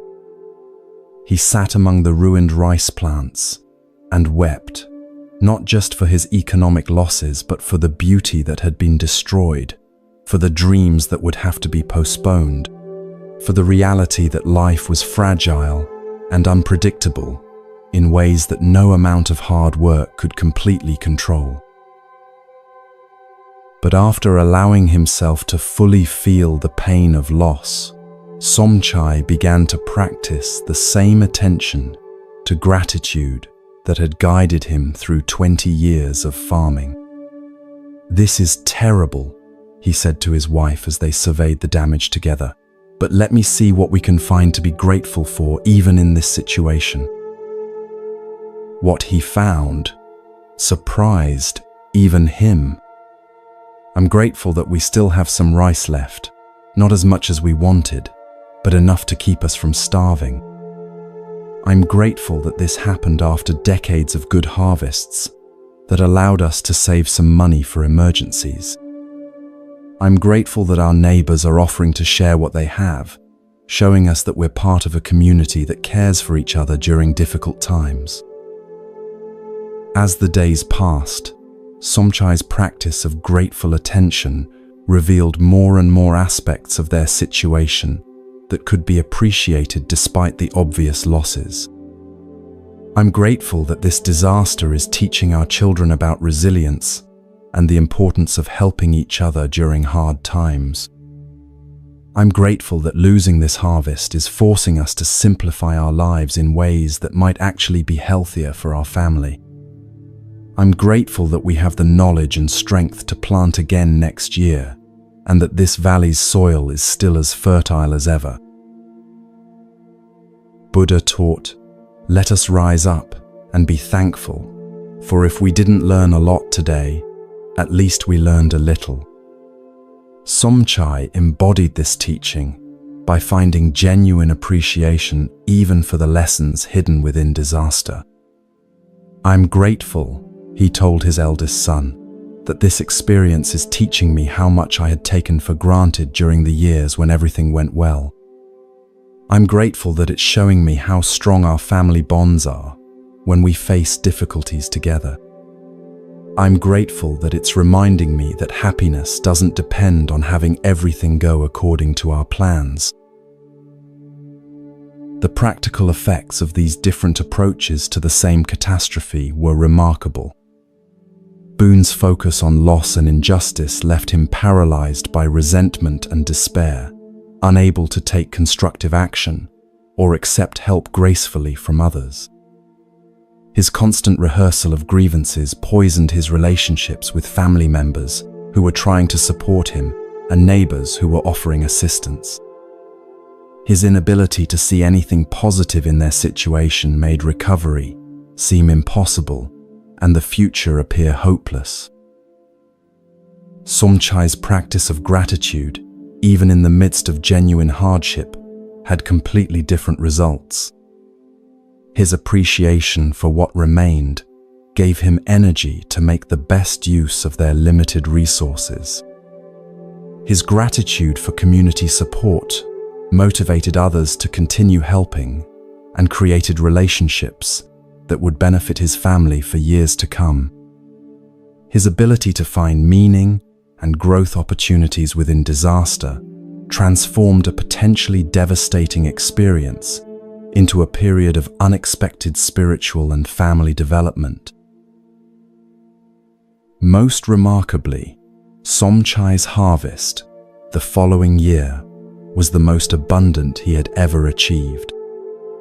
Not because of any external factors, the weather was average, Market prices were modest. He used the same farming methods he had always employed. But his response to the previous year's disaster had deepened his relationships with neighbors who now shared knowledge and resources more freely, had motivated his family to work together more cooperatively, and had clarified his priorities in ways that made him more effective and efficient in all his activities. Boone's experience was exactly the opposite. His continued focus on the injustice of the bird disaster had created a mental and emotional state that made every aspect of farming more difficult. His resentment had damaged relationships that could have supported his recovery. His pessimism had become a self-fulfilling prophecy, causing him to make decisions based on fear rather than wisdom. Even when his crops grew normally, he could find no satisfaction in the achievement because his attention remained focused on what he had lost rather than what he was gaining. The transformation that gratitude creates is not just subjective but profoundly practical. When we train our attention to notice what we can appreciate, we literally change the quality of information our minds have to work with.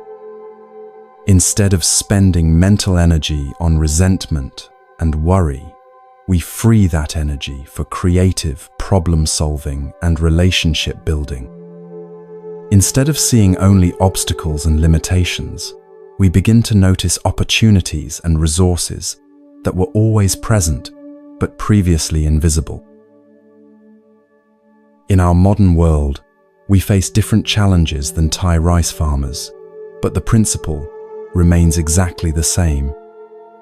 When we lose a job, we can focus on the injustice and uncertainty, or we can find genuine appreciation for the opportunity to discover work that might be more fulfilling, for the skills and experience that no one can take away from us, for the relationships and resources that support us during transitions.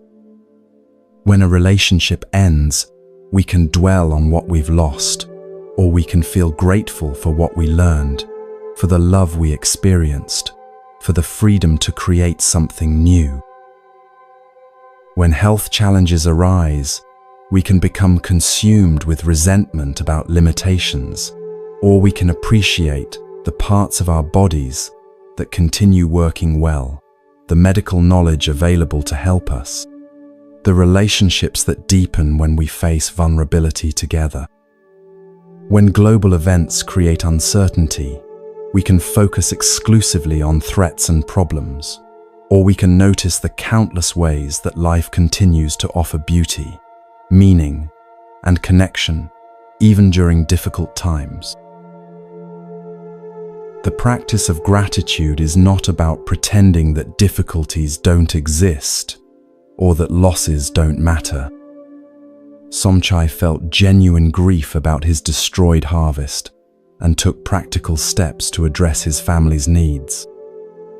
Gratitude is about expanding our vision to include the full complexity of any situation, acknowledging problems while also recognizing resources, feeling sadness about losses while also appreciating what remains, facing uncertainty while also noticing the countless ways that life continues to support us.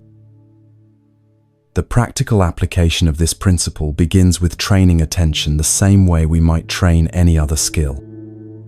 Each morning, before engaging with the challenges of the day, we can spend a few minutes identifying specific things we genuinely appreciate, not abstract concepts, but particular realities we can see, hear, feel, or remember.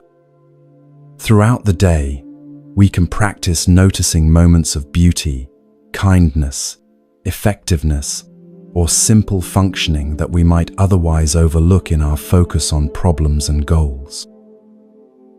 When difficulties arise, we can ask ourselves, what can I find to appreciate, even in this challenging situation? This doesn't mean ignoring problems or avoiding necessary action. but rather ensuring that our response comes from a complete understanding of our circumstances rather than a narrow focus on what's wrong.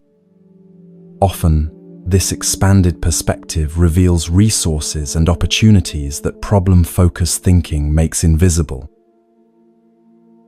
The practice becomes most powerful when applied to ordinary moments that we might otherwise consider unremarkable. Appreciating the taste of morning coffee, the feeling of warm water in a shower, the sound of laughter from another room, the simple miracle of being able to read these words and understand their meaning. These small moments of appreciation accumulate over time, creating a foundation of contentment that remains stable even when external circumstances become challenging. During his final years, Somchai became known throughout the region as someone who could find reasons for gratitude in any circumstance. People would seek him out not for advice about farming techniques, but for his ability to help them see their own lives from perspectives that revealed hidden blessings and unexpected opportunities. Gratitude, he would tell them, is not about what happens to you. It's about how you train your eyes to see what's always been there. Boone, meanwhile, despite achieving reasonable success by external measures, remained trapped in patterns of attention that made satisfaction elusive. Even during his best years, he could find reasons for worry and dissatisfaction. Even when his family was healthy and his crops abundant, he focused on potential threats and inadequacies that kept happiness just out of reach. His life became a demonstration of how focusing primarily on problems creates more problems, how attending mainly to what's missing makes us miss what's present. As you prepare for sleep tonight, consider the lens through which you've been viewing your own life. Notice whether your attention has been trained primarily on problems, lacks, and threats, or whether you've been practicing the kind of grateful seeing that Somchai demonstrated.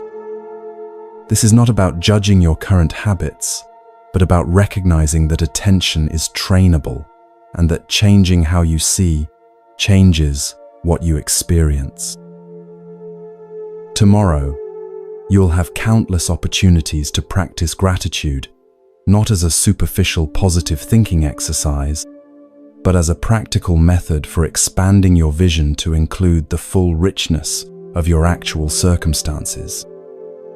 Each time you notice something to appreciate, you're not just improving your mood, but literally retraining your brain to gather different kinds of information from your environment. Each moment of genuine appreciation builds your capacity to find resources and opportunities that problem-focused thinking makes invisible. The ninth principle of becoming unshakable is this: gratitude transforms any experience by expanding your vision to include what can be appreciated alongside what needs to be addressed. When you train your attention to notice what you can genuinely appreciate, not ignoring problems, but including blessings, you change the quality of information your mind has to work with and the quality of your experience itself. This doesn't guarantee that external circumstances will always be favorable, but it does guarantee that you'll have access to the resources, relationships, and resilience that exist within any situation. Like Somchai walking through his rice fields with eyes trained to see abundance, even in the midst of scarcity, you can learn to find genuine reasons for appreciation, regardless of what life brings. In this expansion of vision lies one of the most practical and transformative powers available to human consciousness: the ability to alchemize any experience into wisdom, growth, and peace.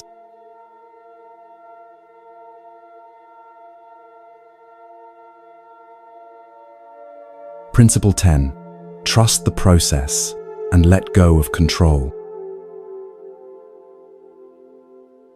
In the ancient gardens of Kyoto, where cherry blossoms fall like snow in spring and every stone has been placed with the patience of centuries, we arrive at the final teaching that transforms uncertainty from enemy to ally. Here, where Japanese masters spent lifetimes learning that true mastery comes not from controlling outcomes, but from perfecting the art of letting go, we discover the principle that makes all other wisdom possible. This is the story of how surrendering control paradoxically gives us the greatest power of all, the ability to flow with life rather than fight against it. The Ryoanji Temple in 15th century Kyoto was famous throughout Japan for its rock garden, 15 stones arranged in white gravel with such perfect simplicity that visitors would sit for hours trying to understand what made the arrangement so profoundly moving. The garden was tended by Zen monks who had elevated the simple act of raking gravel into a form of moving meditation, each stroke of the wooden rake, both maintaining the garden's perfection and accepting its constant need for renewal. Here, where impermanence was celebrated rather than resisted, lived Master Kenji, whose understanding of letting go would soon be tested in the most personal way possible. Master Kenji had devoted 30 years to perfecting his art, not just the maintenance of the famous garden, but the deeper art of living in harmony with change. Each morning before dawn, he would enter the garden and begin the ritual of raking, creating patterns in the white gravel that seemed to embody the very essence of flow and balance. But the true teaching of the garden was not in creating perfect patterns, but in accepting that wind, rain, and time would disturb those patterns, requiring them to be made fresh each day. The garden teaches us, Kenji would tell his students as they worked together in the early morning light, that attachment to outcomes creates suffering, while dedication to process creates peace. I cannot control whether tomorrow's rain will wash away today's patterns, but I can control the care and attention I bring to today's work. I cannot guarantee that visitors will understand the garden's message, but I can ensure that the message is clearly expressed. This philosophy had shaped not just Kenji's gardening, but his entire approach to life. When the temple faced financial difficulties, he focused on managing resources wisely rather than worrying about outcomes beyond his control. When political tensions threatened the monastery's peaceful existence, he concentrated on maintaining the inner peace that was his responsibility, while accepting that external events would unfold according to forces larger than individual will. When students struggled with their practice, he offered guidance and support, while understanding that each person's spiritual journey would proceed at its own pace and in its own way. But the deepest test of Kenji's philosophy would come through his relationship with his daughter, Yuki, whose life would become the ultimate teaching about the necessity of letting go. Yuki had been born during Kenji's early years as a monk, before he had fully committed to monastic life. Her mother, a potter whose work was prized throughout the region, had died when Yuki was only 3 years old, leaving Kenji to balance his calling as a monk with his responsibility as a father. Rather than abandon either role, he had created an unusual arrangement. Yuki lived near the temple with relatives during the week and spent weekends with her father, learning alongside him the art of finding peace within impermanence. As Yuki grew, she displayed the same careful attention to beauty and detail that characterized her father's work, but applied to the art of pottery that had been her mother's passion. By her 15th birthday, her ceramic bowls and vases were so exceptional that merchants from across Japan would travel to acquire them. Her work combined technical perfection with an emotional depth that seemed to capture something essential about the fleeting nature of beauty itself. Kenji felt immense pride in his daughter's achievements, but more than pride, he felt a deep satisfaction in seeing how she had absorbed the lessons he had tried to teach her about dedication to craft without attachment to results. "Watch how she works," he would tell his students as they observed Yuki shaping clay at her potter's wheel. "She gives complete attention to each piece while it's being created, but if it cracks in the kiln or breaks during glazing, she simply begins again without disappointment. She understands that the joy is in the making, not in the keeping." But as Yuki entered her 20th year, she began experiencing symptoms that would challenge everything both father and daughter believed about acceptance and letting go. What began as occasional fatigue and weakness gradually progressed into something more serious, a wasting illness that medieval medicine could neither explain nor cure. The same hands that had created pottery of extraordinary beauty began to tremble too severely to shape clay. The energy that had allowed her to work for hours at her wheel diminished until she could barely manage simple daily tasks. Kenji's initial response demonstrated the depth of his practice. Instead of raging against the diagnosis or desperately searching for miraculous cures, he approached his daughter's illness the same way he approached the daily disruption of his carefully raked garden patterns, as another manifestation of life's impermanent nature that called for acceptance rather than resistance. He arranged for the best available medical care while understanding that the outcome was beyond his control. He spent more time with Yuki, treasuring each conversation while accepting that their time together was limited. "Father," Yuki said during one of their walks through the temple gardens, her voice weak but her spirit still bright, "I understand why you've always taught me about letting go.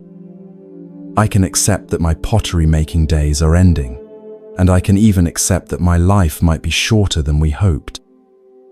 But I'm struggling with one thing. If I let go completely, if I accept everything that's happening, am I giving up? Am I abandoning hope?" Kenji paused beside a cherry tree whose blossoms were just beginning to fall, each petal dropping when its time had come, creating a carpet of pink and white that would soon nourish the soil for next year's growth. "Watch the cherry blossoms," he said gently. "Do they fall because they've given up hope, or because they understand their role in a larger cycle? When they let go of the branch, are they dying or are they participating in the continuation of life itself?"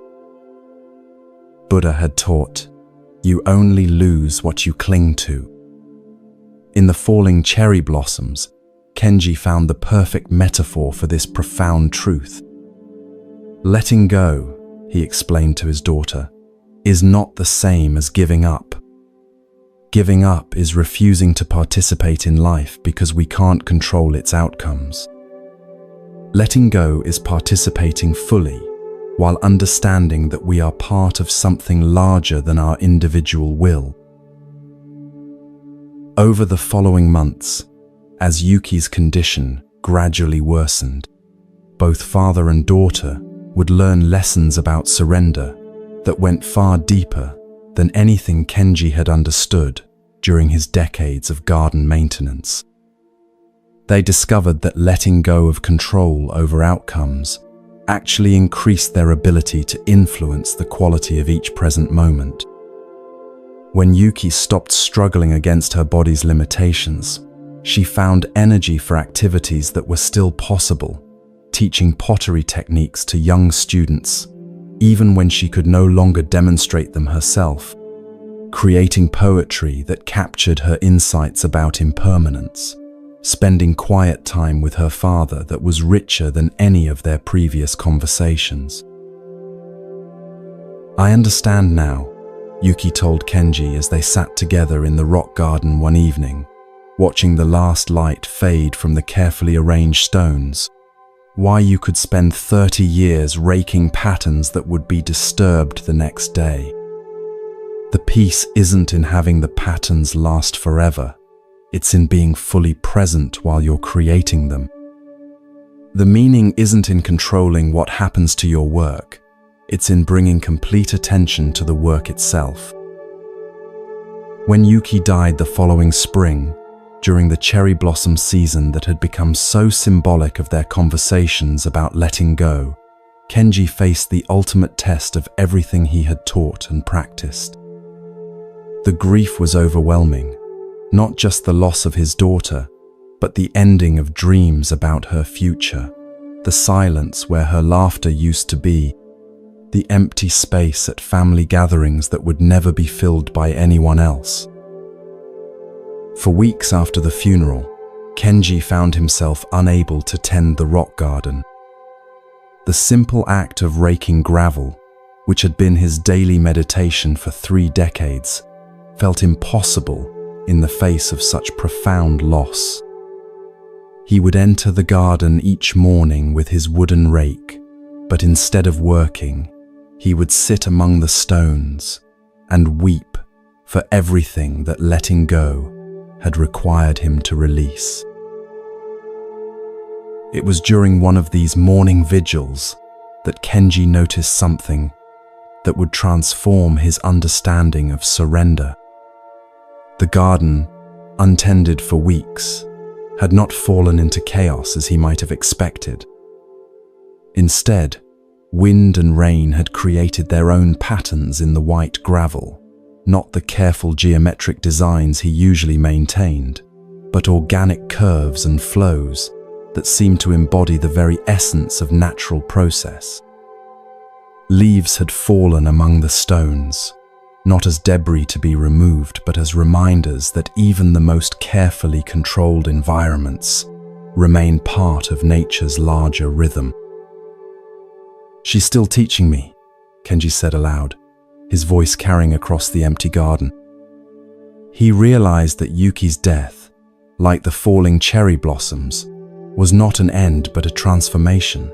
Her influence on his life would continue in ways he could not control or predict, just as the garden's beauty persisted even when he was not actively maintaining it.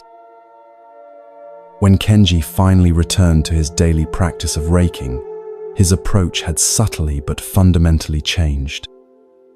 Instead of imposing rigid patterns on the gravel, he began working with the natural formations that weather had created, enhancing rather than replacing what was already there. Instead of viewing wind and rain as disruptions to be corrected, he saw them as collaborators in an ongoing work of art that was larger than any individual's vision.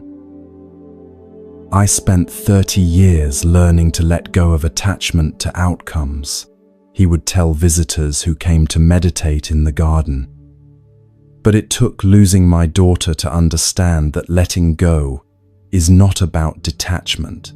It's about participating in something so much larger than ourselves that our individual control becomes irrelevant.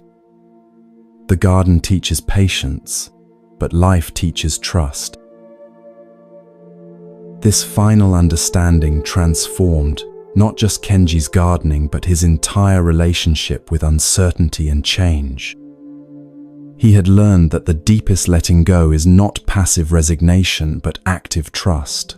Faith that life has an intelligence and direction that individual effort can serve but cannot command. Like a river that accomplishes its journey to the sea, not by forcing its way through obstacles, but by finding the path of least resistance, human life achieves its greatest purposes when we align our efforts with forces larger than our personal will. In our modern world, this principle applies to every area where we exhaust ourselves trying to control outcomes that are fundamentally beyond our influence. In relationships, we can give our best effort to love and communication while accepting that we cannot control how others respond or how relationships evolve. In careers, we can work diligently and skillfully while understanding that success depends on countless variables beyond our individual actions. In health, we can make wise choices about diet, exercise, and medical care while accepting that aging, illness, and death are natural processes that unfold according to their own timing. The practice of letting go begins with distinguishing between what we can and cannot control. We can control our effort, our attention, our choices, and our responses to circumstances. We cannot control outcomes, other people's decisions, natural events, or the timing of results. When we focus our energy on what we can influence while accepting what we cannot, we discover a kind of effectiveness that fighting against reality makes impossible. This doesn't mean becoming passive or abandoning goals.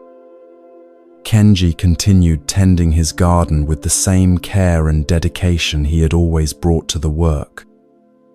What changed was his relationship to the results. He found satisfaction in the process itself, rather than needing specific outcomes to feel successful.